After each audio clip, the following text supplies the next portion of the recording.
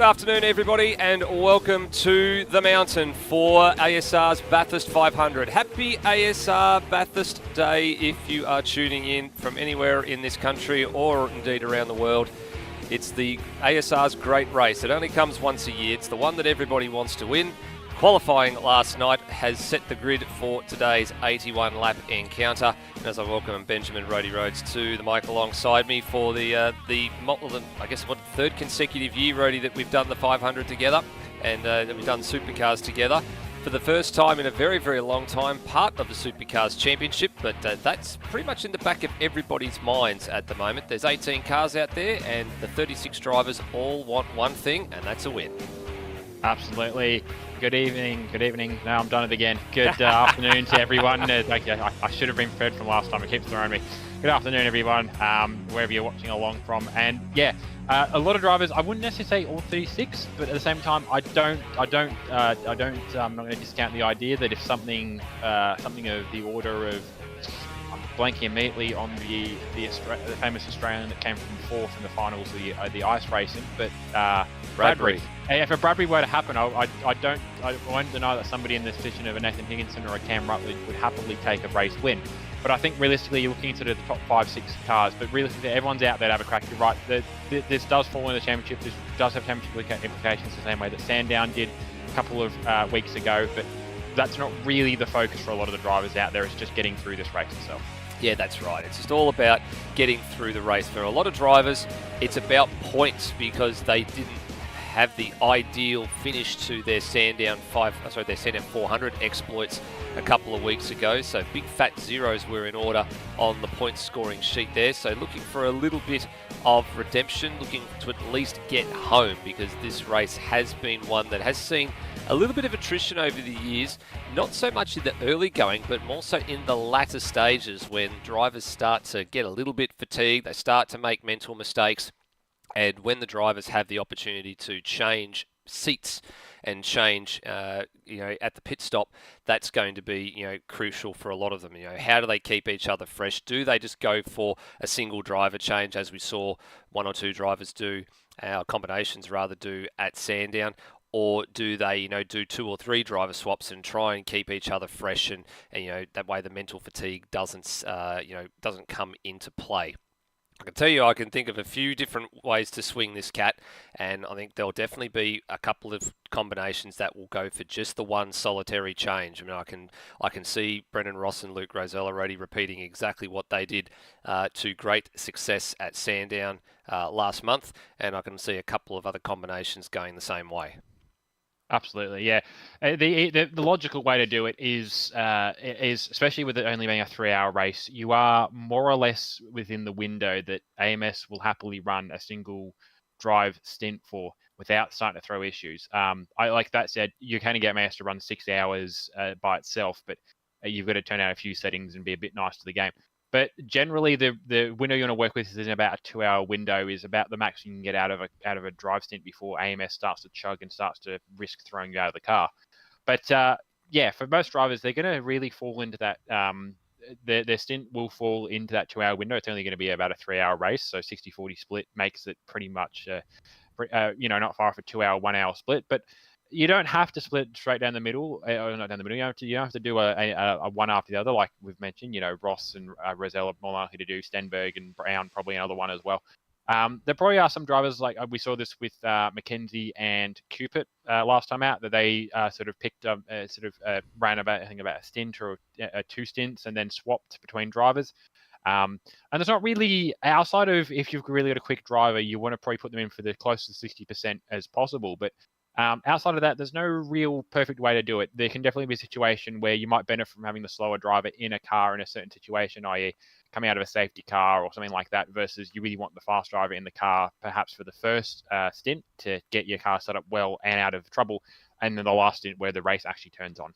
Yeah, that's right. And actually, just looking at the time, you mentioned it's somewhere around about a 3-hour race, and that would be sort of roughly correct. You look at the Sandown 400, that was the winning time was 2 hours, 41 minutes and 13 seconds, and that was Rosella and Ross. So you roughly tack on another 100 kilometres to that equation, but also the fact that there were safety cars that'll no doubt come into play There was also, it's a much higher speed circuit here at Mount Panorama than it is at Sandown, where you've got a lot of stop-start at a couple of chicanes and that as well, so much higher average speed. So we're budgeting that it's going to be around the 3 to 3.5 hour mark, give or take. We're probably going to be closer to the 3 than we are to the 3.5.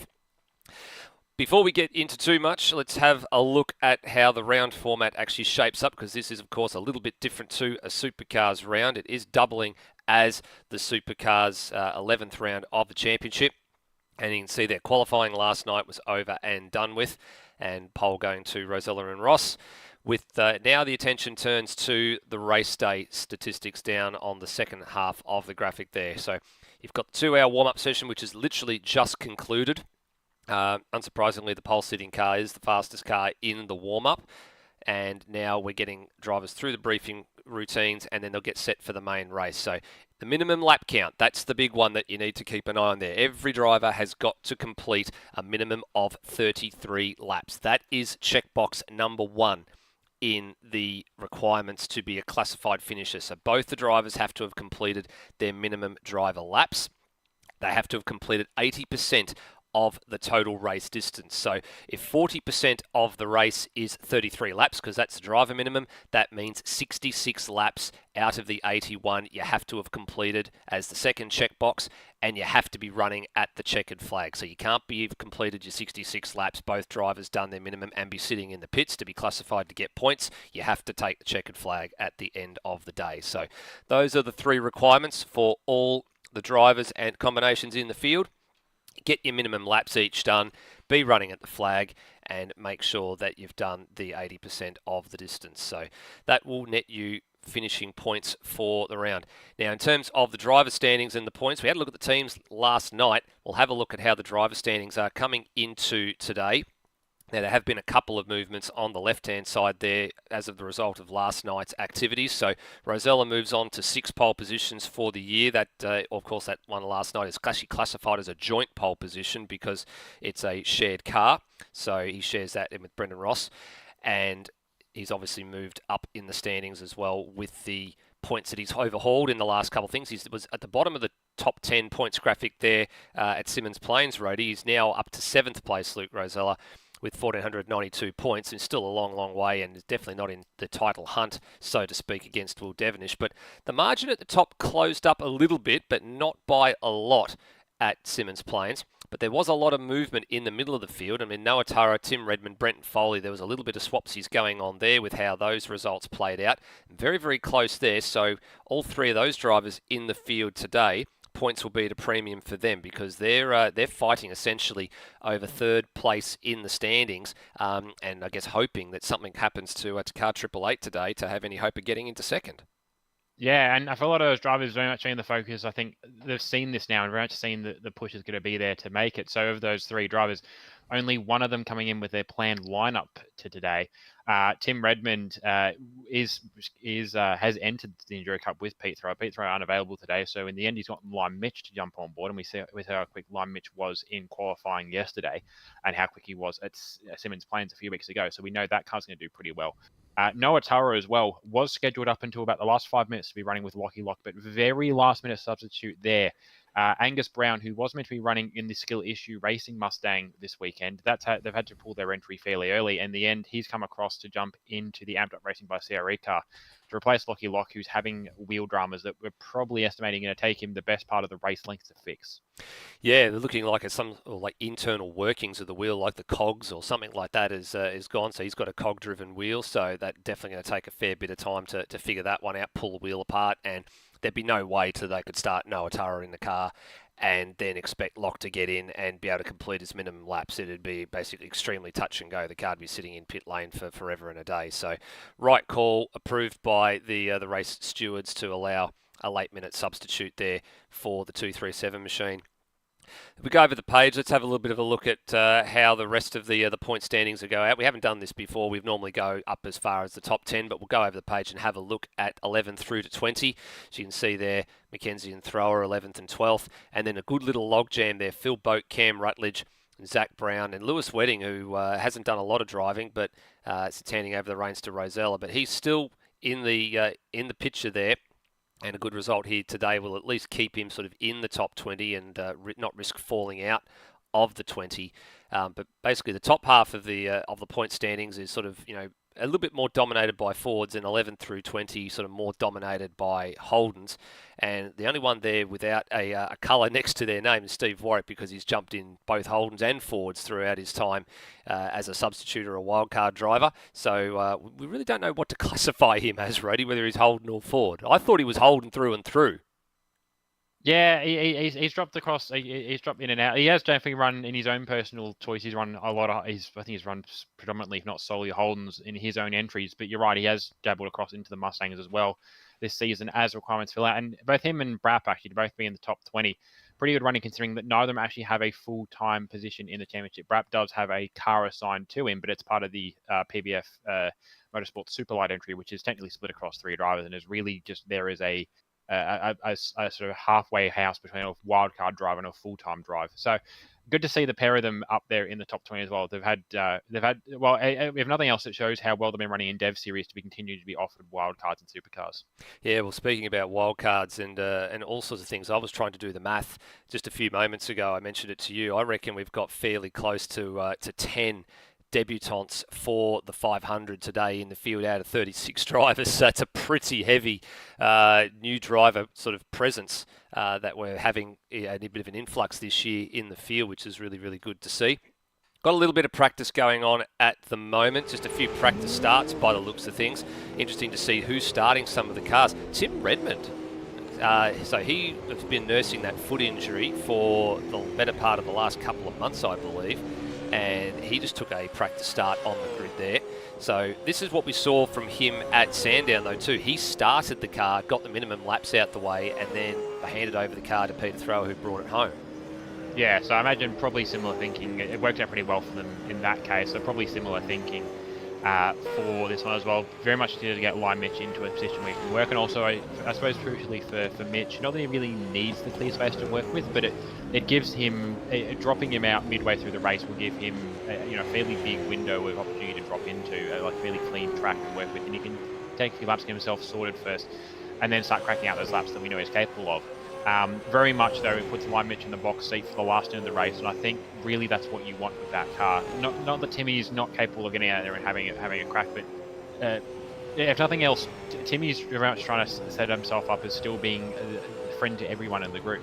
Mitch isn't trying to be public enemy number 1, but he doesn't have that stuff to worry about, so he can go elbows out on the last stint in the way that Timmy might feel a bit second. They might feel a little bit apprehensive about doing so. That might be really what the car needs at the back end of the race. Yeah, there's a couple of other drivers doing some practice starts. We just saw the sister car, and we've got Brendan Ross now aboard the 888 machine. So that was an unsurprising reveal that I sort of alluded to about 5 minutes ago, that I wouldn't be surprised to see Ross start this car. That appears to be the case.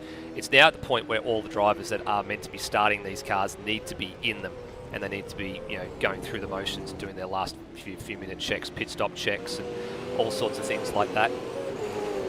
So we're getting a bit of our first look here now, Rody, at who actually is going to be starting some of these cars, and I'm just looking to see if there's any surprises in the field. I haven't got any that are springing to mind at the moment. It actually looks like it's a fairly similar situation to what happened last time out at Sandown, with the same sort of drivers starting the cars. So, I can see Curtis Igmanis is in lieu of Will Devonish. You've got Brendan Ross is in instead of Luke Rosella. Callahan started instead of Damon McDonald. Zach Brown instead of Kurt Stenberg.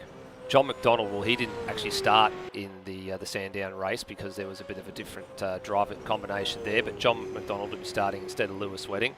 And then Hans Brunswick instead of Lockie Burke. The one that surprises me is Dane McKenzie starting instead of Hayden Cupid. Well, it does it a little bit, but to be fair, he did start the car at Sandown and was actually running pretty well. He managed to check out at the front, so I imagine maybe similar thinking in play. I mean, in the case of Ross and Rosella, we've got Ross in that car, so that car is going to be quick, but not the quickest it could be. And we got the same thing with the 244. We got Zach Brown in place of Kurt Stenberg. So similar sort of thing. Well, actually, sorry, I was saying correctly. Sorry, we actually had Kurt in the car at Sandown. Kurt was just stuck at the back of the field, so he couldn't get through to catch. Oh, actually, yes, you're right. really, I think this is what this is. It's maybe similar thinking to what they applied at Sandown, which, to be fair, was working pretty well for them up until the car failure. Yeah, I think the idea is to put Day in the car and get the car out front. Yeah, well, that's possibly. I mean, they're going sort of for the strategy around, how far can they advance? That, I guess, is the piece of the puzzle that a lot of drivers are looking at. In the situation of Kurt Stenberg and Zach Brown last time out at Sandown, they started at the rear of the field and they needed to really get the car into a good, strong position, which Kurt was able to do. And then once he'd completed that, he handed over to Zach Brown to get his driver laps out the way. And then they returned serve and came and did another change. So that was a 2-driver change situation, or 2 changes throughout the course of the day. Yeah, the only potential change that only potential offset to the usual that I'm actually seeing is Angus Brown is going to be starting the 237. But that makes some sense, partially from the point of view that by virtue of the way that things played out for the skill issue racing car at Mustang, skill issue racing Mustang at Sandown, Angus hasn't started an enduro yet. He hasn't done any enduro racing laps. So if nothing else, this will get him some laps on the board. But the interesting thing for him will be he's coming out of Super 3 down to the top end of Super 3. He's coming out of Super 3 and he's going to be starting, I can't remember exactly where the car is starting, but he's starting in the top 10. Starting in the top 5. So he's going to very much be dropped straight into the middle of it. Well, you know what? I actually don't. This is a strategy that I am sort of leaning towards, but it's a costly penalty to make here for this.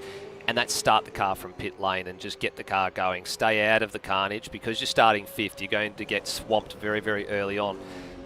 That's normally not a bad strategy to play, as you see a little bit of pit stop practice here. But the problem at a track like Bathurst is you cannot start your lap until the field gets to Sector 1, and that's up at Reed Park. And that's 50 plus seconds of stationary time sitting in the lane, waiting for that trigger point. So you're already the better part of a half a lap behind before you get up to full racing speed. So that's going to be a difficult decision to make. I stand corrected possibly, because I've just seen a driver swap. So yes, actually you're right. Tara might be starting the car. Yeah, so this is something that they're trying to figure out, I think, or maybe that may have been just an attempt to, or I'm not sure. I did see the driver swap. That may have... Okay, that might have just been pissed off practice, actually. Yeah, I think that, I'm leaning to... I was with you, Ruddy. I thought, let's just give this a few extra seconds to unwind itself. And, Noah Tara pulled over straight at pit exit and then exited back to the track. So now Angus Brand will do the same. He'll get back in the server and then they'll be right to go. So that's essentially confirming for them that they can get the pit stop executed and get a driver change happening. Because that was a situation that unfortunately befuddled a few people at Sandown. A few drivers couldn't get the pit stop executed properly and dropped out. Yeah, another point actually I will make as well with the couple of pit stops. I think the other reason as well is to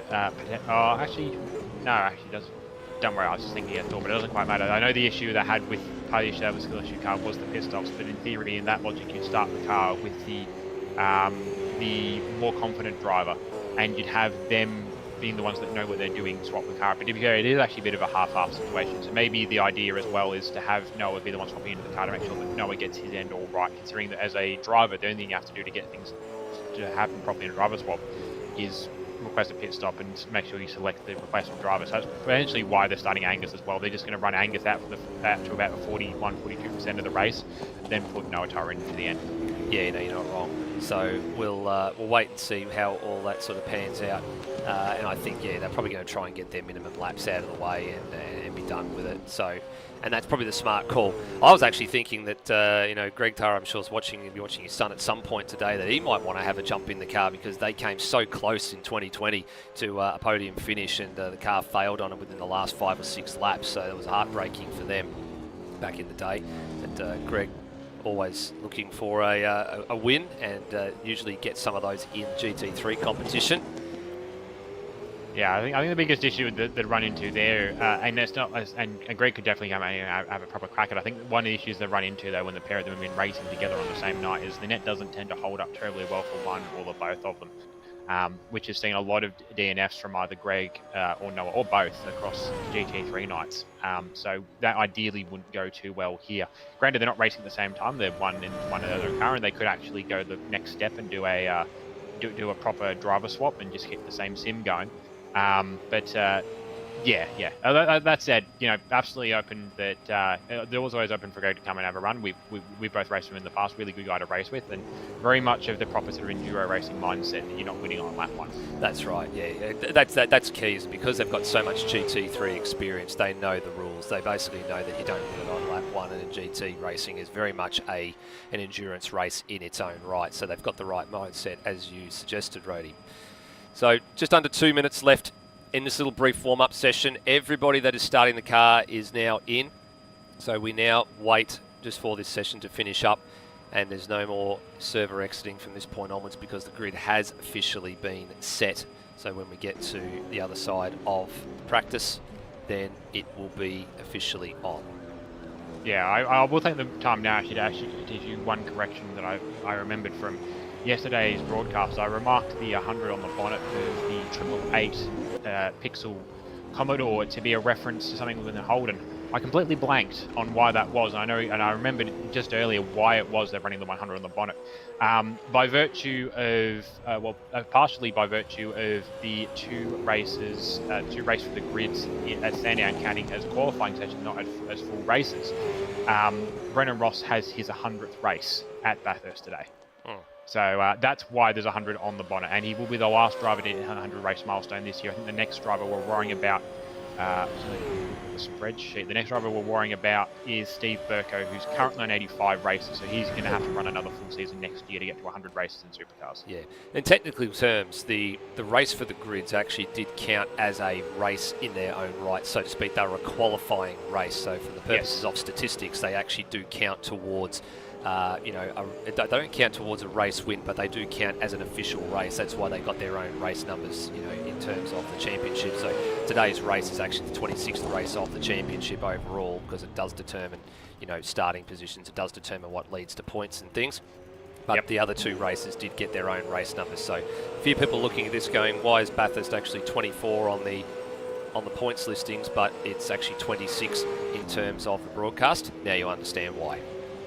Yeah, so just a slight discrepancy there. But the way it has fallen out quite nicely for Rossi, I think to the point where he was committed to not turning up for Simmons if it would mean that his 100th would come at Bathurst. It is. He will tick over 100 race starts today, and then we've got a good 15 races or so till we have the next milestone hit. But that will be the last the last 100 race milestone of the season for Supercars. That certainly will. Yeah, that'll be the last of the milestones. I think is probably the right way to put it. Actually, the last milestone. Yeah, actually, because Dev Series, just looking at it, everyone who's just below 100 races in Dev Series is no longer in Dev Series. So, yeah, that will be the last big milestone we're going to hit this year for the drivers, and then we can start looking into things for next year. Certainly are. Right, here we go. Grid is forming up for the 500. Just waiting on a couple of drivers to get their act together. It's an 18-car field. I'm actually surprised, Ray. There's normally a few fashionably late drivers, and I was looking to see Lewis Wedding is normally one of those, and that is what is happening right now. He is always the fashionably late one to make it in. I'm just looking at the countdown timer. There's about 20 seconds or so left for cars to get themselves to the grid. And he and Darryl Callahan are the last ones to get into place. Wedding is now in place, and looking for Callahan. And, Higginson very quickly went back to the pits there as well. So I'm wondering, are we going to have a couple of drivers who missed the start? I think we might have. Yeah, Callahan looks like he's missed the start here. So we'll now get rolling through this grid. But, Rody, the floor is yours. Alrighty, so starting from pole position in his 100th ASR Supercars race is Brendan Ross, having been put there by the work of his teammate in Luke Rosella in the qualifying and shootout last night. They've got a... it's all they can do from here is go down, which I don't think they're planning on doing. They won at Sandown, and they're aiming to repeat the same at Bathurst. Starting alongside them is Zach Brown for the Fuchs HSB dealer team, running the 244 with Kurt Stenberg again. Good. They had a good run at Sandown, very much aiming for a similar thing as well. Kurt will be jumping in the car, I imagine, for the back half of the race. Race qualification there for Darryl Callahan, who I imagine left the pit lane, so that's a bit unfortunate for them this early. Starting from third will be Curtis Egmanis, aka Termo Faceri Engineering, in the 151 alongside Will Devonish. Sandown was very much a bogey for them. They're trying to reverse the fortune to bring them back into the the race for the team's championship. Starting alongside them is Tim Redmond, who has Lime Mitchell on board the 43 Beyond Racing Mustang today. Fifth is Lewis Wedding, who starts alongside, starts in the car with John McDonald in the number 286 Just Sacked for HSP dealer team Commodore. Sixth is Hans Brunswick in the second of the Pixel cars. This is the 88. He's racing with Lockie Burke. Seventh is Noah Tara, who will be sharing the car with Angus Brown, who will jump in the car later in this race in the 237 Series Engineering Mustang. Eighth is Brenton Foley, who's racing again with Phil Boak for the 074 PBF Race Engineering Commodore, this time with an Xbox livery as opposed to the Whitfield-based livery last time out. Ninth and black flagged is Darryl Callahan, so I'm not sure. It looks like they're going to miss the start of the race. And 10th is Anthony Green, who'll be racing with Aidan Williams. We saw the slight kerfuffle for Williams running in shootout yesterday with the wrong drop gear, so that's why they're down in 10th. 11th is Ryan Smith, who'll be racing with Kai Jones for Soares Esports in the number 66 Commodore. 12th is Ethan Knight, who's jumping in with Darryl Longman, both fill-ins for the car entered for Braxton Stancliffe and Damien Kelly. This car will be appearing at carrying those two drivers on board. 13th is Luke Speck in with Brapp. Steve Rock, unfortunately, unable to make it this today, so it will be Brapp and Speck on board the 45 PBF Engineering Commodore. 14th is Dane McKenzie, bit of a low starting position, but he had Hayden Cup qualifying the car for him yesterday, so we will see Cubit jumping in the car later on. 15th is Brandon Dostal, couldn't quite get there in qualifying, but he'll be starting in the 21 with Ben Hall jumping in later. 16th is Steve Burko, he's sharing with Pete Savage this time out in Series Performance Pepsi Mustang. 17th is Cam Rutledge sharing with Daniel Cox in the Series Answer Motorsport number 915. And starting from the back of the grid in 18th is Nathan Higginson, who'll be sharing with Bailey Hall in the Beyond Racing Young Guns 00. Thank you, Rody. That is your starting grid, and this is what the racing looks like.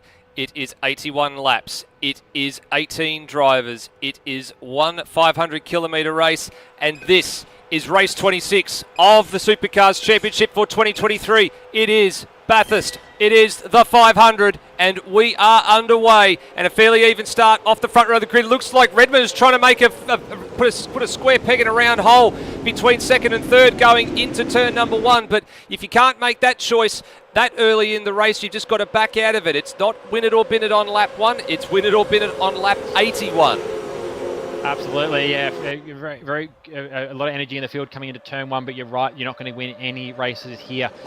Tim Redmond now firing up the inside of Kurtis Ekmanis at turn two, and he's got the pass done. It looks like Kurtis Ekmanis trying now to worry about Zach Brown in his mirrors. He certainly is. So Will Devonish and Terma have gone pretty much stayed exactly where they qualified, but there's been a drop for Zach Brown at 2 spots, again for Tim Redmond of 2 spots as Ross is trying to kick away from the field out in front. Heading up the hill, Brent Foley. Actually, that's a late change. Foley in for Phil Boak. I thought surely Phil Boak was going to start that car. Foley's made 3 spots on the opening lap already as well. So a couple of drivers with some very, very good starts. And having a look now to see where the 237 machine of Noah Tara and Angus Brown has made their way. Where are they currently sitting on the list here, Rody? They're down in 9th there, in between the number 10 and Tara started. Anthony Green on board, and just ahead of Dane McKenzie who's making way through the field. Yeah, and importantly, Tara started. So that's a late change there as well. So they're actually now being threatened here with McKenzie down the inside at Forest Elbow, and now heading down towards Conrod Straight. So onto the straight for the first time. Not going to be setting the qualifying speeds that we were seeing last night, getting up towards 293, 294 kilometres an hour at the point before you hit the brakes. There'll probably be about 10 k's short of that in the early going, especially with the heavy fuel loads on board. Tara's going to fire back up the inside here, crisscross. Nice over and under for McKenzie. Beautiful over and under. And then he's going to be on inside there. You've got a little bit loose on the curb there as well. You probably don't want to fight this early. And he's now going down the inside at Murray's Corner. I just noticed as well, Foley in the pits, so this is rather early. I'm not sure what's happened here with Brent Foley. Have they made a mistake and not put the right tyres on, or are they short on fuel or something? That's a little bit peculiar. I don't know. I'll have to keep an eye on the pit stop just to see what happens in the stop. But yeah, that's an odd one for him to come in this early. Could be tyres, could be fuel. I guess we'll see in a bit. We'll keep an eye out for that one. Let's see how we go. Intra-team battle here as well. Brunswick letting Lewis Wedding go through in the 288 machine up to 5th place, which is where he qualified last night. And then tucked in behind them, one of the debutants as well at the moment, Anthony Green, his first run here in the 500. I said up to 10 potentially debutants, Matt to give, or maybe 1 or 2 give or take, coming through the ranks. So he's doing quite well for there. And some word coming through. It looks like Foley actually managed to hit the wall at Forest Elbow. So that's a damage repair, Rody. Potentially, but also and a change. He has thrown Phil Burke in the car as well. So I don't know whether the plan was to put Burke in the start and just miss something, or perhaps Burke wasn't quite available, ready to go. But yeah, like it puts them off strategy very early on in the race. But there's 81 laps of this race to go. They'll get back into it. Yeah, they'll get back into it. I mean, there'll be a safety car probably at some point or another in the day where they will get back into it. But yeah, that's a little bit of a curious one, that one. And we're now getting some word coming through as well. And the reason why there was the disqualification of the Paint Doctor machine, they did start from pit lane, but they crossed the exit line before they were supposed to do so. So that is the reason why they have been disqualified, and that is unfortunately self-inflicted. That is not a game problem, so they are already out of proceedings. Yeah, and that's a shame. So it'll be a big 0 for those guys, which will impact a little bit on. I can't remember where their points go. I think they belong to one of the teams in the team. Yeah, they're actually with the Amped Up Racing CRE. They are Amped Up Racing, yeah. So that's going to hurt them a little bit in the point standings. But yeah, it is a shame, but it is self-inflicted. Just a little yellow flag into the last. Yeah, there was Higginson. Slight error there. Yeah, Higginson with a slight error there. I was just cycling through and happened to see Cam Rutledge come across the yellow flag situation there. So time for our first Outlaw Broadcasting replay of the day. And we'll have a look at what happened here. So Higginson was ahead of Steve Burko and Brandon Dostal. And I think maybe just gassed up a bit too early. He actually caught the inside curb. Oh, good evasive action from Burko there as well. And just a very quick localised yellow. But for Higginson, that's a loss of 4 spots. That is a loss of 4 spots. So crucially, he kept it out of the fence, and he actually did the right thing going to get the car locked down. Did kind of end up in the way just by virtue of where he locked it down, but in the same time kept himself out of the fence and was able to spin himself back around very quickly. But basically avoided a spin entirely. Yeah. So good work there, and he's put himself on the back of the train, but he's now tacking onto the back of Luke Speck and Cam Rutledge, and he'll be able to find a control race with those two. Certainly will. Now, speaking of tacking onto the back of somebody, Brendan Ross has had Tim Redmond tack onto the back of him. So Redmond's been turning some nice laps. Ross does have the quickest lap of the race so far. Redmond did set a purple sector 1 on this lap at the moment that they are currently working, which is lap number 4. And he's waiting to see the sector 2 times come up, and Redmond's slightly quicker in the middle sector as well. So inside of 9/10 of a second here, and right, actually probably at not too bad a distance behind Ross at the moment. He's being sucked along. He's not being, he's not right under the rear wing of car 888. He's just in the nice little toe spot. Like, you want to be within that second gap rating. I think this is something we talk about a lot in local state racing circles is, how close do you really want to be to the car in front to get the benefit of the toe without ruining your entire race. And the gap that Redmond's got at the moment is sort of what you want to look at. Yeah, I was just looking at the video. I just caught a bit of a moment between, I think it was indirect teammate between Noah Turra and Dane McKenzie. But you're right, that sort of gap you're looking to work with is about a second. You get too close to the car in front, and you'll pick up all their hot air, and you'll lose all the air off the back of their car as well. Yep, another replay coming inbound from exactly what you were just talking about. Between Lewis McKenzie and Noah Turra, indirect teammates, these two. As you can see here, Turra was actually quite firmly up the inside there. Did he get it stopped? Oh, a little bit of contact there. Oh, more than a bit of contact, bit of a hip and shoulder moment. And McKenzie locks the car down and does the right thing, waits for everybody to go past. Yeah, I've just gone back live, and I think Turra is attempting to set up the redress. He was in the grass. He was in the grass down Mountain Straight, trying to slow down, get out of the way. So I think there will be a redress in the next couple of corners. Yeah, we'll keep an eye out for that one as well. Yeah, Noah Turra is falling down the order quite comprehensively. So yeah, there is the redress right there. So that's sad, because that does compromise both cars a little bit now. Not so much to the tune of their own races, but just where they are in the train. You know, they had a good groove going. They've now got to reset themselves and get back to what they were doing. Absolutely, yeah. As I mentioned, long race, but a lot of it is the mind games, and now they're off the back of the train. They've got about 5 seconds the next car in front of Luke Speck. They'll probably rein that in themselves, so they've both been running pretty good pace, but it's just, yeah, they've got to start all over again.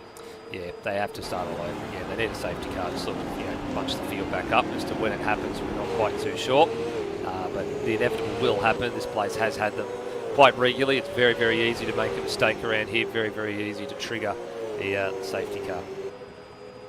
Surprisingly though, Rody, considering the fact that, we are only nearly 5 laps into this thing now, having a look at on our live timing just to see where all the cars are, aside from the top 2 and Brenton Foley a bit further down, and Phil Boak a bit further down the field, the whole crew is actually still quite well bunched together. There's a better part of about 20 seconds covering the, about 16 or 15 of the 17 cars still in the race. Yeah, some good little battles already starting to form. As mentioned, Tim Rayner and Renner Ross earlier was on until Tim got a little bit sideways coming out of the chase and lost a few seconds, so he's now 3 seconds back from Ross. But Wedding is just in the race now for 3rd with Turmo, and he's just put the move on at turn 1, but he hasn't quite got the run off the exit. Yeah, here they are actually heading up Mount Straight side by side. So Turmo's had a bit of a poor exit. Wedding's got a good turn of speed here at the moment. And the defensive line is the inside line, and actually that's smart play from Igmanis there, giving it up fairly early, knowing that there's no point fighting it this early. Just get back into line and keep going. Although the car 151 does look a little bit tail happy coming through Griffin's Bend there, Rody. It did jump sideways on it very briefly.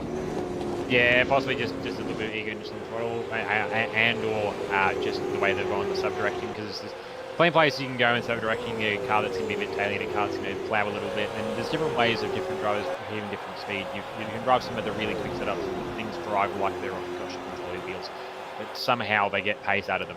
Anthony Green's actually just disappeared as well. I was actually just watching him on screen. He actually just disappeared completely into the earthwork at the cutting. So something quite went wrong there. His game just sort of had a bit of an issue. Now he did have to do a reset at some point before the grid was set. She jumped out of the game and then jumped back into it. So that's a bit surprising that that would happen that early in the piece.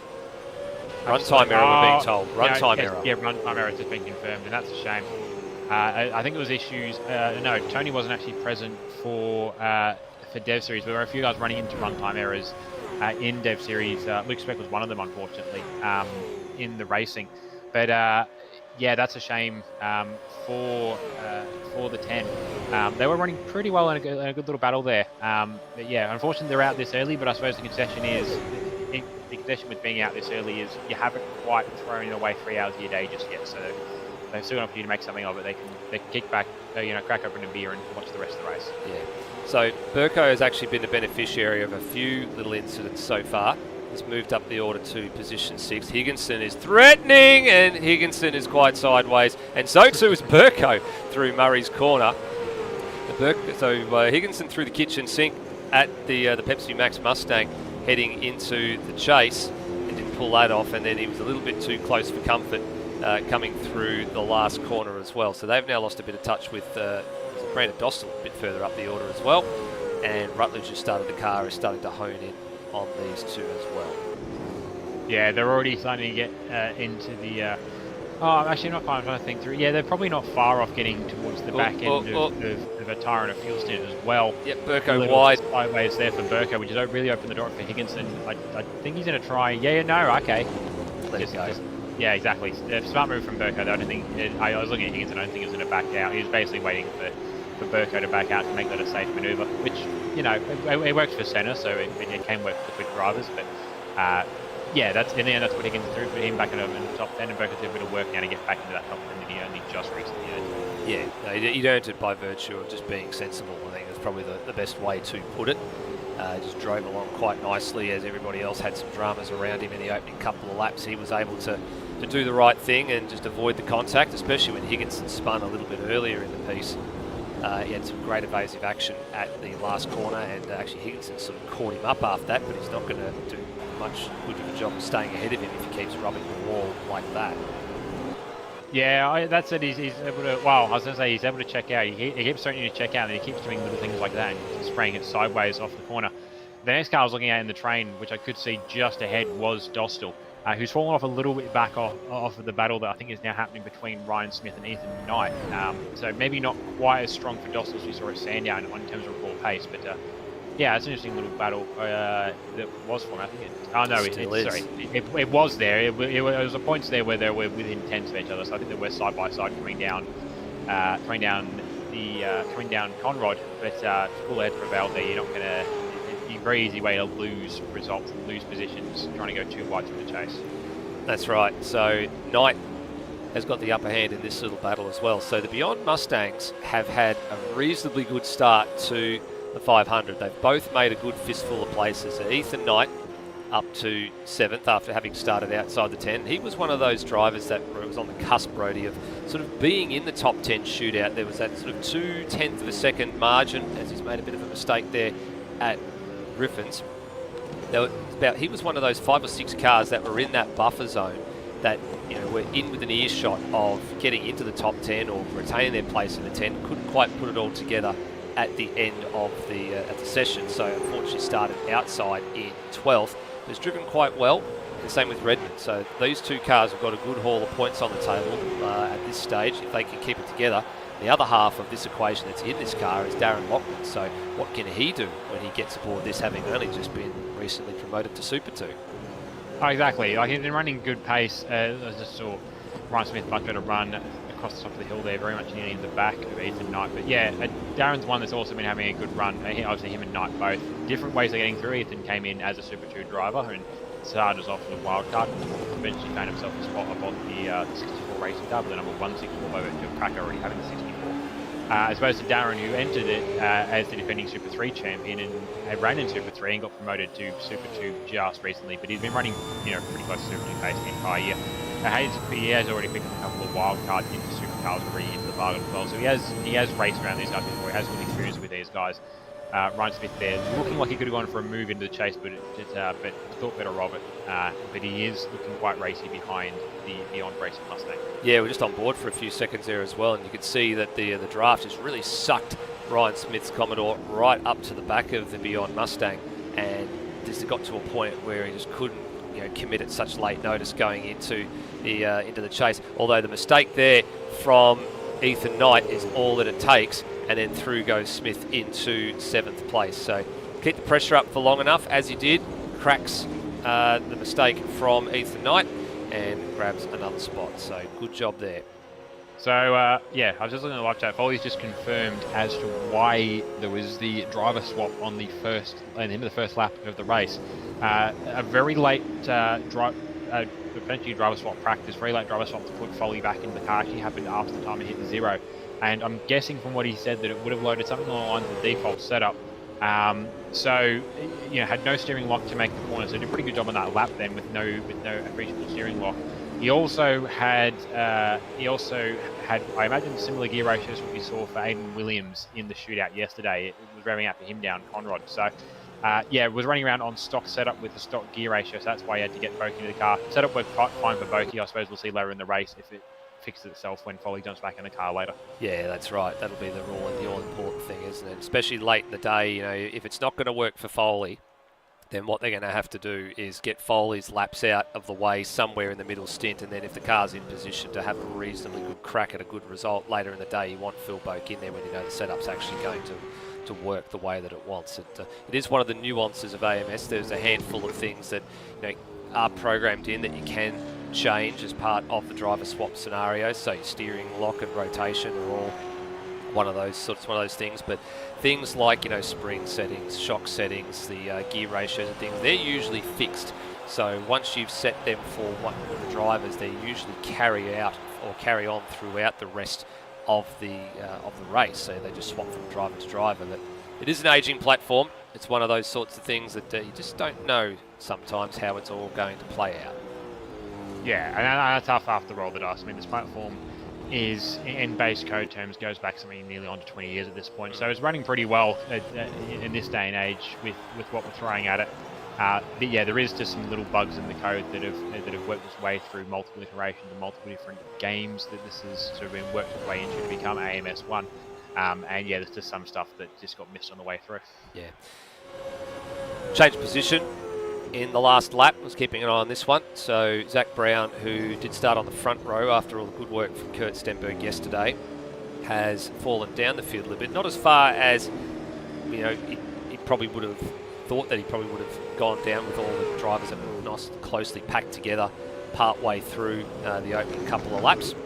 But he's locked in now down to 6th place behind stablemate in Hans Brunswick in the number 88 machine. So that's one of those combinations that's been pulled from the sister team and brought up to the main team, so they can try and maximise the amount of points that are on the table for the big points paying races that count. And just remember too that, you know, in terms of driver points, whatever the finishing result is for a driver today, that's each driver gets the same amount of points. So if it's a race win, there's 300 points on the table. Each driver involved in the race winning car will get 300 points towards their Supercars Drivers' Championship, and then the car itself only accrues the 300. It doesn't get a combination of the drivers. So, you know, that's something that the drivers are all looking at now, the back end of the series, and going, well, if we're not in a position to contend for a Drivers' Championship, let's try and get the maximum amount of points we can from the team's perspective and see if we can, you know, get towards the pointy end. So for Real Holden Pixel Racing Team, that actually seems to be working. It seems to be paying some dividends, and along with a little bit of bad luck for CRE Engineering as of late. Absolutely, yeah, and that was the focus of a lot of drivers coming in, a lot of teams coming into this, was trying to set themselves up nicely with the teams. I know, like, with the focus for ourselves over at PBF was trying to make sure we have the 2 cars running, and we've got there in the end. It was a bit of work in the end. We went through about 4 or 5 different driver options before we ended up with the guys who were on the windows where availability worked to have Spec and Brack in the car this weekend. Spec actually got lucky. The flight back home from, I think he was up in Sydney doing something, but the flight back home, he actually ran Dev Series in his hotel, or in his place of accommodation. Mistake for Burko there at the final corner, because we're just watching Luke Spec go through there, and Burko with a mistake coming down into Murray. So he's undone all that hard work that he'd been doing over the last little bit, and I think this one looks like it's self-inflicted. Looks like he's just gone a little bit too deep in the braking zone. Yep, full locks on the front tyres, and goes into gravel. Actually got the fence too. So there you go. 1 spot lost, 2 spots lost. So mistake. Easy to do coming down into Murray's corner as well, Rhodey. We've said this a few many times in the years gone past as well. The brakes get their biggest shock of their life coming down Conrod Straight and braking for the chase, and then they get a double whammy because about 10 seconds later they're still red hot, and then they get another huge whack of energy going through them for Murray's corner. So pulling it up for the chase is usually not a problem. It's pulling it up for Murray's that's usually the trouble. Yeah, in terms of the cycling, we don't quite have the. I think the functionality does exist. We just don't implement it. The mechanical failures to quite the degree that AMS does offer, but to the strength of like the brake wear, like if we had the option for it, we definitely would probably consider doing, allowing what they have in supercars and having another option for, do you want to swap brake pads, or in the case of the Gen 3 cars, do you want to swap the whole assembly? Because the heat cycles you go through here on the brakes are pretty extreme. You heat them up fairly, obviously if you're coming down Conrod, you blast them full of heat. Then you got pretty big heat in the first couple of corners. Then you have a break up Mountain Straight, another decent heat of blast of brakes into turn 2. Then across the top, you're pretty good. You start to flow the car. You're not picking up too much speed. Coming down the other side of the hill, though, you start to not so much stab the heat into it, but you're very much building the heat. If you're coming down the hill, you're very much just sort of trying to balance the brake pedal just enough to keep the speed up while also keeping the car in control. And then you've got another run down Conrod, which pulls them right down again. So you're probably going through 2 or 3 different brake heat cycles through the course of a lap. So it's why it's the only race on the calendar IRL where they're looking at doing things like swapping out brakes. That's right. We don't have to worry about that sort of situation in the sim racing platform. But yeah, you're right. In IRL, they look at it. I think in real life Bathurst, they say what is it between lap 52 and 120 or something like that is where the mandatory brake pad change happens. But some drivers and teams this year did it twice let alone once. I will say just quickly on the topic of swaps and changes, we've got our first, I'd imagine, planned pit stop. Hans Brunswick has just exited the lane. Yeah, he was. Oh, he was in the car. He was. So He stayed in the car, so he's off for a second stint. But that car probably will now be full of fuel and some fresh tyres again. Well, that's interesting. So they've come in at the end of lap 10. So they're on lap 11 right now. And we were sort of expecting the fuel range is going to be sort of in that 11 to 13 sort of lap brackets. I mean, let's actually have a little bit of a look at our race facts with thanks to Daniel Cox Design. As you can see here, there's pit stops in play. The estimated fuel burn is the killer. So somewhere between 8.7 and 9.1 litres a lap on average. It's not a tyre limited race, it is a fuel limited race. So on a 112 litre tank, you can do the math and work out on that average fuel burn roughly what the window is supposed to be. So that's what we're sort of starting to look at right now, is we are in the window for the first pit stop. And speaking of that, we just had the leader come in as well. Well, there you go. So it's all now starting to kick off. So Redmond will now assume the lead of the race. He takes the Beyond Racing number 43 through to first place. So how far can he go? And you can see now Brendan Ross trundling down and Lewis Wedding as well. So trundling down the pit lane at a pedestrian 40 kilometres an hour. Zach Brown, I think, trying to pit as well, but he's made it into the sand trap. He's missed pit lane. Or the turn in pit lane entirely. He's going to have to do another lap. Yeah, he is too. He's actually just skated out the other side, so that's not a good start for them. And he continues on, and there is a lot of activity in pit lane, so a lot of drivers taking the bait here. Let's have a look at the Zach Brown issue. Coming through the last couple of corners and heading down into the pit lane here. Did he just get a little bit too greedy? No, it didn't look anything toward it. Just looked at it's very strange. And he's come to a stop there and tried to reverse, realised there was a car there, couldn't reverse, and then pushes it on forward. What a mistake. That's a terrible mistake. It is, yeah. So in the virtue of the stops, Ross has stayed in the car. John McDonald's jump in for Lewis Wedding, so he's running.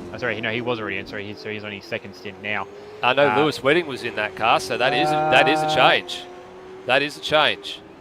Oh no, okay, yeah, it is. So yeah, there's a change then. So I remember a conversation. I remember hearing a phone call on Friday night that he was meant to stay in the car. So that's what my knowledge is going off of. Noah Taro stayed in the 237. Higginson stayed in the 00. Cupid's now into the 119, and Pete Savage is now on board the 788.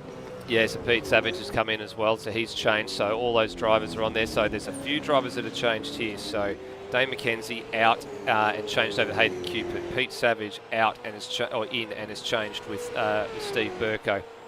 And they're the only ones that I can see that actually have made a change on the last run. And John McDonald, who we spotted. John McDonald, yes, and John McDonald. In. So there's still a few drivers left to stop. By virtue of everyone having now pitted, it's actually brought Phil Burke back into it. He's actually now running 11th on the road. Yep. By virtue of everyone around its pit. Actually, issue for Brandon Dostal, he's out. Yeah, something's happened to Dostal in the last few seconds as well. As I'm just watching the race leaders come into the lane there. So yeah, Dostal unfortunately has come out of this one. He actually had just stopped, and I actually reckon he's had some sort of an issue. I think he may have he's made a mistake of some nature. I'm just having a bit of a look at what's happened here, going through the cutting and hit the wall, or something's happened, but we're just keeping an eye on that. It's come out of that corner with no appreciable engine noise. So I blew it. I think possibly with the engine in the downshift into the cutting, which is a shame. There's a bit of an issue going on. I've just noticed there as well. So both the Beyond Mustangs managed to pit side by side, and they've managed to get out there as well. So that's really well executed to line that up, actually, because there's a bit of a challenge to set that up there. And I know, I can see very much teams trying to avoid that where I think part of the reason behind Brunswick pitting when he did very much was trying to make sure he was out of the way of the 88 machine. Interesting the way that's played out in the end. And confirmation from Ben Hall in the chat that the engine has expired. And update for you, Pete, on where your car currently sitting. Your car is second on the road by virtue of having just pitted. Yeah, it has just indeed pitted, and I know the gap at the top of the timing tree looks a little bit untoward at the moment, but we are still waiting for that to normalise. There it goes, it just normalised now. 3.6 seconds is the margin, first to second, so that has taken care of itself. It doesn't look like there's been any other driver swaps come into play as a result of the pit stop sequences there. So only those 3 drivers in that sequence of stops changed hands. So Lewis over to John McDonald, Dane over to Hayden Cupid, and Steve Burko over to Pete Savage. They were the only 3 driver swaps that have taken place in that stint. And then, of course, there was the one with Brent Foley handing over to Phil Boak at the very beginning of the race after that issue that they had. So actually, just to show how well Boak has been running in pace by himself, with all the stops having actually taken out, he's actually now sitting in 6th place. So he's actually picked up spots on Ethan Knight and Kai Jones, I think, and all that as well, with them having come in through the lane.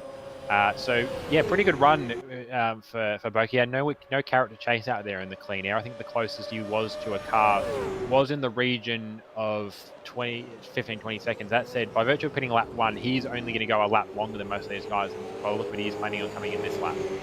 Yep, so that's right. I think he'll probably be in this lap for sure, and that will take care of that. So I think the guys in the chat actually just looking about whether or not they'll actually get to see what actually happened to Dostal on the run up to the cutting, seeing if we can come back and have a look at that one while there is a little bit of a lull in proceedings. But correct me if I'm wrong here, Rody, but I believe Brandon Dostal may have actually blown the engine as well in the development series race on Friday night too. In the end, yes, he did end up blowing the race. In the demonstration race on Friday, he had issues changing the tyres as well. But ultimately, what killed it for the car was a blown engine. Dawson himself has just come into the live chat. It was a double downshift, which is an easy way to do it. Actually, we have got it. We actually have got it on the broadcast through there. We have got it on the broadcast here, so we will take a bit of a look, and we're actually just going to go on board so you can actually hear the note as he comes into the cutting, and just have a listen. Here we go. Yeah, not great. And then he grabbed the wall from the outside for good measure as well, and then just did whatever he could to try and find a spot to get the car off the road. Yeah, credit at least there in parking it off the road where he did. Got it out of the way for anyone who was likely to come up behind him when he had a chance to get across to get to the escape button. But yeah, unfortunately not a good weekend all round for Dostal. 2 DNFs in the 2 races he's taken in this weekend. Yes, that's right. So, and sadly for them, it's the 3rd car that's out of proceedings here, 2 with a non-finish and 1 with the did not start.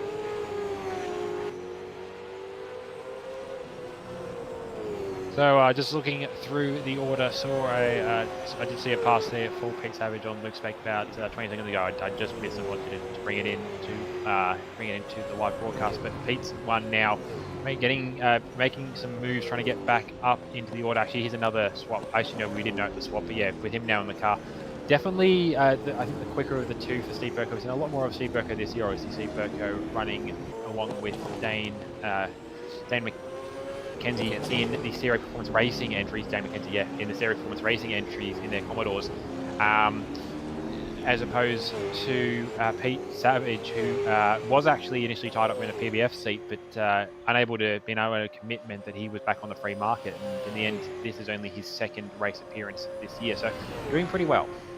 Definitely doing very well, and they just need to slowly progress their way forward here, and a bit further up the order from Savage, another one of the Mustangs in Noah Turre, is actually just starting to pull away a little bit here from the 2nd of the Beyond cars, which has still got Ethan Knight aboard.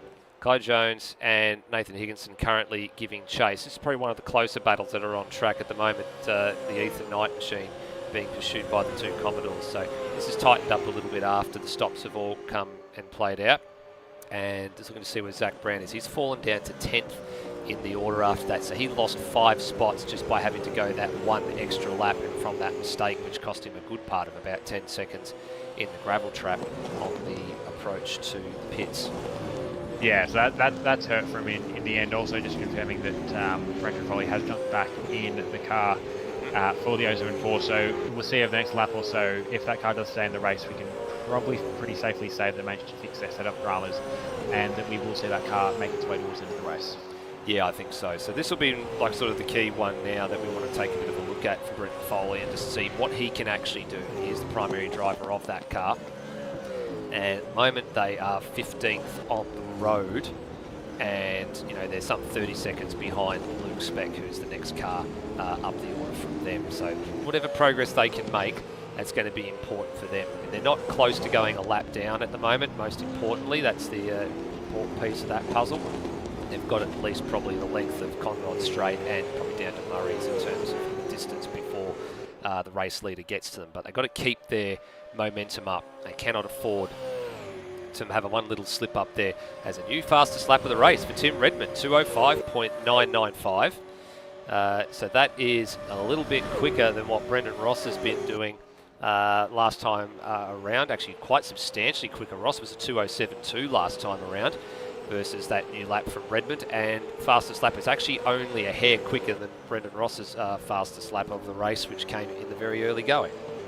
Yeah, so good running there for Timmy. He's starting to get into a good little rhythm, it would seem, and doing pretty well to pick up fastest lap of that. Any sort of assistance we've mentioned, you know, not be too close to a car in front, because the air will start to drag heat into your tyres, into your brakes, into your engine. Also, it'll disturb the front air, the air over the front of the car, and start to ruin your turn in. But he's also that far enough back right now on the road, 2.7 seconds back, that he's not getting any slipstream off the car in front as well. So to pick up fastest lap without any of that assistance either is pretty good. But he is starting to buy into the back of actually a little bit of a, I think, a mistake there for, actually not a mistake for Ross. He's just not travelling as quickly. He's lost 3 or 4 tenths just by virtue of the run over the top. So yeah, just not as quick as Redmond is capable of, which would make some sense. I mean, Redmond is someone we were, penciling in at the start of the season as being able to take it to Will Devonish in the championship fight.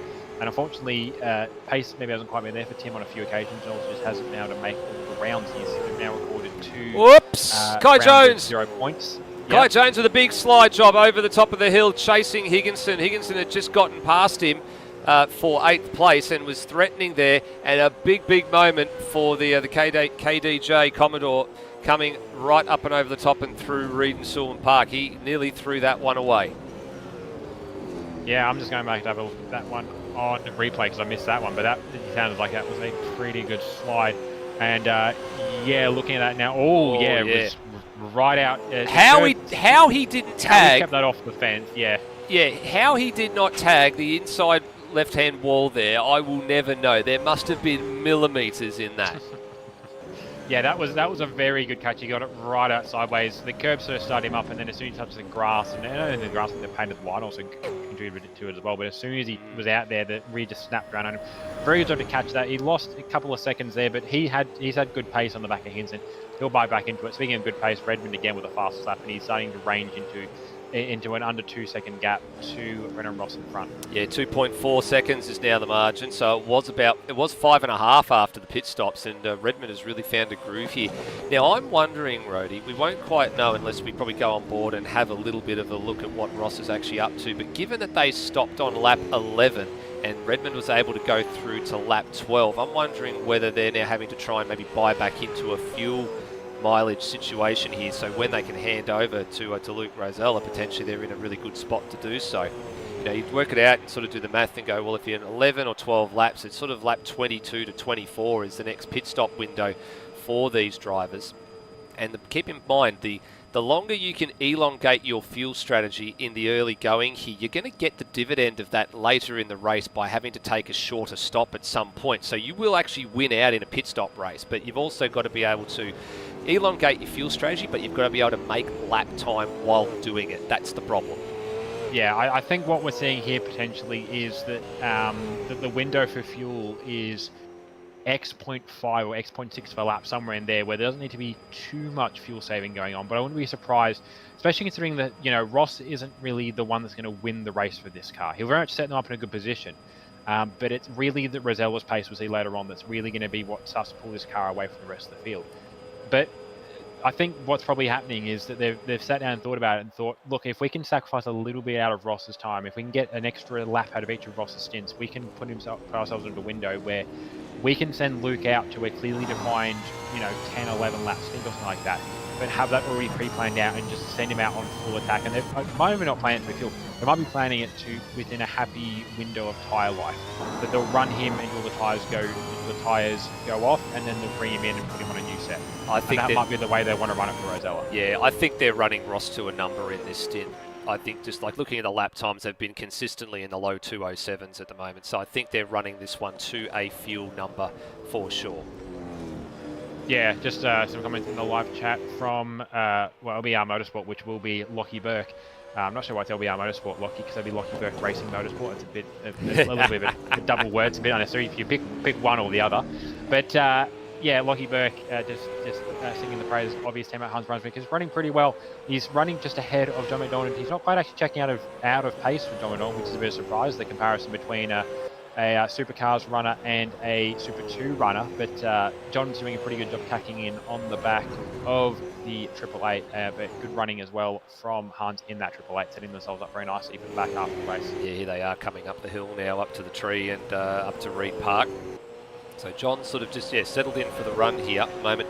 Hans last lap 9 flat to McDonald's 8.8, so McDonald's consistently in the 8s I think at the moment, just trying to bring the car to a point where he can get his driver laps out of the way. Heading down the hill now towards the dip up and approaching the 1/4 distance mark of this race, Rody. So it's gone fairly quickly, nearly 39 minutes in now, and we're currently working the 18th lap. So in about 2 1/4 laps time, we will be 25% of the way there. All good so far. Not too many dramas. No, exactly. It's been a pretty clean start to the race, and normally that you tend to fall into some windows safety cars that fall in. It's normally it's the start of the race where a lot of the cars are bunched together. You can start to see around the first pit stop there starts to be a bit of overlap with cars. Normally by the time you get the second pit stop, the gaps have elongated a little bit, that there isn't so much of the overlap that plays out. Obviously then coming off of a safety car into a restart is an opportunity for another one. And then it's only sort of the back end of the race when everyone's then trying to get back into it again. But the other thing that sort of really starts to bring safety cars out, and I don't think we're going to fall into it so much here, just by virtue of only being a 3-hour race approximately. But I know that sort of Bathurst about the 4-hour mark, everyone starts to get a little bit tired. Everyone starts to mentally start to go on a little bit of an afternoon siesta, especially when the weather's quite nice. And that's where you start to see mistakes crop in about the 80-90 lap mark in the real race for some of the drivers. Normally that's when, if you're going to have a safety car, it's normally about when it falls in. We're not going to quite fall into that situation in terms of the drivers, but the cars effectively, by virtue of where the tyre wear and the fuel consumption is at, they're going to be running the same amount of pit stops as you would in a full 161 lap 1000k race, but you're only actually driving for 500ks. That's right. So you can see here, Higginson has still got Ethan Knight for company, so 7th and 8th place. So Higginson was a rear of grid starter for this afternoon's race. So despite the little off down at Murray's Corner in the early going, he's taken that car up to 7th place overall. Again, beneficiary of everything that was going on at that point. And Knight still doing a good job for Beyond Electrical in the second of the 2 Beyond Racing Mustangs. The field's starting to get quite well strung out now. Foley's actually made some time back on Luke's spec, so that actually was 30 seconds or so after the pit stops. Foley has got that down to about 26, so he's still making some good progress. They are the last of the classified runners still in the order at the moment. Still got a long way to go. And that margin in the front now, it's sort of gotten down to 1.8 seconds between Ross and Redmond, and that's where it's sort of stayed for the last lap. Yeah, it's starting to stabilise a little bit, perhaps in the case of Redmond, starting to get into the sort of second half of the tyre life. Now, we mentioned sort of where they're pitting. They're not pitting on the end of the tyres, they're pitting on the end of the fuel, or about the end of the fuel. But definitely the tyres starting to feel second hand by this point. You're starting to end up with one of the fronts leaning into the red. If you're pushing up the front. So I think really that's what we're seeing is Redmond's done what he can on this sort of tyre life. Now it's just about doing what he can to run with and keep with Ross. He's got the margin down to, it was sitting there at about 1 or 2 seconds. So he's got the margin sitting there pretty comfortably. It's just about, right, maintain your margin and then next stint in probably will be Ross in the car again, I would imagine, for probably a third, and we might see a fourth stint out of Ross as well, but probably a third stint is about as far as we might see. Maybe, and to be fair, we're talking about racing by number. Ross might internally for himself be trying to run in a position where he can run as close to 40% as possible while doing a minimum number of stops. So that might be why you're trying to save fuel. He might only be a lap or two short of his margin to work to. So that's why he's doing that as well. But yeah, so Redmond's really got probably another stint or so worth of tyre life where he can have an attempt to rein it in on Ross, and then it will be potentially Redmond and Rosella, or it'll be Mitch and Rosella. That'll be an interesting one because those are former teammates. It'll be former driver going up against his former team boss. That's right. Speaking about managing things, this is very much a management phase of the race for a number of these sort of, let's say, primary drivers, but the co-drivers. And one of them on screen at the moment, Hayden Cupid, is doing just that. It's probably one of the hard luck stories that came out of Sandown, was that they were driving so well and ended up having a non-finish just by just a random mechanical failure from what we understand it to be. It wasn't anything untoward. They'd led a few laps, they'd driven really, really well for most of the day, and unfortunately with a lot of the CRE stable, they ended up with 0 points from that one. And for Bathurst, this means a little bit of something different for Hayden Cupid, because he was up there recently as part of his work employment with the Tickford stable, as he does do quite a lot of graphics and signwriting work for them. So he had a big weekend up there at the Bathurst 1000 IRL. He is also his hometown as well.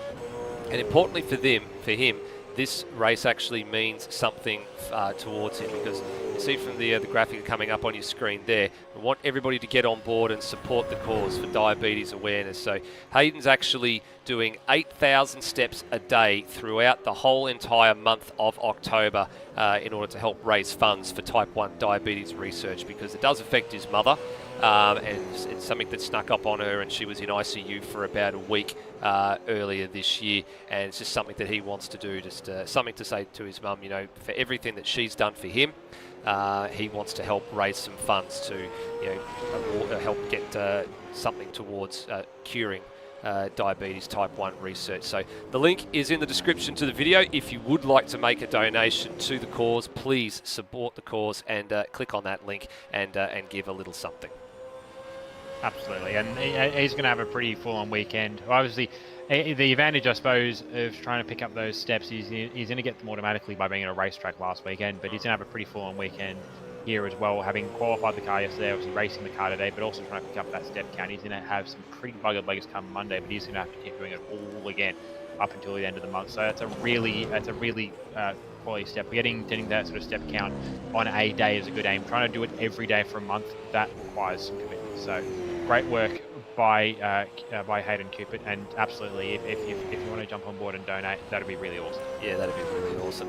I actually thought that having a Fitbit on, and for me, they sort of said, 10,000 steps is the daily recommendation. I thought, no, that can't be right. So I dropped it down to 4 on my Fitbit. I still don't even get to 4 some days, just because I work from home nowadays. You sort of don't get a chance to do very much. I was actually surprised to find out that sim racing, with the vibrations and the feedback through the wheel, actually counts towards the step count on the Fitbit, which was rather amazing. And then I think I started a bit of a battle after, I think it was a GT3 round earlier in the year, where my heart rate got up somewhere in the, I think it was 140 or something, and then everybody else has now started to try and cotton onto that, or tried to beat each other's records. Not that it's a record you probably want to try and beat, getting your heart rate as close to what your heart rate would be of a race car driver, but sometimes that's just one of those little things that just tends to happen. I mean, realistically, you want to be able to go the way around rather than showing, how not you're necessarily flexing fitness by having a quick heart rate, but absolutely, I think the real flex to make, if you're out there seeing a really quick lap, is to demonstrate that you're doing it with your heart basically at level pegging, that you're not stressed at all, that you're just as cool as a cucumber the entire lap through. Second round of stops are starting to happen. Roadie John McDonald's in the lane, and I just noticed he was a little bit short in the pit box. He actually stopped a bit too early, so he had to creep a little bit further forward, so lost about a half a second or so there. Not expecting anything too drastic to happen here. Expect him actually to stay in the car, but he's come in at the end of lap 21, so they handed over at the end of lap 11, and yeah, McDonald stays in the car, so that's tyres and fuel only, and away for car 288. And that's a curious one because that's a lap less than what Lewis Wedding got out of his stint. Yeah, so maybe just a slightly younger obviously in terms of age, but also younger just in terms of car experience, head on the shoulders there, driving currently behind the wheel of the 286. But maybe similar thing there to a degree as what we were seeing, as what we were surmising was happening with the Ross and Redmond. Just noticing they're actually looking pretty close on track. But something that we were surmising was happening there, actually, no, they were. I think there was actually an attempted pass going on there.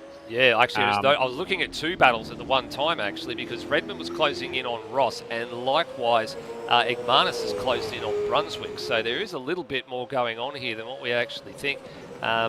Last lap around for these two, they were virtually on even keel, so they've been glued together for the better part of the last lap. Now, this is important because I would be expecting Ross probably is due in this lap and then Redmond the lap after. That's based on the fuel mileage that they were getting in the first stint. But they also did have the formation lap to consider there. And now Redmond's very firmly up the inside of Griffins. Has he overcommitted slightly? Yes, he has. So he's going to give that one back up, is he? Yes, he does. So he had to get out of the gas there. He was brave late on the brakes going into Griffins. And the pass was on. It was definitely there. Ross let him have it, but he overcommitted slightly. Yeah, part of the piece of that equation as well, lining up what happened in the first in Brunswick has just been through the lane as well. Yep. Very much lines up with what I was saying. They're trying to get that car out of the way so that the 888 has the clearest box possible. They're not trying to do what we saw with the 43 and the 56, the last stop through. That said, doesn't seem to have hurt the 43 too much because it's right at the trump of the 888 at the moment. But yeah, very much trying to get themselves out of the way. So Brunswick is in the lane. He'll probably be out of the lane very quickly. I imagine he's going to stay in the car as he's sitting. But yeah, a couple of other drivers in the lane as well, but we're not far off seeing the leaders in. Yeah, that's right. And on top, importantly as well, while the leaders are still cracking on with it, this is Egmanis, and he was sort of honing in on the back of the sister machine that's in the lane there, the 88 of Brunswick, and potentially there's an an undercut here on. If he can go for a bit further and come back to front, actually, sorry, the overcut, I did have it right the first time. Although he's a bit wide of the line there at the end of the S's and the dipper as well, so that'll be a little bit costly, but that's the worn rubber kicking in for car number 151. Yeah, just a quick update on pit stops. Only one driver, I've just seen two driver changes kick in, so Ethan Knight's out of the 56, Darren Lognan in, Bailey Hall into the 00 in the place of Nathan Higginson as well, and Brennan Ross now in the lane. Yep, Ross now in, so Higginson managing to complete, what's that there, 22 laps or 23 laps? 23 laps, I think, in the end for Higginson. 23 laps, so 1 to 23 for Higginson, and also the same for Ethan Knight. So good stint for Ethan Knight as well, taking his first 1 to 23 laps as well. So only one more stint for both those drivers to get them home. That's important too. So they're right on the cusp of, a full, 10 or 11 lap run, and they will be, they will have at least one of their driver minimums out the way. Absolutely. Yeah, just looking Ross. I imagine Ross will be staying in the car, just seeing Egmanis go through as well. He's still yet to stop as... No, actually, I think... Yeah, Brendan Ross is... I know, actually, Egmanis will be yet to stop. Just seeing as well, it'll be... Yep, Tara's in the lane as well, and as is Kai Jones, as is Zach Brown. Yeah, there's a fair old stream of cars coming down pit lane now as well. So yeah, 3 of them at the moment. Kai Jones in for his second stop. So too Zach Brown, Noah Taras, and yes, Brendan Ross stays in the 888 machine and comes back out onto the track. Yeah, so the play out now will be to see, I imagine Tim Redmond's only going to go a lap longer, to see where he falls into the equation. Curtis Egmanis staying out another lap, as well as is Cam Rutledge. So they're running some bigger fuel distances out of their series range engineering, engineering cars. They're both in separate sub-teams, but they're both under CRE banner. Angus Brown now jumping in to the 237, so he's going to get some of his laps out the way, and Ryan Smith on board the 66. Yeah, so Ryan Smith jumps in, so that's a driver change there. And you just mentioned as well, the other one of that equation is, Darren Lockman is in the car too, and so too is Bailey Hall and Angus Brown.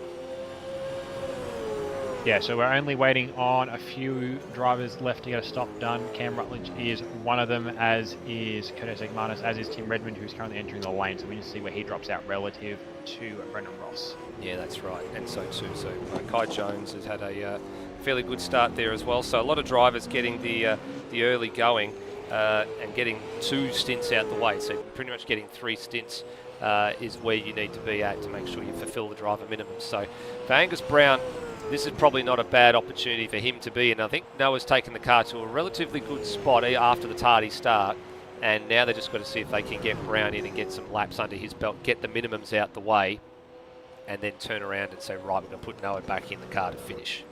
Absolutely. The concern for Brown is that he will have been practicing, obviously practicing to run with skill issue, but he would have been practicing on actually one of the setups Scott Murrell was working on for the week, running with him.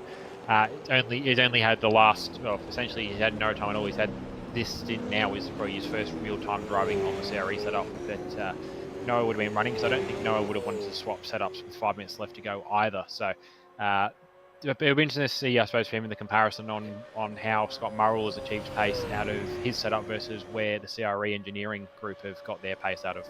Redmond's been in at the end of lap 24, so precisely where I expected him to be. So they're getting some good fuel mileage out of that Mustang. They're getting 12 laps a stint versus everybody else around them getting 11. So buying flexibility, and that's very, very important for this crew right now. Absolutely. I mean, they're setting themselves up. Neither of them are probably as quick as Stenberg, but Stenberg's current launching point is 12th by virtue of where Zach Brown's sitting on the road. So very much setting up for more at Stenberg to do. Realistically, Redmond and Mitch are in the potential here to pick up second at the end of today. Still a bit of work to go. Is the Hunt Brunswick, Lockie Burke are going to buy into that, as is Will Sweating, Don McDonald, and a few others in the field as well, when we saw Foley and Bill Burke end up picking up second on the road last time out at Sandown. But very much trying to set themselves up. I don't think they're necessarily going for a win once Rosella's in the car, but definitely in a run for second if things work out their way. Yeah, they are. Foley's now got his hands full in the car after all the pit stop sequences as well. He's got Nathan Higginson he's got Bailey Hall and Ryan Smith right behind him at the moment, heading up to cutting. Foley's done really well to get this car back on the road up to where it needs to be, but they still have to take their second stop. That's the important piece of the puzzle for them. They've got to stop one more time in this current sequence. Same with the current race leader, Igmanis. He's actually just entering the lane now. So they've got 25. So they got 20. They got 25 laps out of their first 2 stints of fuel. That's very, very good mileage. Yeah, so running sort of average 12, 13 laps out of a tank, which is the upper end of what you're capable of at race speed, and very good running. So a similar thing for Igmanis and Devonish. Very much after Sandown, they're just happy to score some points, but obviously the more points the better. They're maybe not going to be able to have a crack at that win, but the closest they can finish relative to the 88, the better, and it'll help them out in the team's championship and obviously the drivers' championship as well going forward.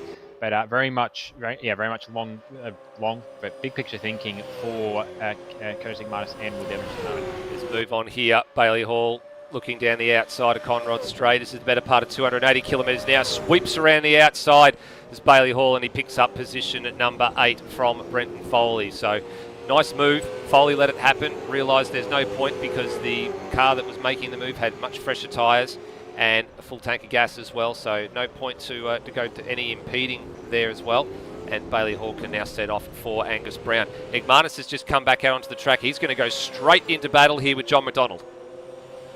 Yeah, that was very well timed in the way this has fallen out. The advantage is in McDonald's favour by virtue of having been out for a lap. We saw this with Redmond versus Ross. Ross now being checked out in the region of 3 seconds by virtue of just having the tyres really heated up. And we talked about this yesterday for the shootout, but it matters for the race as well, is getting the heat in the tyres. And one lap even makes the partial difference for the tyre heat. Termo's got probably the next lap and a half before he's really into the tyre temp range, whereas Don McDonald's just starting to hit that now, so he can start to check out a little bit before the tyre temp comes back in the direction of Curtis Igmanis. Then he'll have the tyre life going forward. Yeah, that's right. So we'll wait and see how that goes. But yeah, the fact of the matter is John McDonald actually has been out there, had some good clean laps. I think that margin has come down a little bit compared to what it was before the stops happened. But for Igmanis' sake, it's unfortunately meant that he just wasn't quite quick enough trying to affect an overcut on the Brunswick machine. In actual fact, Brunswick's actually made some really good headway and has actually kicked away about 4 seconds ahead of this duo on screen right now. Yeah, just to finish things up here, other driver swaps that I've noted in the last little while as well. Steve Burko's back on board the 788. Pete Savage was in that car for the last stint. And Brapp is now on board the number 45, and we do have a safety car. Yeah, it looks like safety car's happened. Is there anything out there on track? What's the cause of that? But that's whatever it has. It's put a kibosh on a bunch of things going on at the moment. This is actually good news for Brenton Foley because they were yet to take their second stop. So if they were taking that second stop under green, they would have fallen to somewhat 30 seconds off the back of the train. So this is a free kick for them. This is actually going to compress the field, and they'll get their stop done under yellow. Absolutely. It'll be interesting to see what this plays out for strategy as well. A lot of drivers having just played stops. It'll be interesting to see, what this does for the likes of Brendan Ross, who, we reckoned was probably pushing out on strategy a little bit, trying to get some more life out of the fuel tank. Does this mean that he pits now and is able to run a shorter stint to the end? Does this mean for any other drivers that have sat in the car, so the likes of Tim Redmond, of Hans Brunswick, of Curtis Mars as well, does this effectively enable them to shorten that final stint and get their primary drivers in the car sooner? Well, the problem is it's too it's too early to get your drivers in. So even if it was a full safety car right now with maximum number of laps as per what the SRS in the game allows, you would not get to a point where you could actually cut your driver off and get them out of the car. Not so much from that point of view, but more from the point of view of anyone who is having to stretch stints out to make fuel to hit a number. That isn't a concern for them anymore. No, that's right. They can run, and to be fair, even to the point where if the fuel was in such a position, you obviously can't take fuel out of the tank, but you could avoid picking up fuel and just pick up fresh tyres here and run out the rest of the stint with the fuel saving that you pick up under safety car. Run out as to the end of the driver's stint. People in the position of Ross, of Redmond, of Egmanus, of Brunswick. That's maybe something that will start to come into their minds. Yeah. Now, this will be a really, really hot topic because the safety car was called. The leaders had already gone past lane. Ross is in. Okay, so what happens here? And Redmond follows. So they're mirroring exactly what's going on here. So keep this in the back of your minds. They're using the safety car to get their tanks topped up. Potentially, they're both going to have to run another full-length stint here. So that won't mind Brendan Ross. He's actually got a good, comfortable handle on things out in front. But what does this do for everybody else that's in the field as well? Because if you're real Holden Pixel Racing team, you're now going to have to stack if you try and bring this next car in, and they're going to have to stack, or they're going to have to do it side by side. Yeah, I think, depending on how long the stop is, they might just have had enough distance to Brunswick where they get out, but it's going to come pretty close. Well, we've actually got a good angle on proceedings here. We can actually see here is where Brendan Ross is sitting at the moment. Now, if you're Hans Brunswick, you've got to keep your head full of limiter. Okay, so it's just a top off of fuel. There's no tyres changes happening here, so that's okay. So this is just a fuel situation. That means there's a bit of moving and shaking going on because Egmanus has gone through, because McDonald has come in as well. And actually, Egmanus picks up an extra spot, so he gets out just ahead of Redmond. Yeah, well, I don't think Egmanus didn't actually pit in all that, so he's picked up a little bit there. And yeah, I was going to say, I'm pretty sure, I don't think it's a case of not fuel. I think it's a case of, of not tyres. I think it's a case of not fuel, because I did see cars up on jacks. I think what we're seeing, exactly what I said, guys that are going, we've already got enough fuel to make it to where we need to make it to. We'll just put new tyres on. I think that's where a lot of the strategy is going. The one sort of question mark in all that, and it's sort of been answered by me looking at the timing tree. Bill Boak is back on board the 074. So Foley's not in his window yet, but he's probably at the point where he's starting to feel it. I saw Luke Speck in the chat mentioning his shoulders are starting to feel it after 25 laps of driving. So similar thing for any of the guys. I mean, there's the limit of what you can do legally as a driver, there's the limit of what your PC will put up with, and the simply the physical limit of what you'll put up with in a single sitting. So for Foley, good opportunity. Obviously, Boak was in the car the first stint. He's jumping in the car the second stint, putting Boak back in the car in the third stint, and then they'll sort of figure out amongst themselves who's the A and who's the B driver as things play out, because they were not too far off the pace. I imagine the idea probably is to put Foley in the last stint, but outside of that, I've obviously got no idea what the plan is there. But they'll start shuffling their drivers around. They are going to start shuffling a few drivers around now as well. So I can see Braps getting into the Luke Speck machine for his first hit out here as well. Yet to see Daniel Cox in the Anson Motorsport number 915 as well. So there's a little bit of change there. Cam's just been through the lane. So a number of drivers just starting to tick off their driver minimum lap requirement. But this will shake the field up a little bit. Yeah, so what this has done with how everything's shaken out is provisionally it's brought Phil Boak back into the race in 12th position. So obviously not with the 30-second gap they had essentially, or 30-40-second gap. It's basically erased that 30-40-second gap. Just noting from Scott Murrell in the chat, who is watching along, his mate Angus Brown currently sitting in 4th on the road by virtue of where he swapped into the car and where the safety car played out. So this will be interesting for Angus. He did all he could to try and avoid dealing with a top 5 start on the race start, but in the end he's going to have a top 5 restart. So I'm not sure that one is necessarily better than the other, but he's definitely now in the deep end. Is the Super 3 runner? Yeah, he's going to be right smack in the middle of a pack of angry fast cars at the moment that got to get through this restart procedure in the next sort of few laps or so. Now, importantly, there's no cars that are 1 lap down, so there's no need for the lucky dog to come into play, which is good to see. Usually what would have happened is if there were any cars that were 1 lap down, they would have been given the wave by as soon as all the field was bunched back together, and they would have been able to be waved through in one lump sum. It just makes it a little bit easier on everybody. There's no situation like they do in real life supercars where they send the lucky dogs on their way when they get to the top of Forest Elbow and then send them down Conrod on the last lap of safety car. They end up a half a lap behind. The way ASR tends to work that is to give the drivers as much time as possible, so usually up mountain straight once the whole field's back together, and give them somewhat of a chance to get back to the rear of the snake before it goes back to green. Yeah, essentially, if we're going to give you a lap back, we're going to give you that full lap back rather than just giving you an extra lap back on the timing tree. And that's the problem with, I think, the Supercars layout, the format for doing it is you get a lap back, but you are still half a lap behind, and for half the guys, especially not being in the train, having the character chase, you end up being lapped again fairly quickly. So I think really I don't know why Supercars do it the way they do, to be fair, but I think really the way you should do, if you can give someone a lap back, give them the full lap back. That's the way we've done it here, so that, if things have fallen, not quite your way, for example, we saw with Phil Boak at the end of a lap down, but if he had, they would have been able to get back on the back of the train and actually battle for positions again, rather than just running around in clean air by themselves the whole race. Yeah. Now, just noticed as well, John McDonald's been through the lane again. Rapp's in the lane again. So, I'm not sure what's going on here at the moment, but maybe a bit of topping up of fuel or some tyres that didn't get changed or something. I'd say possibly that, or just trying to top off fuel, and running that stint longer. I think we're seeing tyre swaps for Brap, so maybe something that he missed earlier. Or just trying to pick up some, options. But I think I was seeing a lot of this. So the big picture thinking is if you're in the train behind the safety car, you might as well come around and pick. The only concern for Brap with where he's pitted, and I imagine for Brap it was more of a I've got to pit rather than I would like to pit.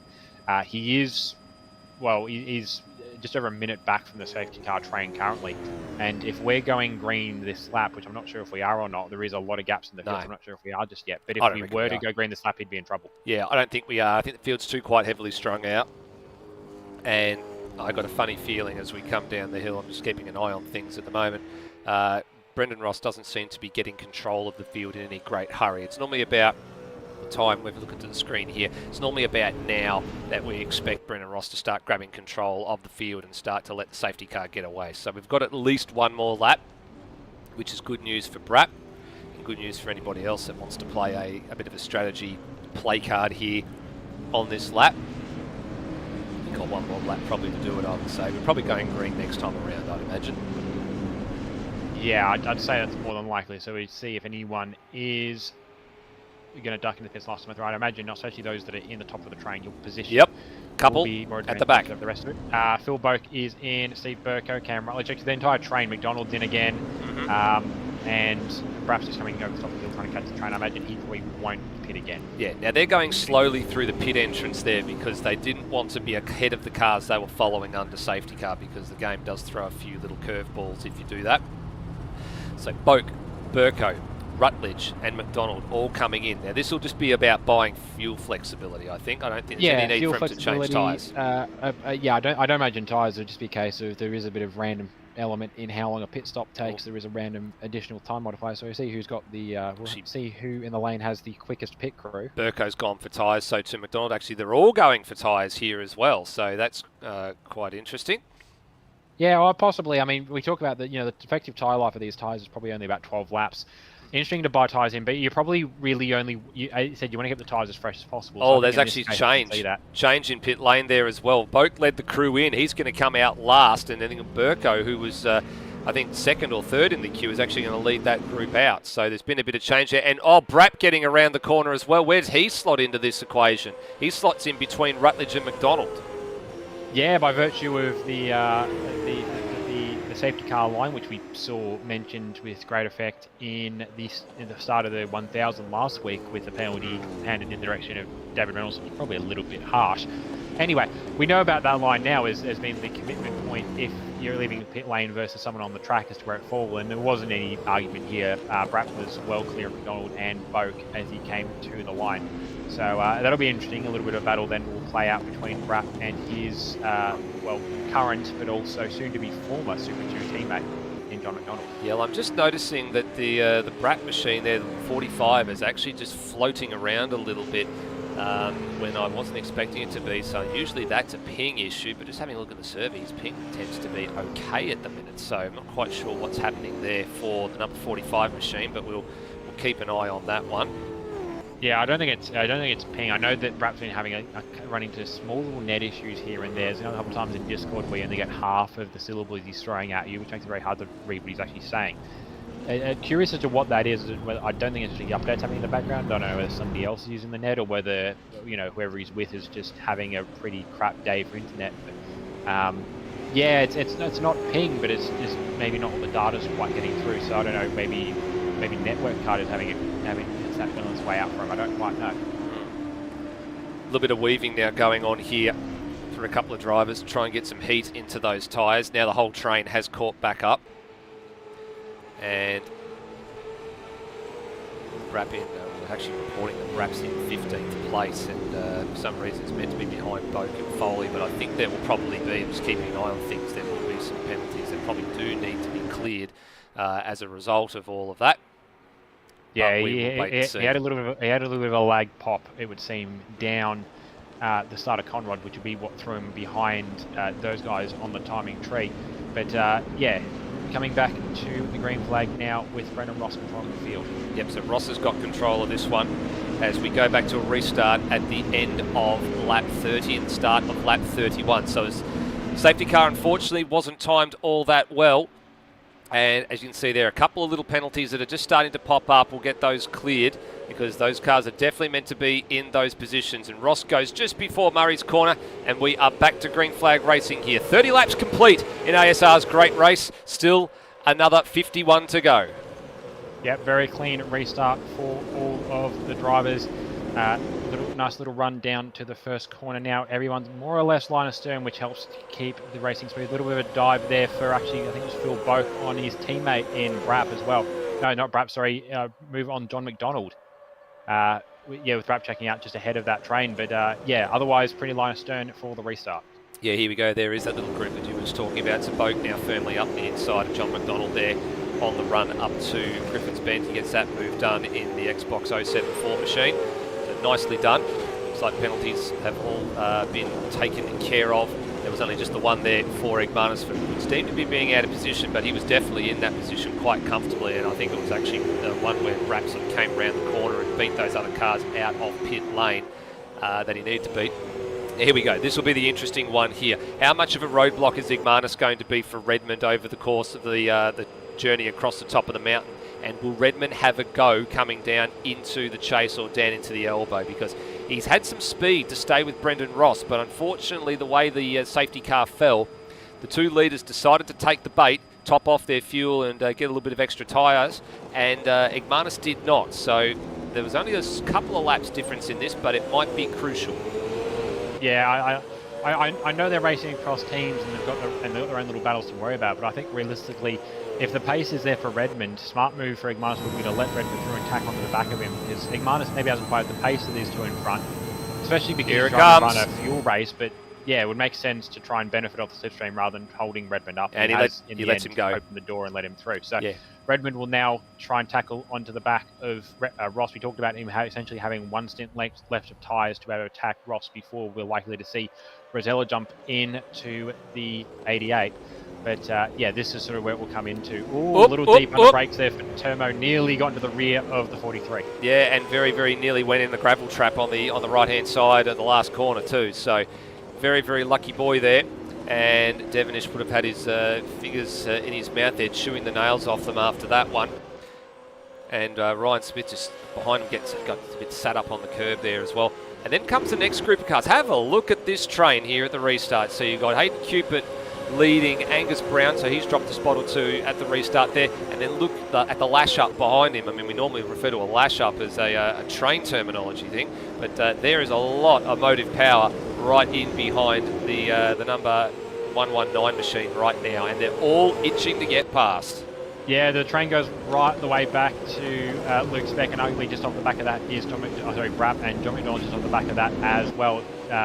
Boak's been making some good moves up through the train. He currently tacked onto the back of Cam Rutley, trying to get some moves to happen. He's not really making any moves here, and actually Brapp trying to fire back in on Boakey as well. Because John McDonald, they're back there playing the smart game, but move up the inside for Darren Lognan on Angus Brown. I don't know how that worked out. Actually, Triple Eight, the 88's already through there as well, and the 00 trying to make the move there as well. So it's sort of left high and dry a little bit there, Angus Brown, by virtue of all that. But very optimistic move from Lognan. We saw obviously the two car overtaking the hairpin, and Simmons, he seems to be channeling that energy again today. Yeah, Zach Brown was giving Bailey Hall the big hurry up coming through Reed Park, and that's what led to Lognan having a go up the inside. Lognan partially into the fence there as well, as he managed to just sort of keep it out of the way. The two intra-team cars will need to give himself some room there.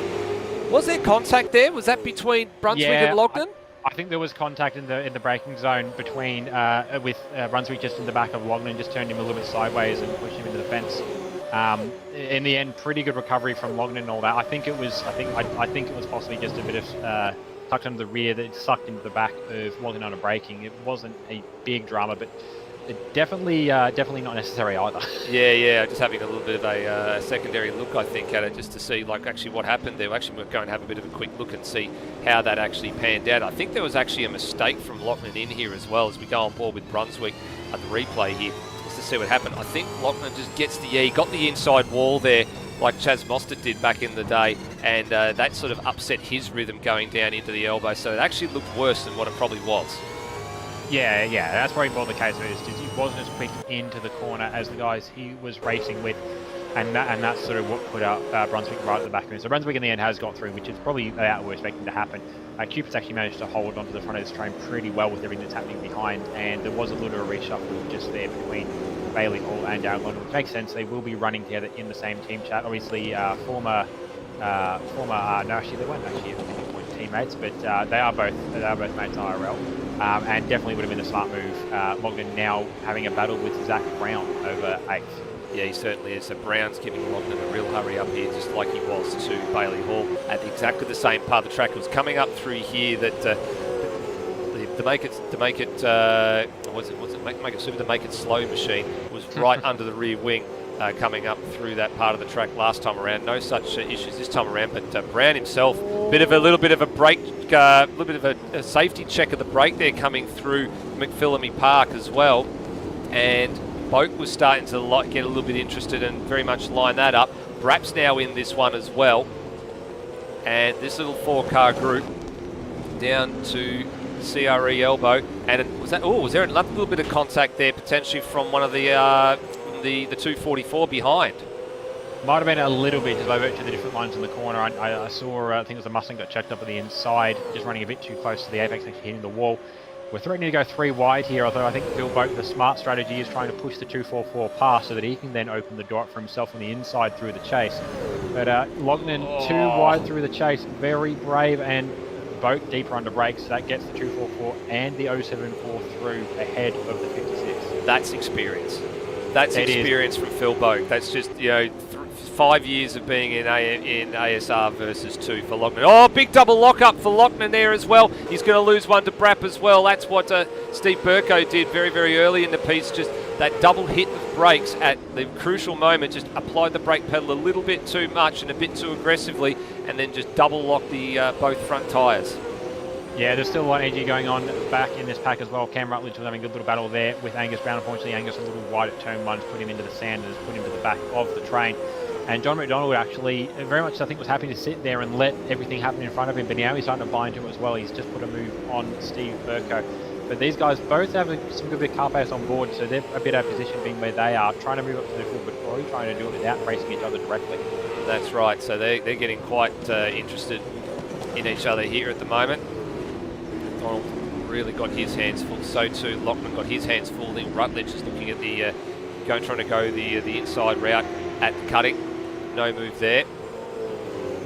And for a very brief moment as well, a bit further up here, Brunswick was having a look at the back of Hayden Cupid, but then dropped back and then was almost fell into the clutches of Bailey Hall, who got quite interested going up Mountain Straight and into Griffin's Bend. Yeah, probably just a little bit wide for Brunswick. Very much now back on the back of Cupid. Sort of, I suppose, really where it matters. Cupid, relative lack of experience compared to the drivers around him. Obviously, one of the 10 or so debutants to the 500 this year. Very much, was able to keep with them around the relatively simple layout of Sandown. And around the bottom of the track, it's not too difficult, but there is a bit of finesse needed up the top, and a lot of that comes from just track time and experience on the track. And that's reason. Oh, wow! Contact between the cars. Oh, that was. What was that? Was nearly very bad. That was front and rear contact, and I don't know what happened there. That could have been a high-speed moment of in ASR history. That is worth a replay just to see what on earth happened there, because we're going to probably have to go on board, I'd say, with Hans Brunswick to get a real true indication here of just what happened. You're sitting in the tote, heading up Conrod Straight, up and over the rise here. So Cupid's in the middle of the track. Oh, I would say that's not a good look. I mean, Cupid was in the middle of the road and, had a right to be there, but there wasn't a bit of room either side, and Brunswick's just sort of driven almost straight into the rear corner of the car. That could have been a disaster. Yeah, that could have been, we've seen not quite similar directions. We've seen Aussie racing cars roll down here in real life before from contact. So we've seen, I think, touring car, Masters cars get sideways and nearly get airborne over the hump. Yeah, that was, I'm amazed it only went as bad as it did. And that's a miracle. I think what that was, I think potentially it might be seen from a point of view of, doors should have been open or maybe the doors being closed on him. There was a little bit of movement in a straight line from Cupid, but it wasn't major. And the crucial bit was there was never really a car with, I don't think there's ever really going to be a car with the right-hand side. There's never going to be a car with the left-hand side either. It's just the way that Cupid was driving. But there's no rules saying that you can't just drive down the middle of the road and give no room either side. That's just the nature of the track you're on.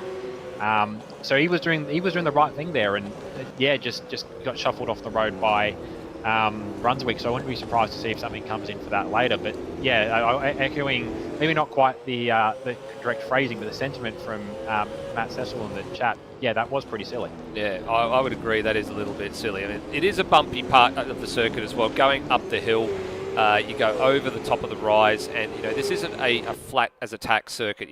The surface is not smooth. There are bumps, so you are trimming the steering wheel constantly, especially at this part of the track here. You go up and over the hill, but to be in the middle of the road, look, he's entitled to be there. He's not on the racing line. He wants to play a bit of defence. It's the car's prerogative that's in front. It's the car behind's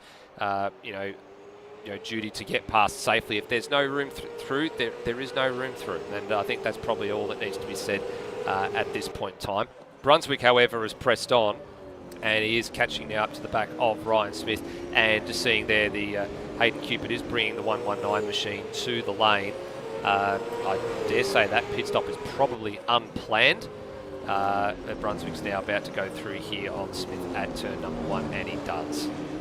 And I've also just noticed McDonald's been through the lane again under green flag, so I'm not sure what that's all about, but he is now at least 30 plus seconds off the back of the field. Yeah, I'm not sure on that one actually. And Angus Brown, round at the final corner. Start finish line. Yeah, round to the corner at the start-finish line. So now it's only a local yellow, so no safety car for that one. So that's quite lucky for Brown that he didn't cause a full-blown safety car. But that would have been, he's got a flat too. He's gone straight on down the escape road at turn number 1, and I don't think he realises he's got a right front flat. Yeah, so that's going to be a long lap to get that back around. I think he's probably picked up on it now. He probably will have Noah in the chat keeping an eye on it and noticing that. He's going to creep the rejoin to make sure he doesn't get back in too much speed, but he's got pretty good. So he's going to have a very long lap now. It'd be similar to I think we saw this in real life. It was one of the broken. I think it was one of the broken Brad Jones cars that was trying to limp back around. Yeah, or it might have been the broken Tickford car. But it's a similar thing here. He's actually got a good gap now to the rest of the cars. John McDonald's going to get through pretty soon, and then it's going to be about 9 seconds back to Mackenzie, who's now in the car, and then Logden. Yeah, Angus is doing the right thing there. He moved over to the side. Oh, he's going to go wide here. He's got to be super, super careful that he doesn't cause an issue coming up the hill, because I'm watching where the leaders are. They're coming down to the chase now, so if Brown's not careful, he may get caught coming up the top here, because Redmond is all over the back of Brendan Ross again here. These two are hoping for a safety car, because if they get one, they'll be in the lane and their driver changes will be done and dusted. They will not need to change again. So they're hoping that something happens here. And Brown very, very lucky to not cause a full-blown safety car, because that would have been it. That would have sort of, half the field would have been in, and their driver minimums would have been done. Yeah, we're probably still going to see something in 30-odd seconds or so, depending on if they end up catching him. So I'll take advantage of the time now to mention what Brenton Foley's in the channel. We're going to keep an eye on it. Most recently, the most recent pass for Phil Boak was on Hayden Cupid before he came to the lane. He did the right thing. He invited Cupid to pick a side down the straight, went for the other side, and just sent it through on him, cut across the nose just nicely as the pass was completed. Left him plenty of room to run and all that, but did the right thing about it. And Boak is now up to 7th on the road. He's actually just up behind the battle between Ryan Smith and Bailey Hall. And I'm just going to have a quick check now.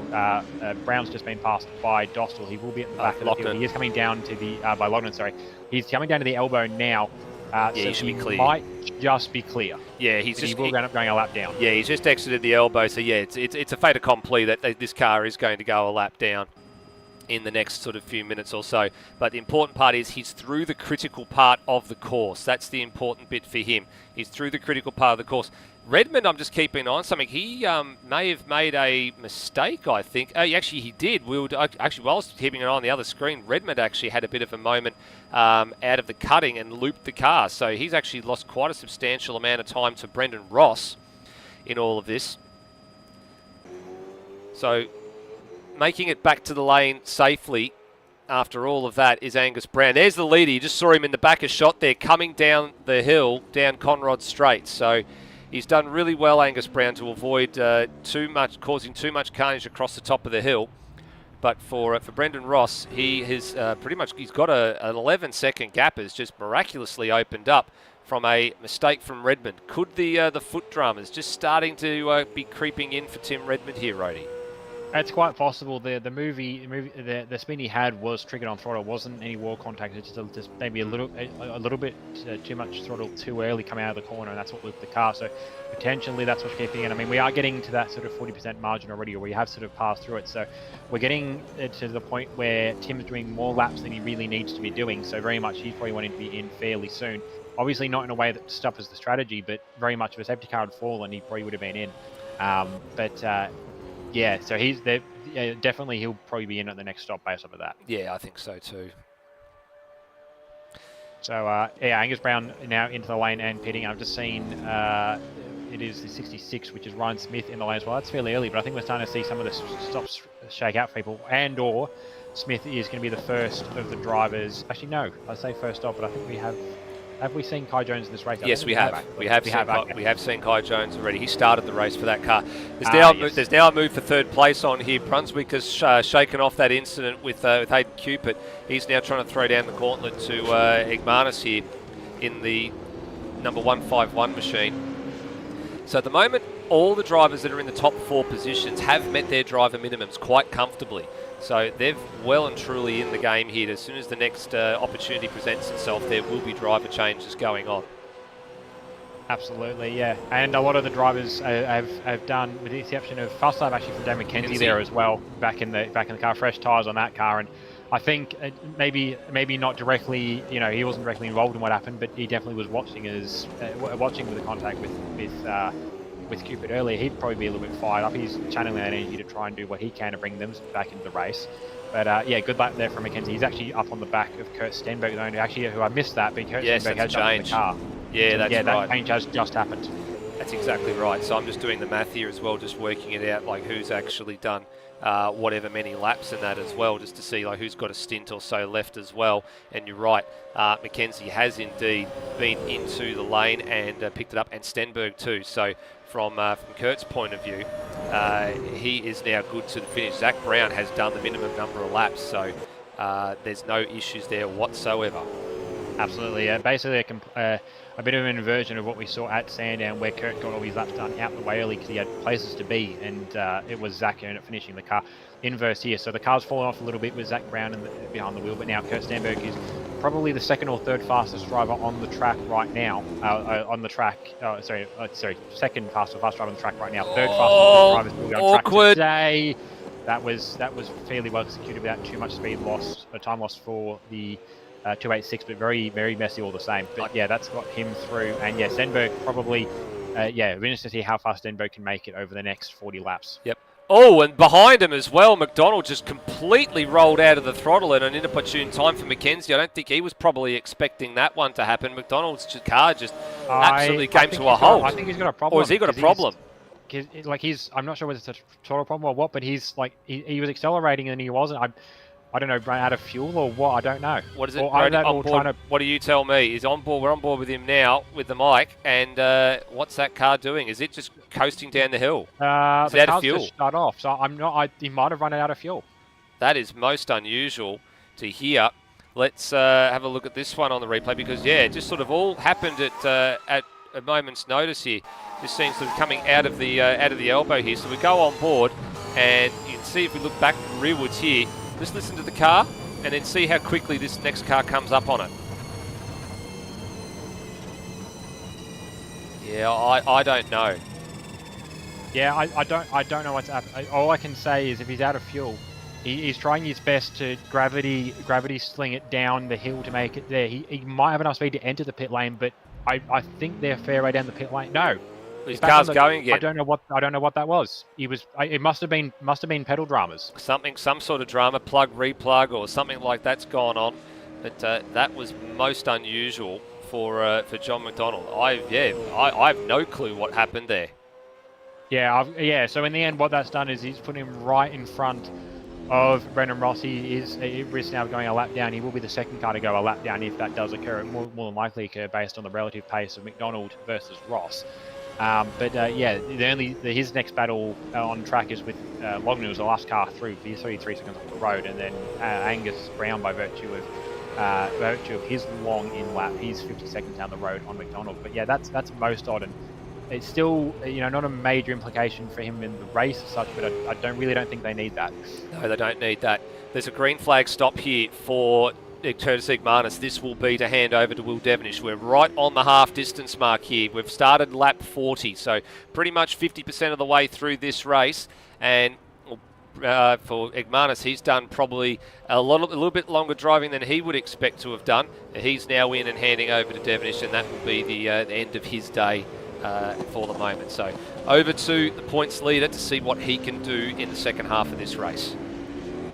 Absolutely. Just seeing, I'm not sure. I'm not sure if Scotty's feedback is. I imagine Scotty's feedback is probably on the ball while she's throwing contribution. The ship's broken his hand. I think he's in the wrong car for that. While she was the Mustangs doing that at Bathurst, not the Commodores. But Scott Murray was suggesting or informing us that it is a pedal disconnect, which would make some sense given the lack of any throttle trace for a good 30 seconds there. Yeah. So he's done a good job. I think in the end probably shut the car off just to try and save some fuel while he's doing the pedals. But yeah, that was most upset. He will be able to buy back into the race, but he's one of a few drivers now very much wanting a safety car. That's exactly right. So yeah, himself and Angus Brown are both the ones that need the safety car at the minute. But I mean, crucially for Angus Brown, he's actually got to fulfill the minimum lap requirement as well. So he actually took over that car from Noah Turrer at lap 25. So he really needs to get through to about lap 58. So he's got a long way to go before they can hand that car back over to Noah Turrer. But I mean, the safety car will at least put them back on the lead lap. That's the important bit. But then he's still got the better part of well over half his stint to go.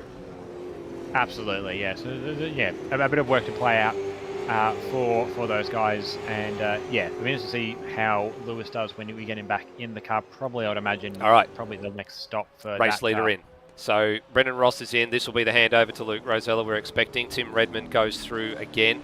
So fuel mileage continues to be a good thing for the Beyond electrical Mustang, but he needs to, I guess, make a lot more hay while the sun shines, because he lost a good chunk of that time to Brendan Ross with that spin, unintended spin at the cutting a handful of laps ago. So he's got to get a wriggle on here as well. Now, I don't think, I'm just trying to do the math here, I don't think John McDonald has quite gone down a full lap just yet. He's very, very close to it, but he's not, he isn't one lap down. So yeah, he's been saved by the leader pitting. Yeah, correct. He's been saved by Brendan Ross coming in. But yeah, something else exciting as well as we're going through this. I was watching a little battle sort of forming there, and it is actually still happening between Dan McKenzie and Kurt Stenberg. But the other bit I was going to was I was following them, and we end up with a local yellow at the elbow with Cam Rutledge spun around off the exit of the corner. Very lucky not causing a full safety car, because he was parked there pretty close to the racing line as two cars came up behind, coming up on him at racing speed. In the end, just a local yellow, but that will explain why Cam Rutledge has lost a few spots in it. Still yet to see Cam swap out for Daniel Cox, but I imagine that's probably not too far off. And yeah, that battle is still happening between Dan McKenzie and Kurt Stenberg. Yeah, well, Stenberg now up the inside of McKenzie. Oh, he doesn't make it easy for him at Griffins as well. Now, you've got to, and there's a bit of hip and shouldering here. Now, the two of them have got to play sensible here. There's no point trying to risk the car this early in the race. So, as McKenzie has a moment, slides it in there and causes a bit of a problem and comes to a stop, but he manages to get going. Just a localised yellow there, and that was also rather silly, because Stenberg was firmly up the inside at Griffins, and there wasn't any need for McKenzie to make that overly difficult. But this is rivalries aside, isn't it? This is pretty much sort of going, well, you know, we put them on the shelf, now we're going to renew hostilities, but there wasn't any need for that. Yeah, and I think he's got an issue. I think he's either got steering or he's got a tyre down as well, because he's struggling to get that turn left. So I would imagine that's probably a tyre drama. Yep. It wasn't entirely necessary. I mean, like Dane's tried moves up the inside coming to the cutting in the past. He knows that doesn't play off. So, and like he knows the way that he and Kurt Stenberg race each other. He wasn't going to be given a he wasn't going to be, you know, Kurt wasn't going to be one to back out the way that some of the other drivers have been racing. Yeah. Hard lesson learnt there for McKenzie. He's got a long run back now to get this back to the pit lane. Once Lognan's through, he's going to have a pretty good gap though back to John McDonald, the next car in the train. Yeah. So yeah, the car's not turning left, so that's a bit of a bit of silliness here, and he's trying to tell Lochner, no, go through. I'm limping here, and he does just that. New race leader, Phil Boat. He has put in a mega stint, and I think everybody in the chat so far agrees that probably one of the drives of the day so far at the moment. He has just, you know, taken that car from where they were at the end of lap one. They got lucky with the safety car. They managed to get themselves back into contention, and they're now leading this race. They still have got to serve another stop here. I don't want to. It's interesting, this one, and it's funny the way this falls out. I mean, you know, great livery. One of Boki's first liveries. It's also the 10-year anniversary of this car racing at Bathurst. And I'm just thinking back through, I wrote an article for I think it was a Bathurst spotters guide or Bathurst program a few years ago. And I chose the Xbox car to mention because it was one of my favourite cars. Similar thing for this car. It fell off kilter with a strategy very early on. But they put in some very hard stints, and by the time they pitted out of some of their middle stints, they were pitting from the lead of the race. Similar thing we're seeing here. So in the end, that car finished 10th. They were off kilter with the stops. It didn't quite work out. That actually has changed by virtue of the mid-race safety car. It's sort of put Boak and Foley back into a window, at least, of being on the same strategy. Whether they've actually taken advantage of it, or I don't know. They might have committed to their strategy they're on. Hopefully working into a safety car later, or they've already got their B-strat plan and they're committed to it. But yeah, he's pitting now, but similar thing, pitting from the lead in the Xbox car, 10 years from the real life things happening just the same. That's right. Now, Boki's done a couple of stints here, so he has done, I think it looks like they're about a 12-lap stint, and he's now up to lap 42, so just trying to do the math here, 28, 38, 42. No, I think he's still a little bit, he might be close, actually, to getting the laps done, because he was in the car from lap 2 to lap 13. And he's been in the car from lap 28 and now coming in at the end of lap 42, and the in-laps actually count. So you can work that out. So it's 14, 24. No, he's actually got to keep going. Yeah, he's got to do a little bit more work still. So they'll leave him probably in the car for another stint, try and get Brent Foley in for a bit of a later push, I would say, to go through there. So there've been a couple of changes in the running order here as well. So Rosella in the car. He's now cycled back to the lead of the race. Burko currently in second overall, but he's still got to have another stop. And you've got Kurt Stenberg, who's in the car as well. Lyle Mitch has now officially taken over from Tim Redmond. So they've met their driver minimum for Tim, and Mitch is now in the 43 machine. And I think that would have been the last lap or two. So yes. Yeah, pretty much 50-50 for Redmond and for McGovern here. It'll be interesting to see how Mitch cracks on now. He did a little bit of driving, obviously, in qualifying yesterday, but very much will set the car up very nicely for a run into the back end of this race. Well, it's rather interesting now because I'm actually having a look at some of the max kilometre an hour things that are on the live timing here, just to see who's managing to get up in the speed traps at the moment.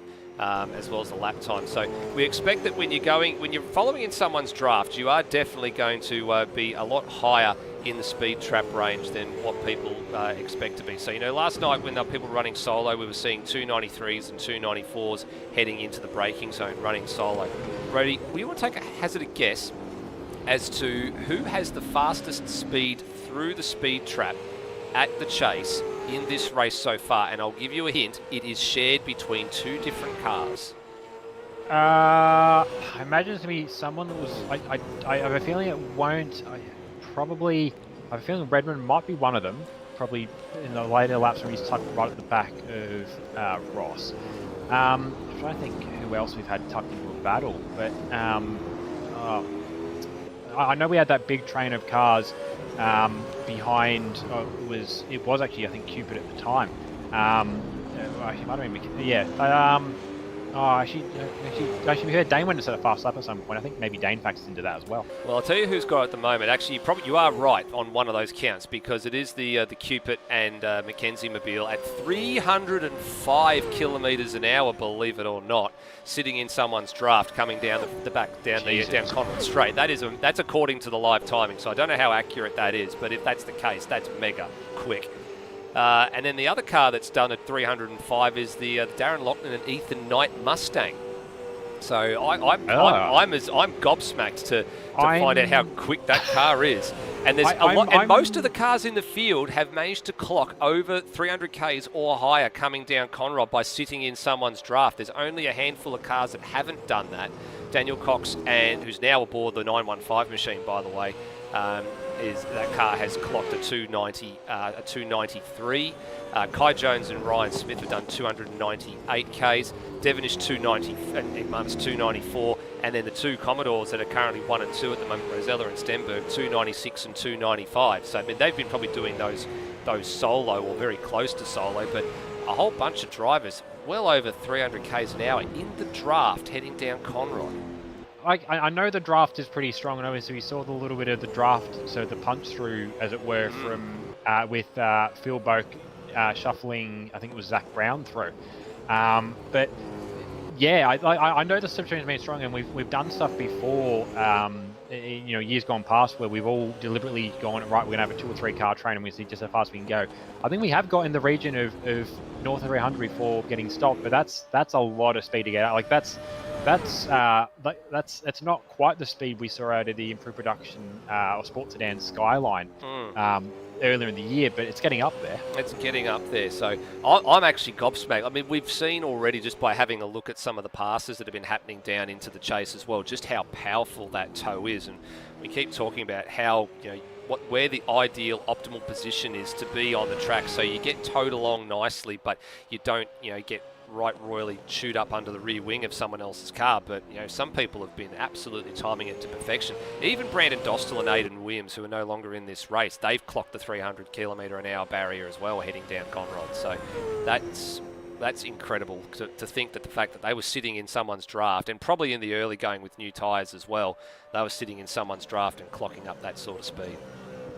Absolutely, yeah. Just looking through the order as it sits now, just trying to get an idea of where everything's shaken out in the last few laps, just looking at who's in the cars now. So we have a couple of driver swaps jump in. Kai Jones is back in the 66, that I think having the last couple of laps as well.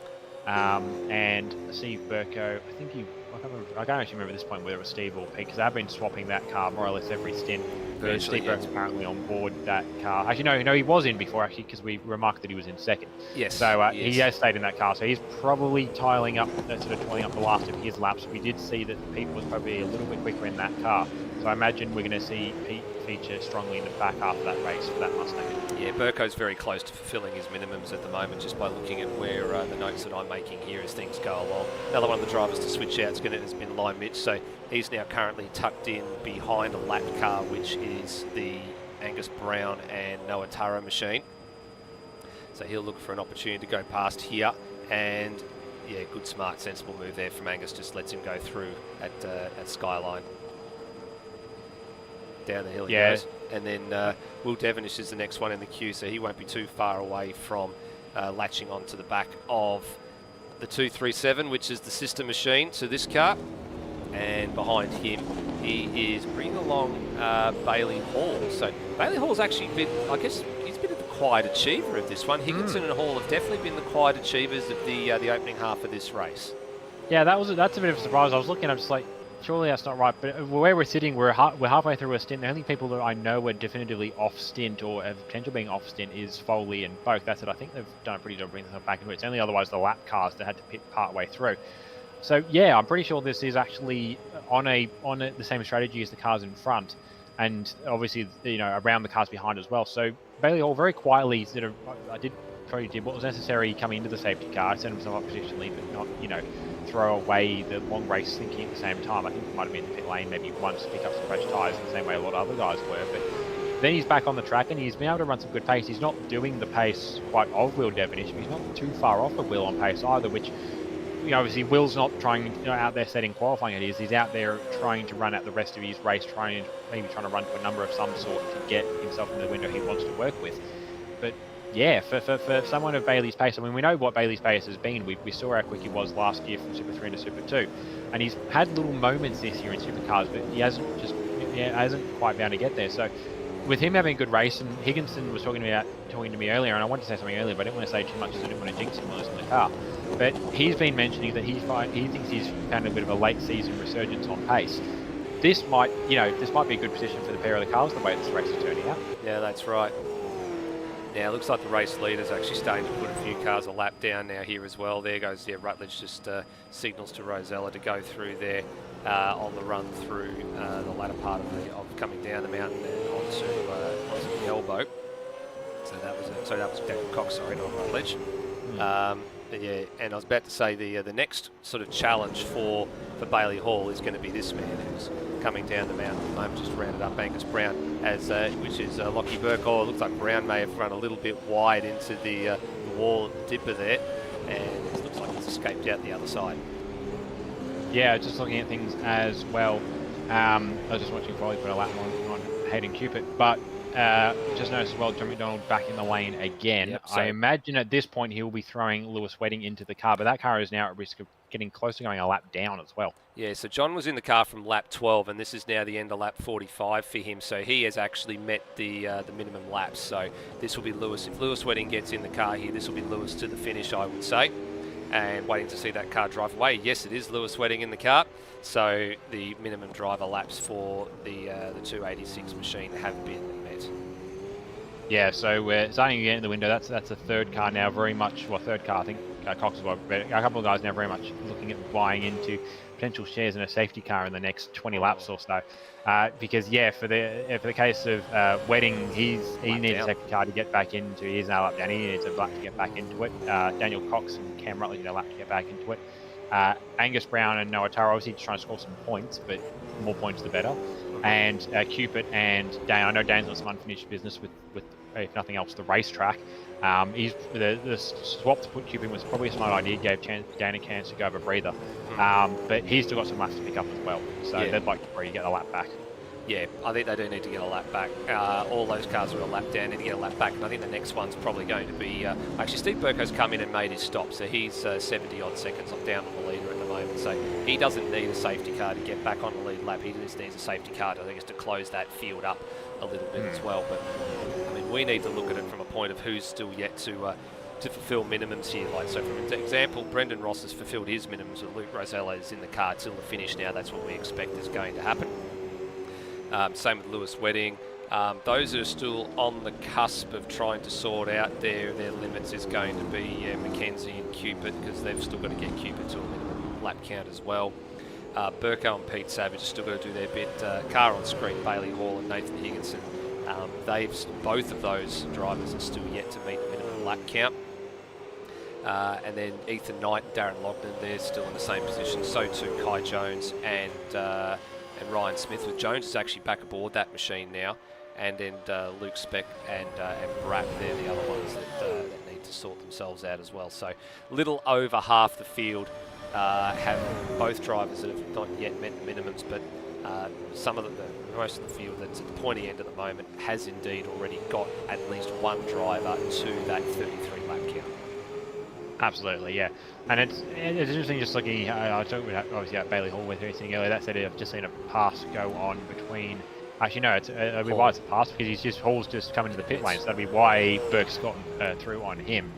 But yeah, just looking at some of the other drivers, the way they're shaking out. Brap currently up in 8th, and I'm not saying that isn't on pace, but that car's been running around fairly towards the back, and Brap's had minimal practice time. He's come back from Bathurst the week prior, and he's been stuck in uni work for most of this week. So he's running pretty well up in 8th at the moment as well. Yep, so Hall in, and for him, that is still, he needs to do another stint to get home from here, because he's been in the car since lap 24. So for him, he's got at least another 10 laps to do to get himself to a minimum before he can hand it back to Nathan Higginson. Cupid's getting close to his time, so he's been in the car. He's done 24 laps already before he took over from Mackenzie a handful of laps ago. So this, I'd say, would be his final stint in the car, and be Mackenzie to the flag from here. And indeed, Bailey Hall has stayed in the car as 00X is pit lane on our other screen, and exits just in front of Steve Burko. Yeah, just noticed Lognan into the lane as well, so there's a good chance he might look at throwing Ethan Knight back in. You mentioned that another one of the pairing just having to sort out some distances as well. So Lognan perhaps another stint left for him, or it'll be Ethan Knight in for another stint. I'm not exactly sure for them where the A and B driver lineup exists. As I mentioned, Ethan's probably the quicker driver, but Darren's got a bit more experience on board. Yeah, that's right. So Knight had done the first 23 laps of the race and handed over to Lognan after that. So he's done the better part of 25 laps now, and he is staying in the car. So this will be one more run for him, and then Ethan Knight take over, I'd say. They'll probably be targeting, I'd say they'll get 10 laps worth of fuel. They'd get them to 58. They probably wouldn't mind getting to about lap 60 if they could probably get that far. And then that would only be a very short stop to the end, because, you know, you then have 20 laps to go. You could either run it right down and do a shorter stop, or you could do two, you know, slightly shorter stops overall. It just depends on where everything falls into play for them. Absolutely, yeah. The concern now for that car is whether kind of the pit lane there. They are a little bit ahead of the leaders, but not by much. So they are now the next car is going a lap down. But it'll be interesting to see as well where in all that Rosella falls, because he can't be too far off the pit stop as well. No, that's right. So he got into the car roughly... Oh, actually, I've got to do the math here as well and have a bit of a look at when the last pit stop for car number 888 was. And I've got a funny feeling it was probably in the early 40s. Yeah, it was lap 41, so you're right, Rhodey. Going on the fact that that car has had, you know, better part of maybe no more than 11 laps worth of fuel mileage, you're probably expecting in about lap 52 for the race leader to come in and make a stop. Another stop happening here as well for the KJD Commodore with Kai Jones on board, and Ryan Smith has got to do a little bit more work at some point in that car, but Kai, I think, is very close to his minimum lap count, and I don't know what they're going to plan to do with Smith. And Jones is staying aboard, so that's a bit of a contra strategy, I think, for them, and Ryan Smith will be in the car, I'd say, from the next stop onwards. Yeah, exactly. Half the argument as well is you know, juggling the balance, but at the same time, if you've got it already pre-planned out, it makes sense if you're going to leave someone in a car, leave them in the car for a stint or two, rather than for 2 or 3 stints, rather than bundling them out after one stint, because you can take advantage of, once you've been in there for a stint, you know how the car's going to behave, you know what the car's doing, so you know, you don't have to sort of reintroduce yourself to the car when you jump back in. You're just already in there, so you save a few laps of that, and you obviously be a bit faster as a result because you'll already know how the car's going to behave. Will Devonish now through on line Mitch for second place on the road at Chase, and Mitch made that fairly easy for the series leader at the moment, and nice and safely through for Devonish as we start, well for him, it's the start of the 50th lap, so we're still well over halfway through the race. Approaching the 3/4 distance mark comes up at lap 60, so that's when you're really going to start thinking out around when you're going to start wanting to make that final stop. Like, what sort of strategy have you had? For a lot of cars, they've been able to do the 11 lap strategy. Some drivers have been able to get 12 out of a tank, so that safety car's thrown a little bit of a curveball in the mix, because it did mean a few drivers did change their drivers under the green flag situation. So all the lead lap cars that are there at the moment, so Rosella, Devonish and Mitch all got in, and Burke all got into their cars respectively under a green flag situation, because the safety car was a little bit too early for that to take effect, and that was the closest battle that was on the track until that point. Yeah, we're really starting at the point where things are starting to stretch out again. Closest battle as things sit right now is actually the one between Devonish and Mitch. Devonish obviously just gone through on Mitch, but Mitch's smart thing, at least if we can't quite do the pace directly of Devonish. That said, he's like we've seen, when the opportunity arises, he's not too far off Will on pace so far in the limited running that we've seen. He's very much going to attack onto the back of the 151 and sort of try and get him to pull him up in the direction of the Griselle. There needs something to happen for either of them to really have a chance at attacking Griselle correctly. But perhaps, there's still another 30-odd laps of this race left to go. There's still ample opportunity for the field to go and contribute to a safety car. Depending where that falls, that could be right in the middle of a stint, or that could be right in a window where they can count back from 81 to get into. It might be a situation where you find perhaps Rosella stays out, Devonish goes in, or vice versa, and where the strategy plays out from there. Yeah, that's right. Well, what we're going to do at this point in time, for a little bit of a reprieve for us here in the commentary box, so we can have a bit of a drink, is we're going to go on board with Daniel Cox for an onboard lap of Mount Panorama. Enjoy.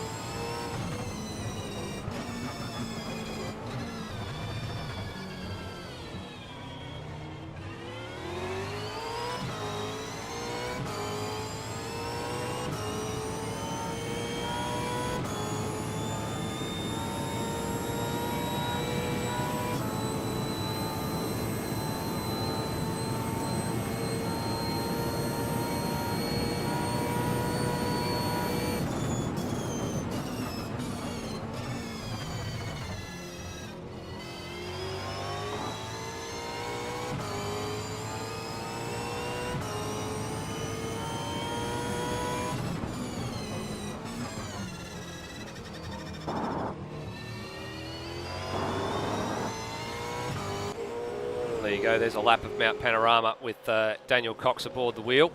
And for him there, that was a 2:08.835. And he did make a bit of a mistake there at the elbow, Rody, but we were just talking off air while we were watching it. We believe that maybe he let Lewis Wedding through, realising that Wedding was definitely probably the quicker car, and just judging by the lap time, yeah, he was a good 2.5 seconds quicker just on that last lap alone.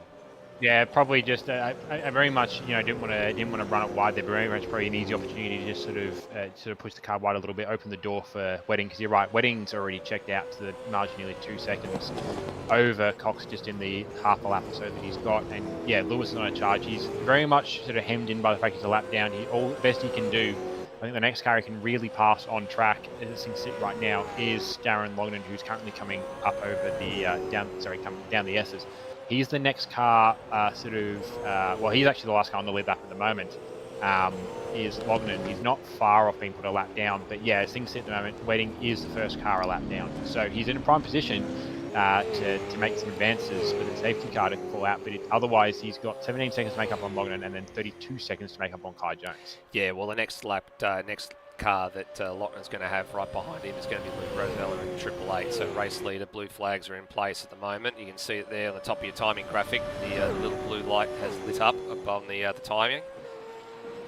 As we're approaching the 2 hour mark of this race now, Lochner won't do anything silly here. He'll just keep pressing on at the pace he needs to press on at, and when Rosella gets within range, he'll let him pass. Well, he doesn't need to worry about that anymore because the race leader's coming in. And this is about the time we expected this. We did do the math. We did do the math and said it's probably going to be around about, lap 51, 52. So he is in at the end of lap 51. Now, I did see as well, not only is Rosella in the lane there as well, but I think I saw the Mackenzie and Cupid machine was in. Yes, it was. And there's another driver change there. Now for Cupid, that should be very close to his driver requirements fulfilled. I'm just doing the math here, and yes, I believe that is correct. Actually, I will say, looking at... Oh, no. Okay, I think they're trying to double stack at Pixel because... something was going on there. Very to the left-hand, very close to the left-hand side. That side, I've just seen the Pixel car go past. So I don't know. I don't know whether the planning was to double stack, but he's pulled across far enough to double stack, and then actually, by virtue of pulling across double stack, he's actually missed the pit box and had to reverse and line up again with it. So yeah, I did see that, and I was wondering what was going on. And I've seen the CRE car comes obviously along in front as well. So I was a bit sort of curious as to what was actually going on there with the 888 machine. But they're now out and gone. So that now will cycle Lime Mitch into the lead, but I guess for how long? But this is one of the cars that's had the good fuel mileage all day as well. And coming up up the tree and up to Reed Park. Yeah, so the battle now for that lead, and actually what it does is it's released Longden. It's actually released Wedding from a lap down. It's also technically released Cox, but it's only released Cox for as long as Lime Mitch takes to get past him, because Mitch is currently right at the back of the 915. That's right, yeah. Oh, that's very awkward to get through there for Cox as well. Or on Cox, rather, at a very narrow part of the track.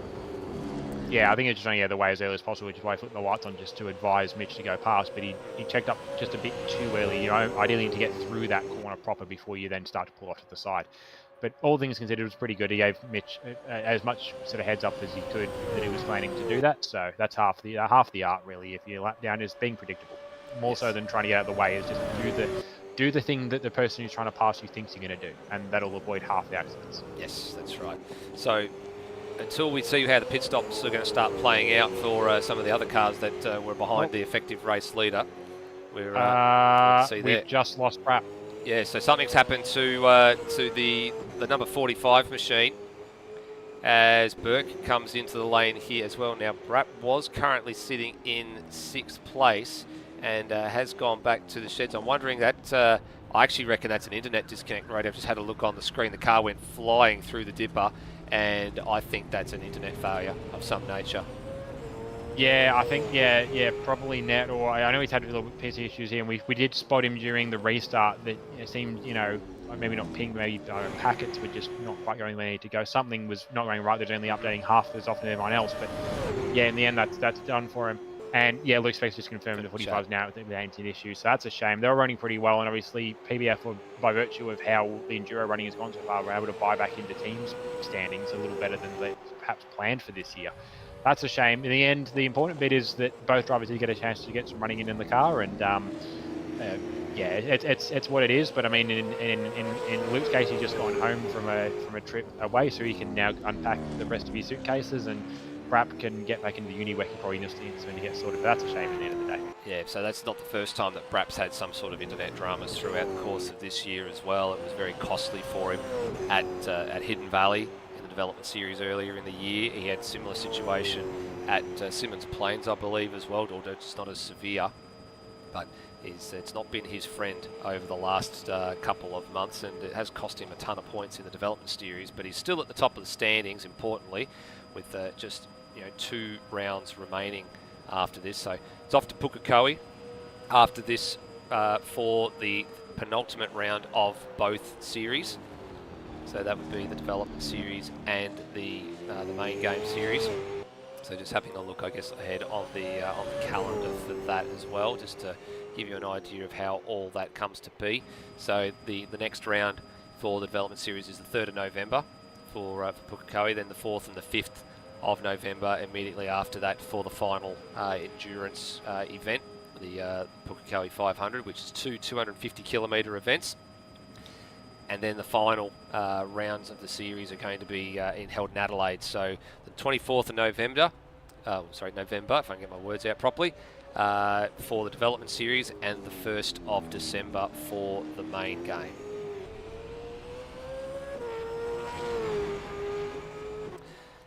So Brent Foley continues on here. He now takes over the lead of the race. There is Lai Mitch in the background there, along with Daniel Cox coming in for a stop. As new fastest lap of the race set by Luke Rosella there, 2:04.8. So that's stamping on some authority on the race, and quite comfortably clear out in front there as well. So nothing much that could be done there. I think, as we've said, since he's arrived back in the series, he's virtually in a league of his own. Absolutely, yeah. And I mentioned, it's just setting itself up. Obviously, back on the train, I talked earlier about the Xbox stuff. Runtime error from what Brap has said. So maybe one or the both to cause that. Either way, hardware just wasn't up for the task. But I made the point earlier, the comparison between the Xbox car and the IRL Xbox car, same thing again. They're going to be pitting from the lead of this race, not by nearly as much of a margin as they had last time. Something like a 20-odd second margin back to the effective first place car. Now it's 9 seconds and slowly but very consistently decreasing. But yeah, Foley's probably not too far off. He is still running that contra strategy compared to the other cars around him. Where that falls in, I don't know, because I'm going to guess they're trying to probably run the other way. They're trying to maybe run some longer stops to essentially remove their first stop out of the race, if that makes sense. They're trying to, like every other car is pitted in about the early 51, 52 margin. They're probably trying to run that effective stop for them out to 60 so that they can catch up with everyone else and run one later pit stop at the back end of this race to get themselves back on the same pit count. It all makes sense in my head, at least. Yeah. But yeah, I imagine that's what they're doing, trying to run a bit longer. He's going to pit now at the end of lap 55, but he's still in the window that if he can get the mileage out, and actually I'm not sure where we're at with Boki's stints versus Foley's stint. If Boki has to go on bank of the car again as well, maybe that's an option to try and stretch it out a little bit. But I think at the same time, another driver, we talk about safety cars that will play into race strategy. They don't need a safety car to be on the lead lap, but a safety car would probably help them if they needed to modify and or normalize their strategy. Yeah, I'm just having a look here. Foley's done probably very close to his minimum, if not he's right on it, and then Phil Boak has still got a little bit of work to do to get to his minimum lap count, as Boak was in the car from lap 2 to 13, and then he was in the car from lap 28 to lap 43. So Boak probably has at least one more stint to go in terms of getting to his count, and Foley's probably almost right on the number. Absolutely, yeah. So it's interesting to see how their strategy plays out. Whether they feel they need to bring themselves back onto the strategy, or whether their contra strategy is actually one's going to play out in the end. Where safety car falls. And to be fair, we could end up in the situation. We could. We could end up in the situation as well that safety car wherever it falls. We could have one that falls in the last few laps, and we end up with an 82, 83 lap race. Yeah, well, we just don't know. We don't know how everything's going to sort of play out at the moment. There's a lot of drivers have been through the lane at the moment. Now, just trying to do the math here as well, Rody, because actually Phil Boak has gotten back in the car. So that's the key piece of the puzzle there solved for the 074 machine. They definitely have to get Boak's laps out of the way. So this would be Boak to at least the next pit stop window, or at least enough to get his minimum laps out the way. And I'm just trying to work out what those minimum laps are, because before that stop for Foley and Boak. Boak had taken the car up to lap 43 and got in at lap 28, so that's 25, or roughly there or thereabouts. So I think, yeah, he's very, very close to securing that minimum lap. He's probably maybe about a lap or two short, just doing roughly on my mental math, and he'll get going here, and that should be the end of that for him. Absolutely. No, just looking through the order again, just seeing where things have moved and shaked out. By virtue of the pit stops and all that, I think that's playing into as well. There's that many strategies and permutation strategies that are in play at the moment, but we talked about the silent performer, and by virtue, I think the pit stops are playing into as well. But Bailey Hall currently on the road in 4th. He's lost a little bit of the track that he had to Will Devonish earlier. He was only a second behind. He's now 8 seconds behind. But yeah, he's now in a little bit of a battle with Lime Mitch, and this one will be interesting to see how this plays out, because they are in chat together. They can actually not so much coordinate this, but it doesn't have to be a scrappy situation. It doesn't need to be. It could be done very cleanly, or it could be a situation where Bailey thinks, no, actually, I've got some pace here, I'm going to make you earn it. Yeah, that's right. So Devonish was let through by Bailey Hall quite early on in the piece after the pit stops had been completed, because Bailey's in his own race at the moment and still got to hand back to Nathan Higginson at some point. Higo's actually done 23 laps close to relative to Bailey Hall, who's actually now just ticked over minimum. So he's done 34 laps, or this is the start of his 34th lap in the car. So he's well and truly cleared the minimum now. And at the next opportunity, I think they'll be in the lane. Higginson will be in the car, and he'll be in the car to the finish. In the same situation that Lime Mitch is behind him, in the car to the finish now, with Tim Redmond very much watching on from the sidelines down. Hall actually just lets that one go. So very, very, I guess, late in the piece actually there, moved over to the right-hand side and lets the stablemate team car go through. And for Mitch, that's up to 4th place, which is where that car started. Exactly, and probably, as I said, thought better of it. I mean, Mitch's pace is, probably in a position where in level pegging, it's going to be a little bit ahead of what Bailey's doing, even with strong pace. Bailey's been pulling today. We're interested to see where Higginson drops back into this as well, because yeah, if they're on pace or depending where a potential safety car falls out, very much in the window that they could still maintain a top 10 or even look towards the top 5. Probably top 5 is probably a bit of a stretch, but up towards sort of a top 7, top 8, which would be a good result for them. It's I think we were making similar mentions to them running similar positions. They got themselves to a similar position at Sandown from memory before things played out for them in the inverse. But yeah, there seems to be in the enduro strat seems to work out in a way for the two young guns, in a way that the sprint racing just hasn't worked out for them this season. No, it hasn't quite worked out the way that they were hoping for. But I mean, you said Higginson feels like he's had a solid sort of back half of the last couple of rounds of the season. So we're waiting just to see how that obviously pans out, with Higginson due to fly away on holiday in a week's time. He's going to miss the Pukekohe round. So the Adelaide round actually isn't a sprint round for the final of the series. It's actually a 2-race round with a progressive grid, 2 90k races.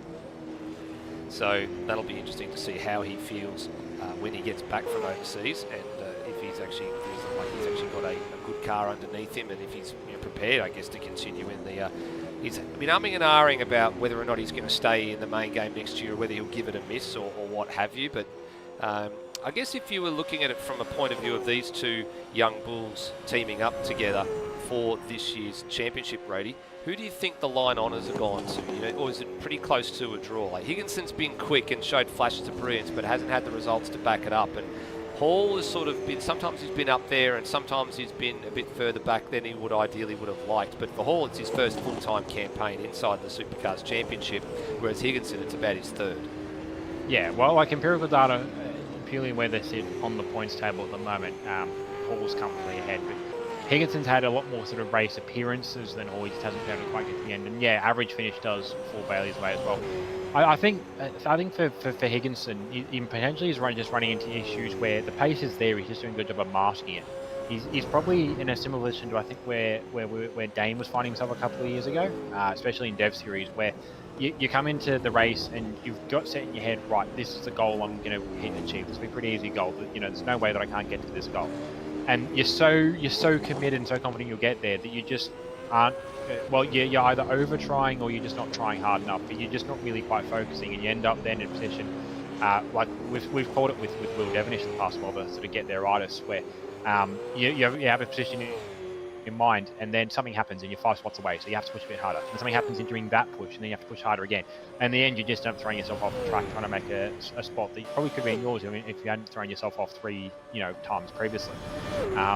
Higginson's got the pace, and as much as we keep deriding him that who's the mate you put in the car at Phillip Island? Did you put Beth in the car at Phillip Island? That was Nathan Higginson in the car. Yeah.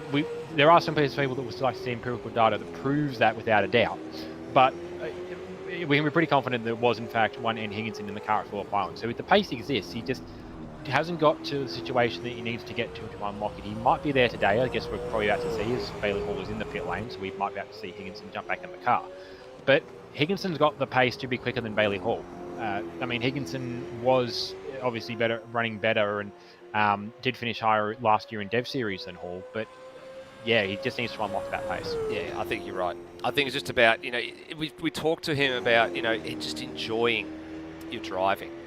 And that's part of the thing, because there's a certain type of people that are quite competitive in certain situations. And, he's one of them. When things aren't going his way, it's like, you try a little bit too hard to catch back up when you just got to find your way back into the rhythm. So it does become a little bit of a difficult ball to handle sometimes when you just want to go fast and you think you've just got to go, at 11 tenths to catch back up the time you lost, when obviously the only as fast as you can go is 10 tenths, but even that sometimes is a little bit too much. But you're right, if he could rediscover some of the form that brought him towards the pointy end of the development series when he missed out on that title a couple of years ago, then he'll be in a good spot. But you just got to find that rhythm.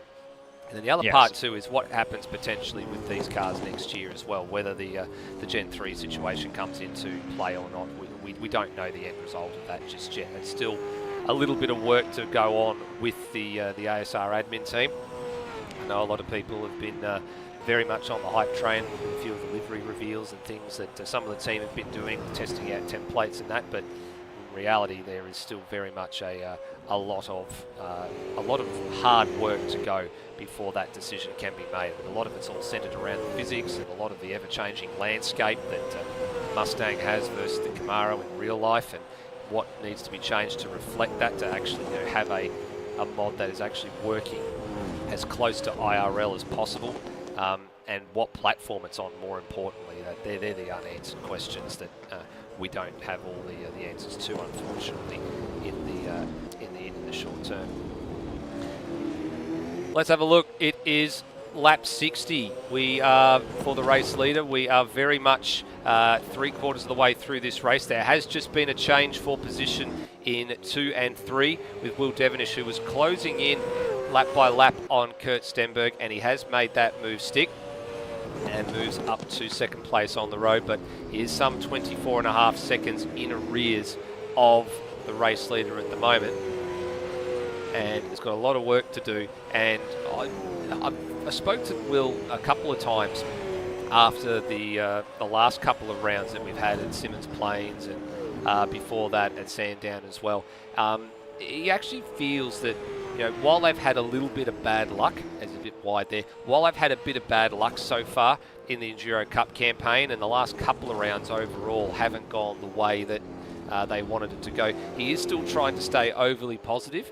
And he did for a little while feel like he just had the upper hand on Luke Rosella in the opening part of the Simmons Plains event, but then of course the inevitable issue where he was unceremoniously knocked off the road by a snooker, inadvertently caused by the intra-team car, that sort of ruined the rest of his night. There was no way he would really challenge sort of Rosella after that, and it left it up to Noah Tara to try and do all the heavy lifting to try and get another win. Unfortunately, Noah was a bit unsuccessful in that attempt, and Rosella was able to secure the third race victory. Absolutely. Yeah, we're going through the order then. So yeah, Devonish has gotten through on Kurt Stenberg. Mitch is running up in. Stenberg's in. Fourth. Sorry, Rody. Stenberg's just made it into the lane. Okay, so that sort of portrays where they're going strategy-wise. Stenberg, I don't know whether he's trying to buy into a window of some sort to get himself back to the field. He is arguably probably a lap short if we're going off of 10-lap stints, so he's got a little bit of work to do, whereas Devonish is probably pretty comfortable. We've seen the stint pace out of the 151 so far. But yeah, what that does do for the moment, at least, is promote Mitch up to third, promotes Lockie Burke, he's going to be up to fourth. And Phil Boak's still running around out there, obviously on the contra strategy. He'll be moving up to fifth place very quickly. He's very much relying on now all the cars in front pitting again to get back to the lead of the race. Kai Jones running in seventh currently. Probably will stay seventh by virtue of where Stenberg should drop out into the train. She's coming around the final corner. Actually, she's coming into the lane, so that will confirm that. Yes. Yep. And then obviously Higginson in the car now in eighth. He's getting into back into another stint. Bit of a crank size for him there. That should be driver minimums for that car as well. So Bailey Hall's in, handed over to Higginson, so they're safe till the end now. And same, I think, with the car that actually is in the shop behind them, but they are a lap down. Mackenzie will be good to the finish as well. Yeah, Pete Savage and Steve Burke only ran in ninth. We're up at second at a point there, but sort of normalised a little bit there. But at the same time, Pete's got some good pace on board, so some big margins to make up when it's the next car is 30 seconds up the road. But he's got a stint and a bit to work that out. Ethan Knight currently running around in 10th. A little bit actually between him and Lewis Wedding at the moment. I don't think he's trying to make it too hard for Lewis. But good run for the pair of them. Also for Lewis Wedding and John McDonald to bring that car back into it after how their early races played out. They're still obviously a lap down. Well, we'll just stay with this for a few seconds because this is a bit of a side-by-side run here with Noah Tara tucked in here. He's actually gone 2 laps down because he's now back in the car with Angus Brown having completed all of his driver minimums. So that puncture for them is unfortunate, but fairly costly as the Beyond Mustang cuts the nose off the TRE 237 and then goes right around the outside of Lewis Wedding here. I don't think he was expecting that, Rody.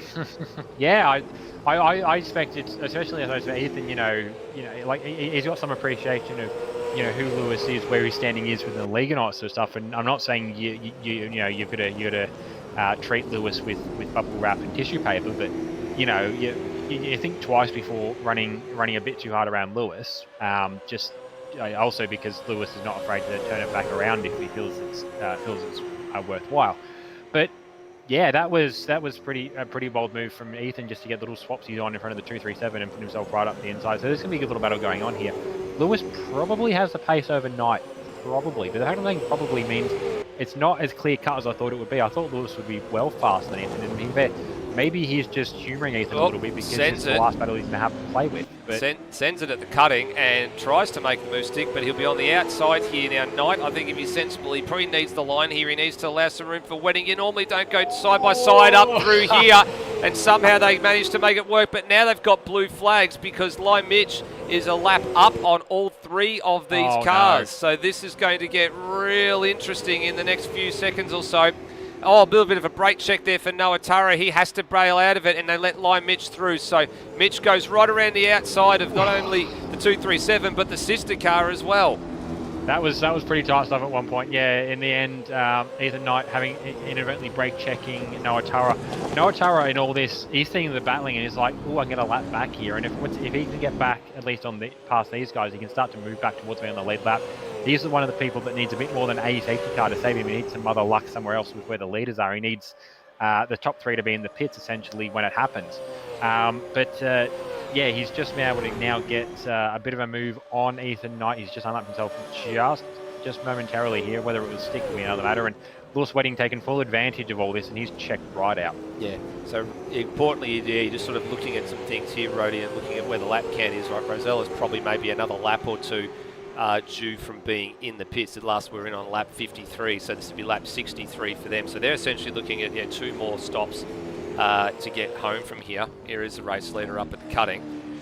So they were in on last lap on lap 53. That 10 lap stints, even an 11 lap stint, they'd be in a lap and a half from now, and then it'd be one more short field stop to get home. Yeah, so at this point you're starting to buy into that last stop not having to be last stint out, not having a full stint. We're going off the rough mental math of a minimum of 10 lap stints. At this point you've got math should be 18 laps until the end of the race. So yeah, it's going to be a stint and a bit. Stints are at the shortest 10 laps. They're probably realistically up to 11 or 12 for some drivers. So definitely almost a half stint for some drivers out there to finish the race. Yeah, that's right. So it's getting to a point where if a 10 lap stint, so if they would pit lap 63, then again lap 73, or even 64 and 74 for the race leader, then you're looking at about a 7 lap sprint to the finish. So yeah, they're relying on some green flag situations from here because they're, you know, the fuel mileage that they've been getting. And look, Rosella's definitely been good on the fuel mileage in some of the other events that we've seen him do it, but you know, that car hasn't got more than 11 laps out of it, a tank today. Absolutely, yeah. So that's sort of the buy-into, and as I mentioned earlier, that was probably the strat for Ross to try and push his stint out long enough that it would put Rosella into a window where you know, he could run a shorter stint that he wanted to, purely for the pace, but also, yeah, perhaps just where Luke's at, like, he's not incapable as a driver, but there's a difference between being able to have race pace and or race craft and being able to run to a number and run strategically. And it's not an easy thing to do. There are plenty of drivers that as much as they'd like to try it, they're just not quite set up. They're just not quite being able to sort of put themselves in the mindset of being able to run to a fuel number or a tyre wear number. They're just too excited in the want to get out there and have, you know, a really big dip. Yeah, well, Noah Tara's actually just tried to get a lap back on line mid here, so he's just gone down the inside of the chase. So Noah feels like he's got some pace to burn here. So himself and Mackenzie have now gone 2 laps down. So they need to be very, very careful here. They've got to keep pressing on. They've got to hope that the race leader comes in the next few minutes, and then they've then got to just basically get their fingers crossed and, you know, pray that, you know, luck falls their way, because it hasn't gone their way so far today. The puncture for Angus Brown has really cruelled this car's race. And then the other situation with Mackenzie at here at turn 2 was a bit of a difficult one as well, which gave them a puncture. Yeah, with where the pair of them still on the road, if it fell out in just the right way, they would be able to get back on the lead lap by virtue of the safety car, how the safety car calls it. They'd have to stay out when everyone else pits, or have to stay out when obviously the leaders pit, and then, well, no, so stay out when the top 2 cars pit. But the proximity for Dane to the two lead cars is within the realm of a pit stop window, and I think Noah's pretty close to that as well. So if something does fall for them, then they are going to get that lap back, and then they'll get even a lucky dog and get the other lap back. But they need to keep pushing on now. Yeah, they do. They need to hope that their fuel mileage is actually that good that they can actually stay where they are and get that lap back, because all the other cars ahead of them are probably not going to get that lap back. As we look back to our race leader, so he's looking like, is it an 11 lap stint, or is he going again? No, he's actually trying to stretch the fuel mileage here. So he's been doing 2:06.6s last time around. So as we're saying, this car hadn't got more than 11 laps, and he's done a 7.3 there. So I think, yeah, this is now into a fuel mileage stretch for Rosella. They're trying to shorten the last stint as much as possible. I'm curious on how much they're going to. It's on. Well, the car hadn't got more than 11 laps worth of fuel in it all day, Brady. This is now up to 12. The only say that I'm thinking then is Will Devonich pulls into the lane about what I was expecting to happen. The only thing I would say then is perhaps for Rosella they're trying to make their next stop their last stop. Because if they can push a lap or 2 longer, you're then asking for. A lap or 2 longer is asking for a 14-lap final stint, which is a bit of a stretch. Yeah, but if you can, the longest if they can massage it out, then they could potentially pit once more and make it to the end from there. Yeah, well, the longest I've seen anyone do is 13 laps. I mean, to do a 13-lap stint, you'd have to be pitting on at the end of lap 68 to get home here. So that is a stretch, and I think that's on the upper limits of what you do. You'd have to be fuel saving chronically to get home from there. Absolutely. Well, with Will in, that promotes Lime Mitch and Lockie Burke up to 2nd and 3rd, and it will also promote Phil Boak to 4th when he gets through. He comes down the main straight now. I think Will Devonish will pop out in front of Kurt Stenberg. He's another 15 seconds down the road. Yep. But that might be a little bit close on exit. Yeah, so Boak goes through there in the 074 machine. And yep, you're right, up into 4th place. And yeah, you're right, Rody. He's going to comfortably beat Stenberg. Instead, he's just in the back of shot there at the moment. So Devonish will get out, and he'll probably have a good, 500 metres, I'd say, on Stenberg. Actually, probably not 500, more be about 300. And there you go. Yeah, he'll have just enough window to start to get the temp back into the tyres again, and obviously the brake temp back up as well, and it should be good to go to start really buying back into some pace again about the half lap, 3/4 lap mark into this stint is what I was trying to go for. And Rosella in the lane now as well, so I'm just keeping an eye on the other side of the shot. There he is. He comes in, and that's the end of lap 65. Yeah, so from here, I'm just trying to do the math. I don't think that's going to work. No, that's going to be it's going to be 15 laps, I think, from here, which I don't think you're doing. No, I don't think you can do it either. And so unless the only thing I would say, perhaps maybe he's going to do like he could do like a 10 and a something, or he could be intentionally. He might want to go out there and just want to set heaters. He might do like a 7 and a 7. Yeah, well, we just don't know. And just underfuel the car deliberately and run it on fresh tyres and see how quick he can go. Now, Mackenzie, I'm just noticing, is coming into the lane, so he's unfortunately not taken the bait here, and he's not going to get one of his laps back because the race leader is in the lane. But Noah Turra should get this lap back. There he is, right on the main straight. So as Rosella's car goes down on the jacks, Noah Turra goes through. So if he's got some fuel mileage, he just needs to press on here. Hearing strategies, hearing from Specky in the chat that him and Brap had a 13 lap, were running the 13 lap strategy to try and save a pit stop at the end of the race. So that's what I was saying. Perhaps what Rosella and Ross were looking at doing, but I'm just guessing that Rosella's fuel burn at the pace he's doing is just a bit too excessive to make that work. And realistically, if he was going to do that, he needed to start doing that 2 or 3 stints ago.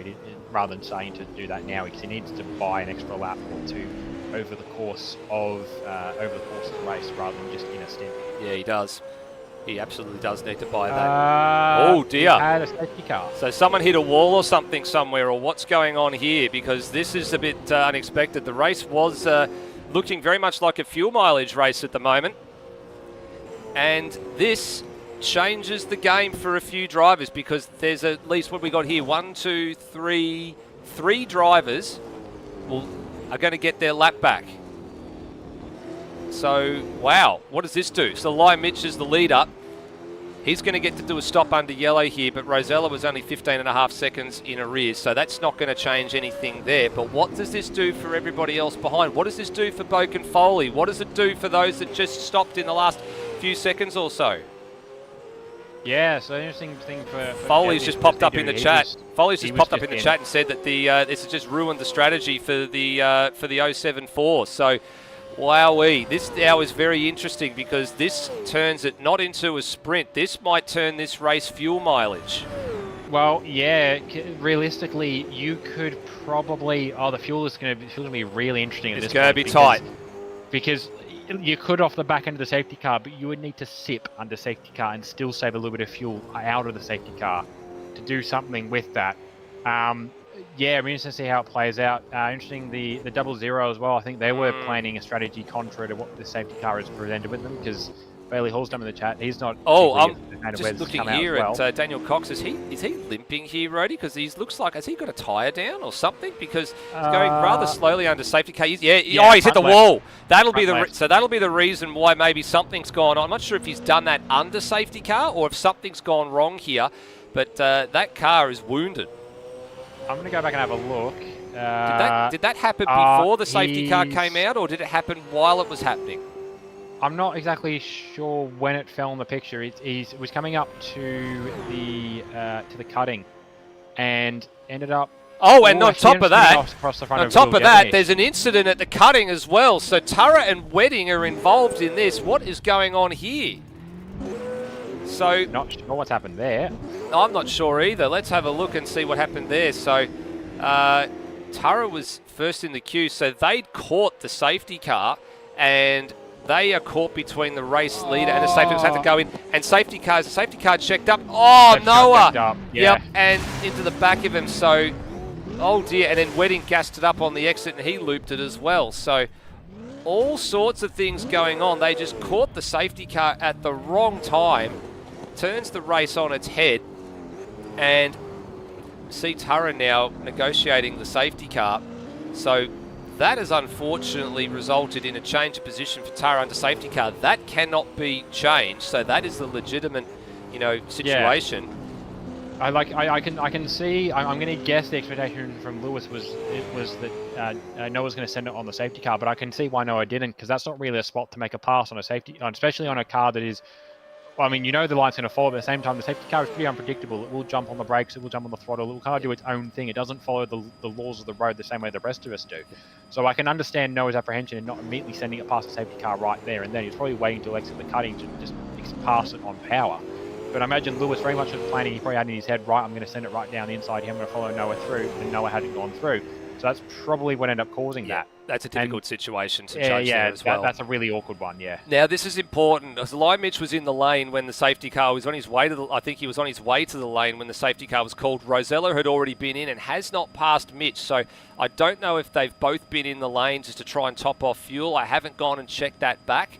But for Will Devenish, he is the leader at the moment. I think they're playing fuel. I've just had a look at Rosella, at least. He's sixth. He's clutching. He's sixth and idling down the hill. So you're right. They're trying to save as much fuel on a safety car as possible, and then they're probably going to have to save a little bit after the safety car. But that's, I think, where the leaders are going. Yeah, that's right. Well, I mean, that's a difficult situation for a lot of people, because those that want their lap back, they need to actually get on. They need to actually rely on those people to close the field up.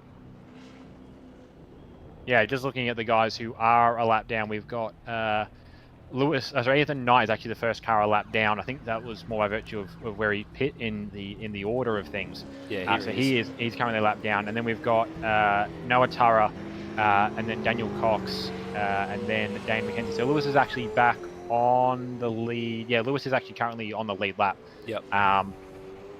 But I think which would be by virtue of, I think, where the safety car pass happened. Or the fact the two of them were able to get through on the safety car. So that's what sort of gifted Lewis that lap back already. But yeah, Ethan Knight, Noah Turra, Daniel Cox, and Dane McKenzie. Dane McKenzie's only currently a lap down, so I think he is in the window where if he gets given the way around, he'll be good to go as well. That's right. So I think there's just keeping an eye on what's happening here with the race direction as well, because there is the lucky dog situation as well. So race direction has just gone out. It's monitoring the chat that says if you are in the queue behind the safety car and you are a lap down, you may pass when safe to do so. So that's why Ethan Knight's just gone through there on the 888 machine, and he needs to catch the back of the queue pretty quickly. So now Eli Mitch has been into the lane. Rosella has taken the lead of the race, and is just, as you said, is trundling, pedestrianly like trundling at the moment. So this is not catching the safety car in any great rate of hurry here either. So I don't know. Yeah. I know he's. You're going to use fuel up the hill. You got no choice here, but they're trying to avoid having to stop again here. I don't know if this is actually going to work, because the safety car is just coming through Sulman Park now. So Rosella's not that far off the back of the safety car. But all these other drivers that need to catch up and get to the back of the field so they can get through, they're not making any great hurry here. Knight's the only one that's been able to do it so far. Well, yeah, so some of the issues I'm seeing popping up just in by virtue of the timing tree, there's a pretty healthy gap between Lime Mitch and Lewis Wedding. I'm not saying that's something that's happened. I mean, no. We saw where Mitch happened. We saw where Lewis happened. We know where he lost 20-odd seconds. So that one's pretty reasonable. But then there's essentially a little bit of a log jam up behind Kurt Stenberg. Kurt Stenberg. There's a big log jam up behind Pete Savage, who I assume, amongst the others, probably trying to do a bit of fuel saving. But yeah, decent little log jam with him, and they're actually more or less at race pace trying to catch the back of the train. So Pete Savage, you've got Nathan Higginson in there as well. Daniel Cox, who's a lap down, but he's trying to catch the back of the train to get his lap back. And Ryan Smith at the back of that train as well. Yeah, so the next one that's got to catch the back of the snake is Noah Turra here. So the two race leaders have caught up to the back of the field, and they're pretty much in a coasting situation coming down the hill. Actually, I've just noticed as well, we've got Dan Liccardo pulled over the exit of turn 2.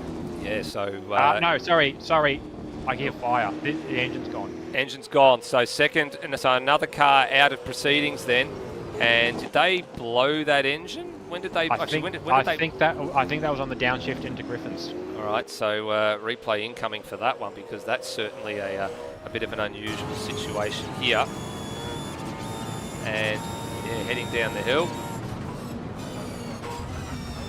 Yeah, the old dreaded money shift by the sound of it there, Roddy. Ooh, no, I've just seen it in the. I think it was a double downshift, potentially. No, that was okay. That was a downshift, but it was down. He dropped down to second. I'm guessing I don't think you plan on doing that. You don't really tend to be second through there. Revved the engine up to 7.9, which is getting a little high. So that was probably just enough to kill the instant kill an engine. Yep. So that's. I will say anything within reach of Dane probably won't be safe right now. Yeah, no, that's right. So I'm keeping an eye on some things here just to see like who's actually in positions to pass the safety car and that as well. So Tara and Cox need to get going. So and they're the only ones I think that are yet to take their lap back. Yeah. So yeah, Tara and Cox are the ones we're waiting on. Just having a look. Tara's just pulling through on the field now, so that gets him out of the way. And Cox shouldn't be too far off. Cox was a part of that train with Higginson, which I think has now, and Stenberg, which has pretty much caught the train. So we should see Cox go through fairly quickly as well. Yeah, so there goes Noah Tara, and just looking out to see where Daniel Cox is as well. So he's at the back of the train there. He's got the harder task to do here as well. He's actually got to pass them over the top of the hill. So that's the situation for them, and this is something that has usually been reserved for when the whole entire snake has been caught up behind the train. Then they would or behind the safety car. Then they would say, right, everybody can that is now a lap down can now pass the safety car. But it feels so strung out at that point that race control is having a bit of an issue trying to make sure everybody can get through and get back onto the lead lap. So Cox is the only one that is not able to do that so far, but he's got to pick an appropriate time to do it.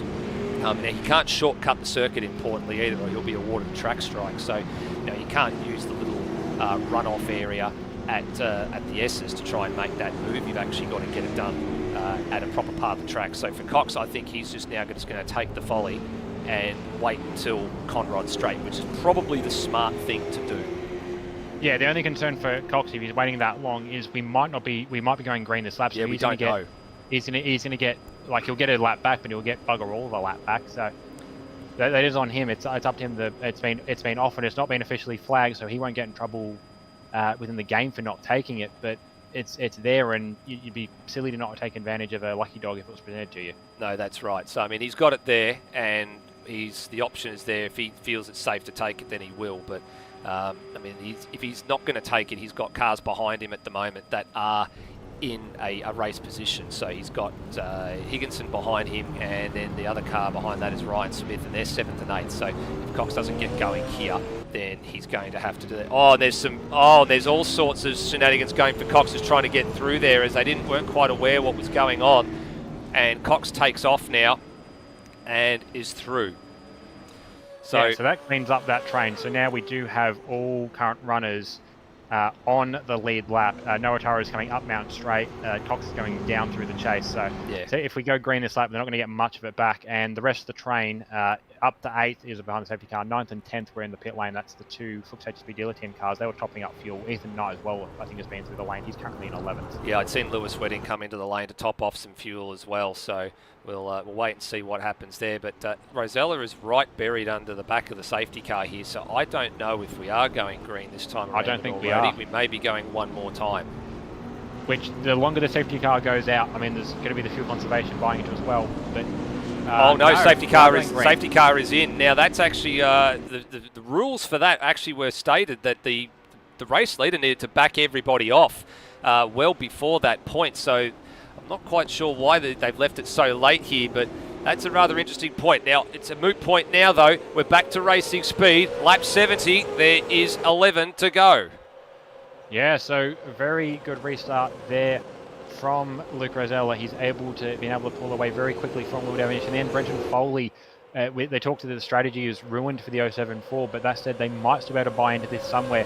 Foley is in the car for what is probably going to be the final stint, and he's actually hassling Will Devonish. That said, a lot of guys on the train really worried about tyre temp right now. You can see them snaking their way up Mountain Straight to get the tyre temp into the car. As a look down the inside there, the Lion Mitch is not wasting any time. He's boxing on with his old sparring partner, Lockie Burke. He's gone straight through at Griffin, so no such issues for the 43. And that's a car that's had pretty good fuel mileage so far today. So have they got it in them? Have they saved enough under safety car to come to the front of this race? Are the leaders fuel compromised at the moment? This is all going to be a very, very difficult race to figure out over the course of the next 11 laps. We're going to be having one eye very firmly on the timing screen, but looking at how they're leaping through Reed Park at the moment, they're definitely asking a lot of the car very, very early on. Yeah, I'm just having a look at the timing tree. I might need to jump in quickly and do a bit of corrective action. There's a couple of cars extra lap down where they shouldn't be, so I'll get onto that just quickly. Yeah, no worries. So that's an awesome thing that we looked at there. So all the cars that were actually given the wave by, they have managed to get their lap back, but unfortunately the timing tree is disagreeing with a few people at the moment. So Ethan Knight, Noah Tara, Daniel Cox, Kurt Stenberg was in there as well. I think the timing is normalising a little bit at the moment. It'll be other. I imagine when they're meant to have Ross jumping in and yes.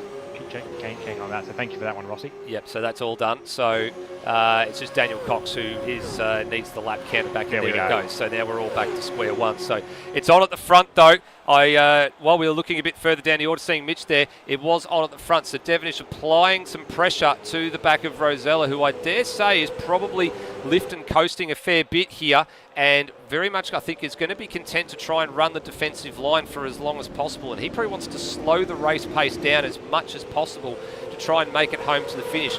Last laps were in the 7th, so. And even for Rosella, it was an 8-1. So I think this is now going to be about who can sip the fuel the least, who can have as much fuel left in their tank as possible. I mean, I don't think it's going to be a case of burnouts at the end of this race. It's going to be very much a case of who is going to have enough just to make it to the line. Yeah, and that said, I mean, we're seeing some slow laps here. But at the same time, we're seeing some push laps, especially from the two Fuchs HSB dealer team cars. They were in Mitch the again on the last lap through for fuel. Very close, line Mitch, very close to sending it up the inside of Foley at Griffin. So he's got pace to burn at the moment here. So I think with Tim Redmond firmly in his here, giving him the fuel numbers and what the situation is, he might know that potentially they are good. They may not need to push that hard. Yeah, so there's two angry little packs going on around. There's obviously the race happening for the lead, and the argument of pace versus making sure that you make it to the end. Then you get to the back end of the top 10, and I think for these guys back here, fuel isn't too much of an issue for them. They're looking pretty pacey. Kurt Stenberg currently in 7th, Lewis Wedding in 9th, dealing with Pete Savage, who is also probably tacking onto this as well. Maybe not quite as quick as Lewis behind, but he's still going to have a great hot crack at this. I think a lot of the guys at the back of this train are the ones who came in pitted during the safety car, topped up the fuel tanks, did what they could. Didn't have to worry about keeping up with the train as much as the guys in front. I think they're the ones that are good on fuel. So it's going to be the juggling act for the guys in front to manage their fuel and keep those behind. That's right. So Savage doing a mega defensive job here, trying to keep Wedding behind, and Ryan Smith is tucked in behind him. Actually lost out a bit there at the start because he was right in behind Nathan Higginson at the restart there. They were 7th and 8th on the road. So Wedding has got very much a fistful of speed here. Pulls out from behind the draft of the Pepsi Max Mustang, and he'll be on the inside here and comfortably actually ahead before they get to the chase. So Wedding's on full tilt here. He came in about a lap before, I think at the back end of the lap before the safety car went in. So he's probably in a little bit better fuel position compared to everybody else. Yeah, combined with where they pitted and the fact that the safety car's run as long as it has, it's actually brought everyone back into a little bit on the fuel window. You're not having to stretch quite so much. There's probably still a little bit of saving in place, as we mentioned, but not nearly as bad as we thought. But yeah, for the case of Wedding and Stenberg, I think they're fully fueled to the end, so they're cracking on really, really hard. Lewis obviously has just gotten through on Pete Savage. Kurt Stenberg, he's not far off the back, about a second off the back of Nathan Higginson, who is in himself tied into a battle side by side actually with Lockie Burke on the run up the hill. Yeah, here they come down the hill into Griffin's Bend over the rise in Mountain Straight, and is Higginson going to go around the outside? That's a brave move this late in the race, especially when you're looking at fuel and trying to figure out if you're going to make it home or not. But he puts all that to the back of his mind and he gets through up to 5th place. So Bailey Hall's done a great job to get this car into a good position. Now Higginson's just got to keep it straight. He's not going to do that. A little bit of the dog wagging the tail there out of the cutting and up under the tree and through Reed Park. So he's done the hard part now, Higginson. Just got to settle into the groove now. Just got to see if you can latch onto the back of Brent Foley, who's now lost a position to Lime Mitch, and he is charging. He's now right up behind Devonish and Rosella. So this is going to be a great scrap for the win here. Is there any last minute fuel stops? Are people going to push the envelope? That is the big question right now. Yeah, the interesting argument will be as well is where they're all at on fuel. I feel Mitch is probably one of the better ones out there. I wish I'd gone back and called when they all pitted to know where they're at on fuel, but purely based on the running. Will's been pretty good on his stints. Mitch and Tim have been very good on their stints. This is very much sort of Luke's race to lose. You can see, like, he could be pulling away. He could be pulling away by seconds. Here we go. Here we go. Change for the lead. It's on at the front. So again, Rosella was on the far left. Devonish had the inside line for the cut for the kink in the chase, but the inside line, Rosella picked it fairly early for that part of its course by setting him up a lot, coming down the left-hand side of Conrod Straight. And he continues to defend here. And because he just defended there as well, Mitch decided to try and stick his nose at the inside at Murray's. So I'm not sure what do you do here, Rody? If you will Devonish, do you let Line Mitch go, see if he can have a go at Rosella, or do you try and play attack and defence at the same time? I think the problem is, I think honestly, I don't know how Luke is going to react differently to Mitch. I mean, it's first and second is first and second. There's no equation, but at the same time, there is history one way between first and second at the moment. There's history a different way between first and third at the moment. I'm not sure if he'd necessarily push it as hard, but I think Luke's probably questionable anyway. I think the concern for Will is Mitch is probably good to go. Oh, Higginson round at the back. He's undone all that hard work. He's gone right around. He's spun it off the turn here. So Bailey Hall's hard work all undone. I think he just tried to push a little bit too much. Coming out of Griffin's Bend, he was starting to close in on the back of Brent Foley, so he had good pace there, but it's all come undone for car 00. Yeah, he's still got a bit to go, but yeah, just got him a little bit. He was running really well there, though. Obviously, a lot of baiters were to set them up, but he was running pretty well as well. A little bit of slow action out of that car now, so I think the tyres are feeling a little bit second-hand. Oh, just caught Ryan Smith in the back in the foreground as well. It was on corner exit as well, looking at the replay there, and he did it all on his own. He's just under pressure from Stenberg behind. And then the rejoin, jeez, well, how about the reactions from Pete Savage with the rejoin there from Higginson? That was mighty close. But yeah, just to mention what I was making before, I think really Will's concern with Mitch is if he lets Mitch through, he won't catch Mitch again. Well, possibly. I think that's where his thinking's at. So he's in a tricky spot. He wants to get past Rosella, but he doesn't want to do it in a way that opens the door for Mitch. And I think Mitch recognises that. He's hanging back a little bit, allowing them to race, basically waiting for them to run each other too wide. Will's gotten through. Will's gotten through. Yes, two battles to watch here. So Devonish has finally gotten through at the chase, but there's some nose-to-tail action between Foley and Stenberg as well, coming down the hill. I wasn't sure which direction I wanted to go and have a look at that one, but Devonish has got the lead. Wedding is on an absolute charge at the moment. His lap time is a 2:0. His last lap time was a 6:3. This time around for Lewis, when we get the update coming through on the time, it was a curb strike in there for Lime Mitch.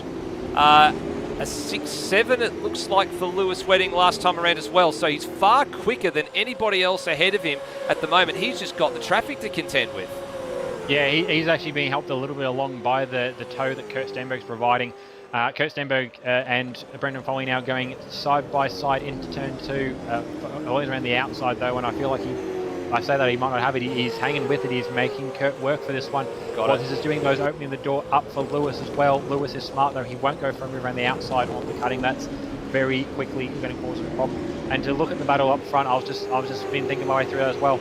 Yep. At this point, Rosella is back through on Devonish, but what I was thinking was if that were to stay as it were with Devonish in front, I'm not sure that Luke might put up too much of a fight to let Mitch through, because Mitch might be able to be a pick that Rosella could use to get past Devonish. Yeah, well, I was looking at that one as well, and I think the lead for Devonish only lasted 6 corners. As actually Mitch I just noticed the shortcut of the circuit. The top here is Foley's got it out of control coming down the S's, but big fistful of opposite lock keeps the 074 pointing the right direction.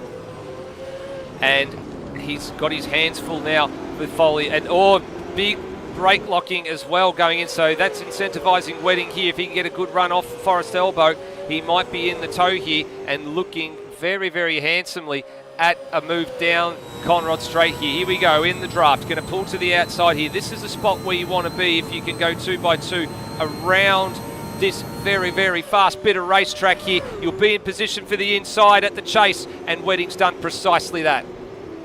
Yeah, he's set himself up nicely. That said, he's had to run it a little bit tight off the corner, which has actually opened it back up for Foley. A bit of a slide off the corner for Foley, but he's just about in front. He's not quite a car length in front.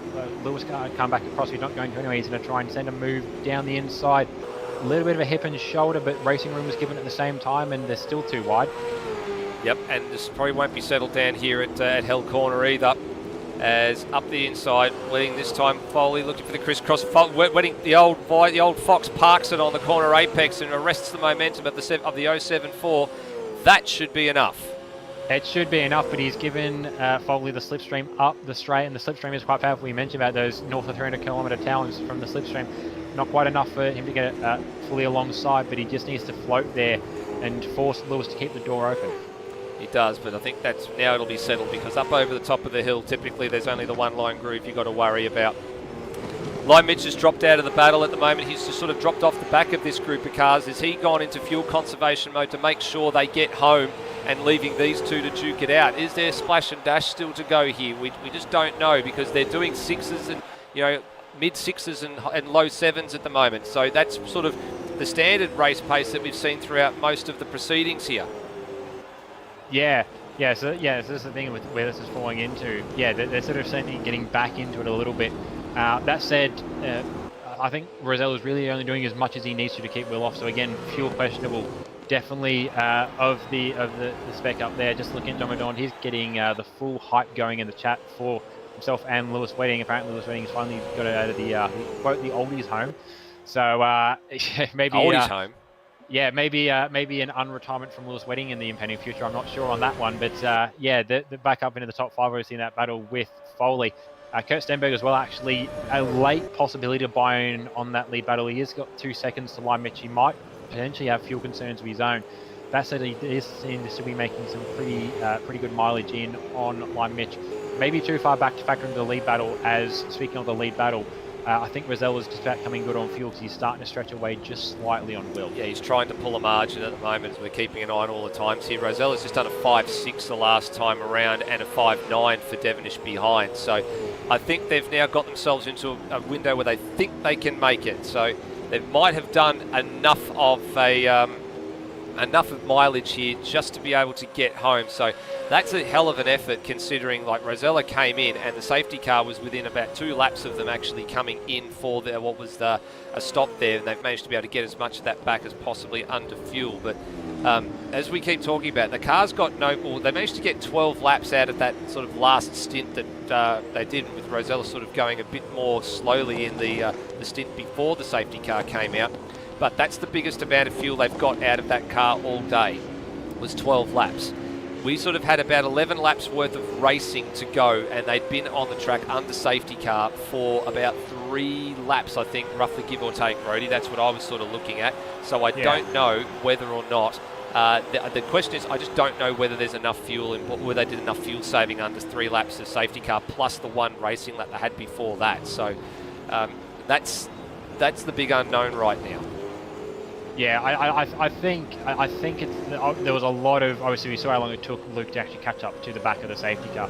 There was a lot of fuel saving going on there to try and set it all up. And yeah, but based off of the previous running, he has only been getting 11 odd laps, but like there's a possibility to stretch it out there, and I think they might just get there just based on the fact that Rosella is starting to try and pull a bit of a gap, suggests he's feeling a degree of confidence on where the fuel level is at. They're probably going to be a sort of situation where he's going to run over the line. Oh, there's lap traffic in the way here too. And there's lap traffic as well. So Daniel Cox, just by virtue of how late he got through on the train, he's been caught by these guys. Same position for him, probably, in a little bit of fuel save to get to the end as well. And it's what's sort of, even with these guys back doing sort of 6s and 7s, they've been able to catch him, but he has stuck into the lane, so that will make him no factor at all. Yeah, no, that's good. So that gives these guys a clear run at the moment. So Cox will go a lap down again, and I think probably from his point of view, he would have got that lucky dog and felt that he probably needed to pit at some point anyway. So he's in the lane. That sorts that situation out. While the leaders continue to duke it out here, Burke has got his hands full with Higginson, who's recovering, and Ryan Smith, who's managed to negate Pete Savage as well here. And Burke is going to have to play some defence. Here's a big lock break for Smith in the back of shot there. These 3 Commodores all on the outskirts of the top 10. And Pete Savage just holding on as much as he can in the Pepsi Max Mustang. And big lock for Burke this time going into turn 1. And that compromises Higginson, who wanted to try and make the switch happen. So that was a bit unlucky for Higo. Couldn't quite get the nose tucked in there and get the drive up mountain straight that he wants, but he hasn't done too bad a job here. He's going to try the outside line, which has not been a bad option throughout the course of the race, but it takes some balls and it takes 2 partners to cooperate. Now he locks the wheel. Is he going to hit the fence? No, he doesn't hit the fence, but he loses 2 spots.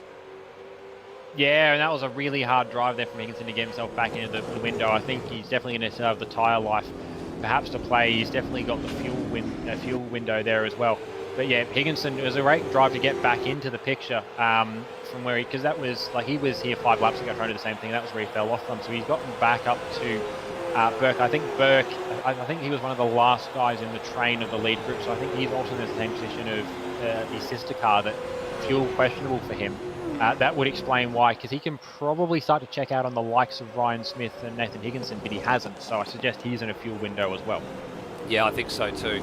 Well, we're getting to the point in time where if you were going to have a fuel situation that you needed to top off, he probably will be coming in a few minutes. There goes Higginson, back a shot. He is around, and a very, very hasty rejoin there as well after he bounced off the fence. It's a difficult spot to get your rejoin right. Has he got a puncture? Has he got some other drama here as well? Is this late drama for the 00?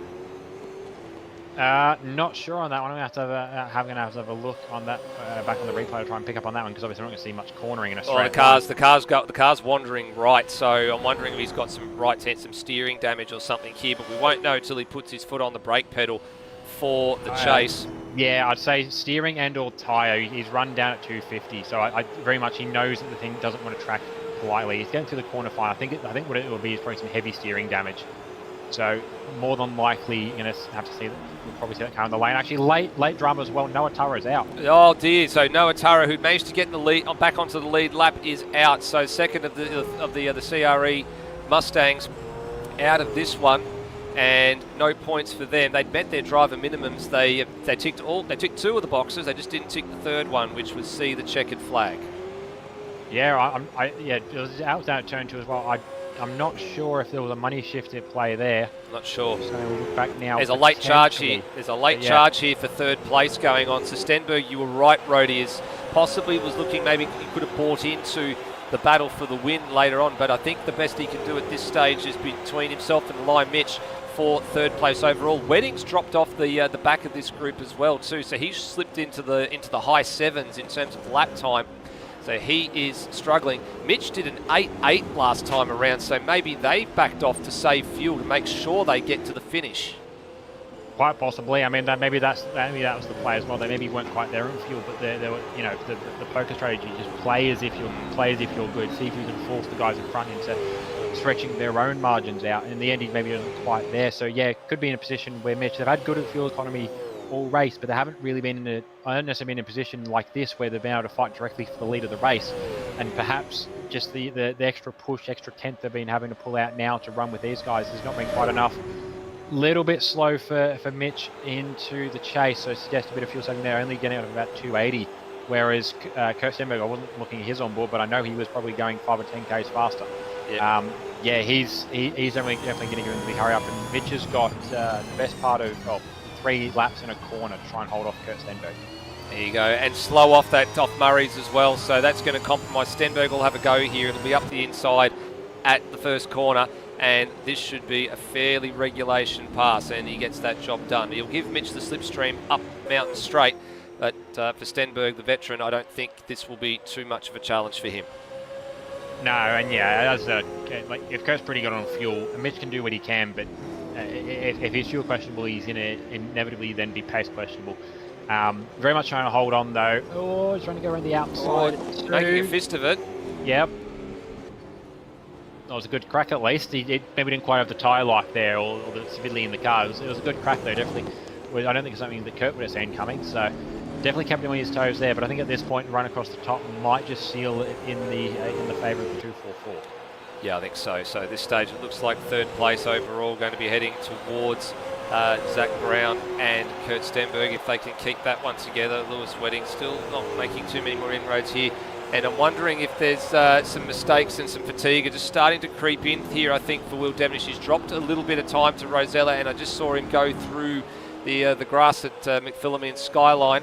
So I'm thinking that he's having to just concede the fact that he's probably not going to be able to make this one work today, and the late race safety car hasn't really given him what he needed. This is actually giving Rosella quite the free kick at the moment. 2 seconds up the road he is at the moment at that last sector split, and I did see a lock break in there as well for the 151. I mean, for them, they're going to look at it from the point of view that they're going to take home some points today. That's the important thing for them. They didn't finish Sandown. They just need a good haul of points to keep themselves atop the point standings and out of reach of the chasing pack. But for them, it could have been the one that might have gotten away, because there was a few opportunities that he's had to throw the car down the inside of Rosella in at the start of the last stint after the safety car, and he hasn't been able to get that done. And 2:08.2 versus the 7:1 from Rosella, that balloons the margin to 1.8 seconds. Yeah, and I think at this point with just over a lap, or just under 2 laps to go, I think at this point, Luke is good to go at the end. Will is good to go at the end. We would have seen them in by now, surely, because there's no sense pitting right at the last lap, because you're going to be on hards that are cold, or used hards that are cold, and they're not going to have performance. So if you're going to pit, you'd have to pit early. So I think Mitch at this point, Luke at this point is pretty set. He's starting to pull away now. Although that being said, John McDonald, I think John McDonald's pulling people's chain in the chat at the moment, thinking he's not going to make it. But I don't buy that for 1 second, John. No, I very much. The difference between the last 5 laps and now shows for me that Luke's good on fuel. Yeah. So Luke is good on fuel. Will should be good on fuel. Mitch, he's still buying in there with Kurt. He's not quite letting Kurt get away. Kurt very much is still leading that train, but he's not letting him quite pull away just yet. And actually, the big drop-off in the end from all that, I say big drop-off, he's in the position he has been for the last couple of laps, but Foley was a big drop-off. Obviously, the strategy, I think they were set to go right towards the end as well. Yeah, they wanted green flag running. Yeah, and the way the safety car played out, it actually didn't work out too nicely for them. So they're still in a position, though, that the way that the guys behind them are battling, especially, they've got 20 seconds to Lockie Burke. So even if fuel's a bit questionable with them, with a lap and a bit to go, they're pretty good and pretty set for 6th. Yeah, I think so too. So penultimate lap nearly over and done with. Rosella's got quite a good margin. Maybe he's got it out to 2.4 seconds. So that's looking increasingly likely that they're going to get home from here. He'll have enough time in his pocket here, I think, to make sure he actually gets home. Stenberg looks like he's secured 3rd for the moment, but just with the 1 lap to go, you never know until it's all over. You remember himself and McMillan throwing it away on the final corner, or the final couple of corners on the last lap, and not being classified all the way back in 2020 as well. So anything is possible. And Foley currently sitting in 6th there as well, so he's not going to sort of feature at the moment. But we are on the final tour now for the race leader. We are, a little bit of late drama I just spotted as well. Pete Savage out with internet issues, I would suspect as well, but that would probably end up in the last DNF. He almost made it. It was ended up being just a lap short. But final lap for the leader. He's pulling a gap of about 2.5 seconds. Starting to fall a little bit, but I really think at this point, he definitely is set to go. Even if it conks it across the line, he's set enough of a margin that he'll be good to go from there. It's a game crash, actually. There you go. So just doing the live chat. So probably been in the server a little bit too long. Needed to jump out, jump back in. We've mentioned that there were a few drivers over the course of time. The race leader's still got about a half a lap to go here. So there's, I'm wondering if Lockie Burke, the sister car, is a little bit fuel compromised here, because Daniel Cox is trying to get a lap back here, but Burke was awfully slow at the moment. Whether he's actually trying to fight some sort of issue or not, I'm not 100% sure. Yeah, I think Burke, as I said, he hasn't been, he hasn't been to the pit, just looking at the gap to Foley. I think for some of these guys, it's just a fuel question, potentially. Higginson's closing in on him. No, definitely fuel questionable, because I just heard a distinct lack of engine note in the braking zone for turn 2. He's lifted and coasted massively. So, Burke is very, very fuel questionable. Yeah, I think Burke's done. I think he'll be struggling to get to the line here. The sister car, though, on its way to the flag, heading down the hill into the chase for the last time. The safety car's thrown up an unexpected curveball for them. Somehow they've managed to make it work. Just 2 corners to go, and it'll be another win in the books. Not only in the Enduro Cup, but for Luke Rosella as well. So, did it the hard way, having to fend it all off at the last minute there. But another Bathurst 500 win for Luke Rosella. Fastest lap of the race as well. And a little bit closer this time than what the Sandown 400 went, with the second place car, Will Devenish, this time not too far behind, only 2.5 seconds. Yeah, Kurt Stenberg coming across the line in 3rd place. That's 2/3 for Zach Brown and Kurt Stenberg in the Enduro Cup, which I think is going to probably end up putting them pretty close to, if not in second overall. Yeah. And Mitch hangs on for fourth as well, just ahead of Lewis Wedding late in the piece there. So the Mustang got the fuel mileage that it needed and managed to get home. Lewis Wedding home in fifth, so that's where that car started. So that's actually a good outing for them. Brent Foley home in sixth. The strategy didn't fall the way that they wanted there. Higginson is coasting, it appears to be, into the chase, so he might have been a bit fuel compromised here as well. That car's definitely not going at full tilt. Oh, this so he'll get home from here. For Burke, the two cars behind Burke are running at race pace, so Burke might be. They are too. Again. Yeah, and there's a little bit of an argy-budgy thing there. Now Burke's shortcut the circuit there. Now if he gains and wins a spot from that, then that will be that'll be taken off him, because that's illegal, and he'll have to cough that up, I would say. That's leaving the circuit, and he's actually gained advantage from that. Oh, and there's some shenanigans at the end there as well. That's a little bit naughty. I would not be surprised to see that investigated post-race.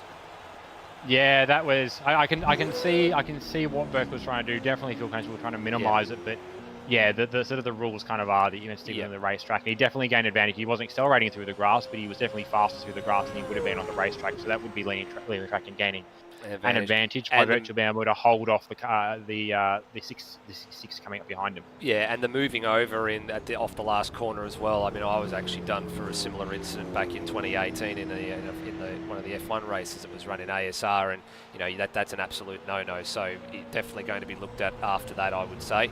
Heath Knight for 10th, and the last car home was actually Daniel Cox in 11th place. So he actually managed to get all 181 laps in after all of that. So is that accurate or is that not accurate? Because I'm looking at the timing, and maybe I think it's meant to be a lap short, but maybe that's just me. I think he was a lap short, because I think we ended up watching him get processed. Yep. I think he ended up going a lap down and all that. So yeah, still coming on a lap down, which is pretty good running. That's it. Well, that is it.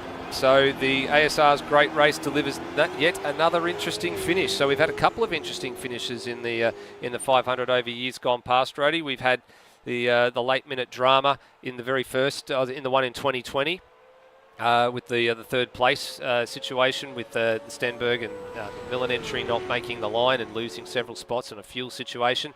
Today's a fuel compromised run. So that was something I don't think we've ever seen for a while. So actually very rare to get a fuel mileage race. It is, yeah. We haven't, they don't tend to fall into often. It's just the one fuel race we tend to get in any of the stuff we do is the annual GT3 pilgrimage to Monza. Mm-hmm. That's exactly the only time a fuel race plays into it. So it was something different to see in Supercars. It wasn't a strict pace battle, and it really opened up the door for a little bit there. I think by all means there were some guys that would have done better if things had played out the way that they were planning for them to. We saw still a good result in the end for Higginson and Hall, and on raw pace, probably the best they could have done.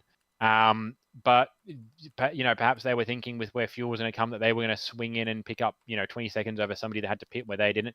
Same for Boak and Foley, and sixth is a good run, but I mean they picked up second last time, and they were probably planning to be somewhere a little higher as well. So definitely a few points left on the table for those guys, but crucially they got across the line, which is something that only just over half the field managed to do. Yeah, that's exactly right. Yeah, just over half the field managing to get in for a win for the thing there as well, which is great to see. So importantly, we still think we had, and now the timing's actually just corrected itself now as well. So there's a few drivers that have just managed to get themselves across the line. So yeah, Cox is unfortunately classified as one lap down. So he was the only car that was one lap down after all of that. And yeah, Pete Savage only a couple of laps from home, didn't see the finish, and the rest were out through incidents of their own nature. Most of them actually, Rody, ended up being the old internet issue or the game crash issue. It wasn't through any fault of their own. The game just giving up the ghost and doing what it does best. So we'll let them see how that goes. On to podium interviews, Rody. So we're looking towards, I guess, a few things now. One, at the end of the day, the Bathurst 500 is over for another year. I don't know where you want to start the interviews, but I'll leave this one up to you because this is your territory. Alrighty. Let me just have a look at who we've got first. I've just been updating the Enduro Cup points sheet so we know where all that's sitting. But we've got 1, 2, 3, 4, 5, 6. We've got everybody from the podium driving cars. We're probably going to go, as per usual, go back to front. So starting with Zach Brown and Kurt Stenberg.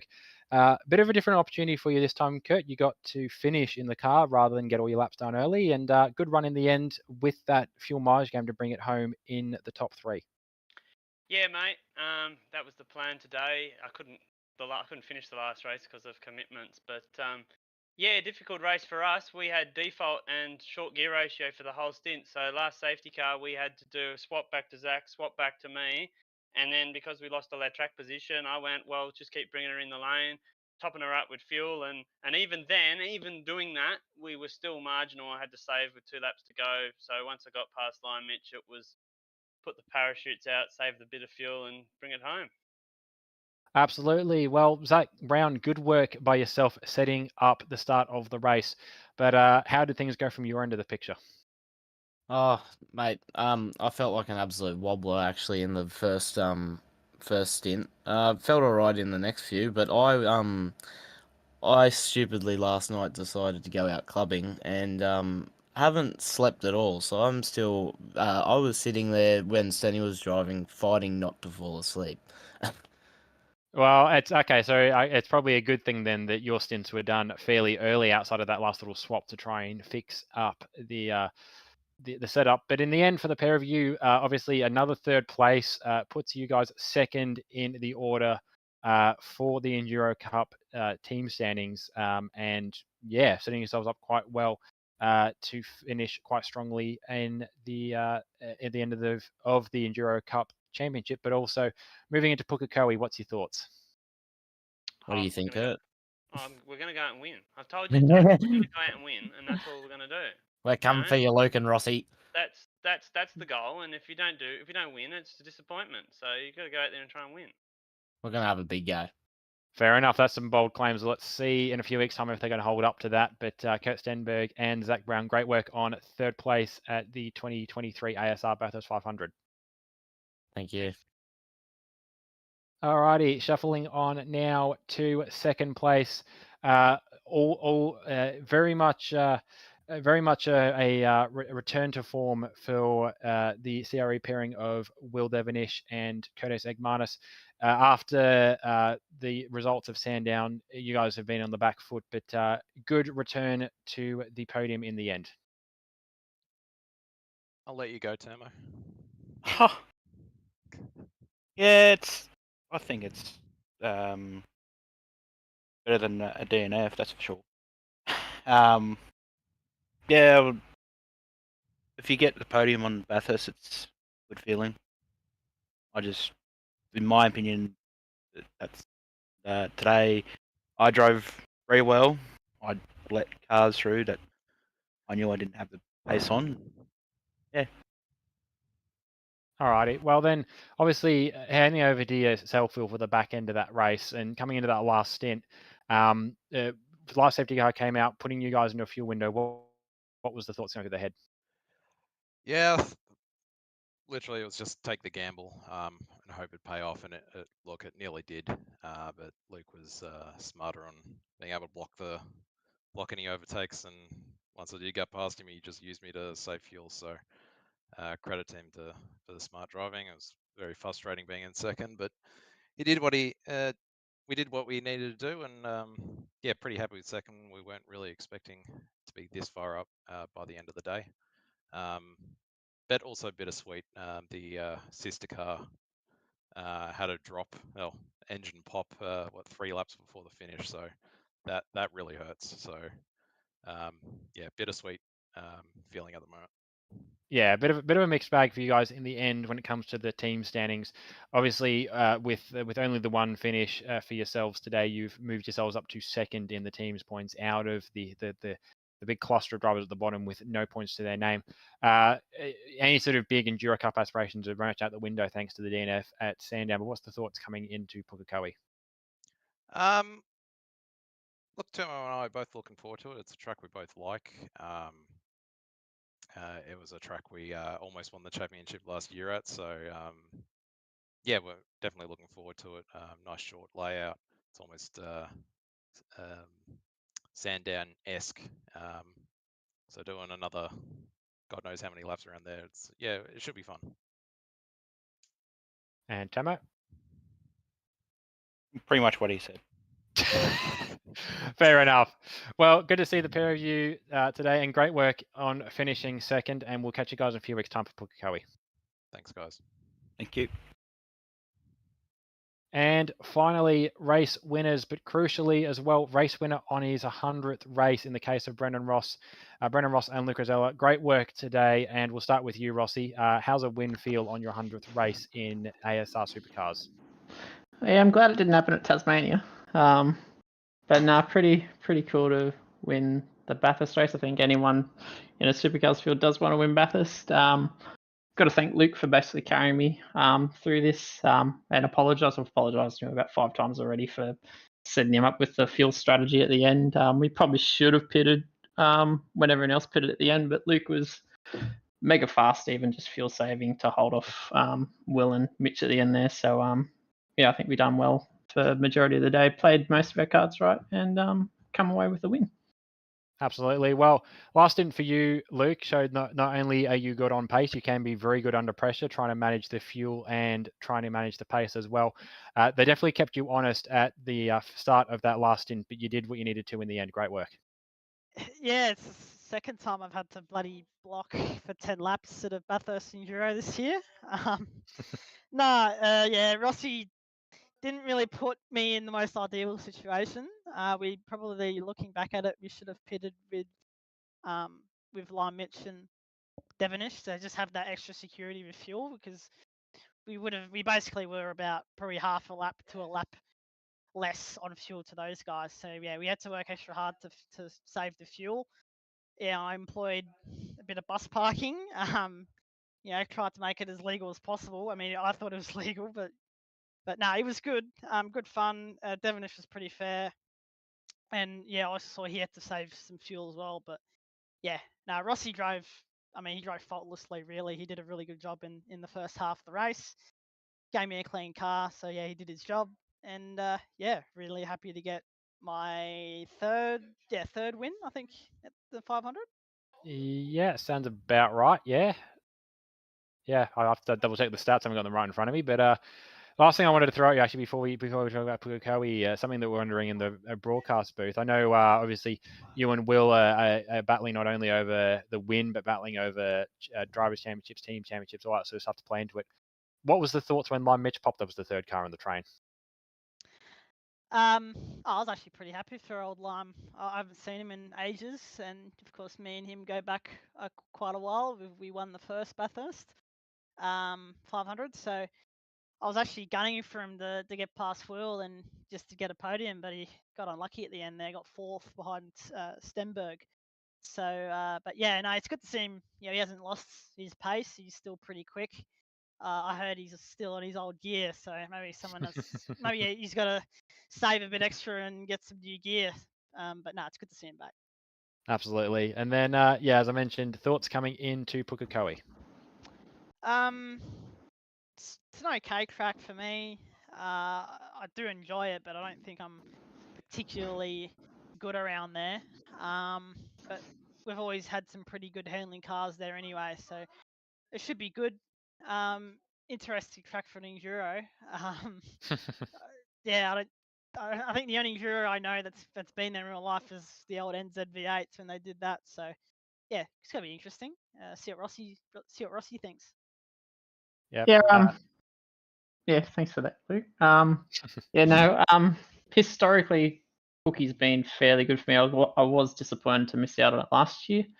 It was, I think the only round I did miss last year, just due to us being away. But yeah, I'm looking forward to it. I know Lewis has got a new Pookie in the works, so hopefully a lot of the traits carry over that we've had in the past. And I'm sure, just given how across all 4 cars that we've had this year, we've all been saying the same thing about the cars.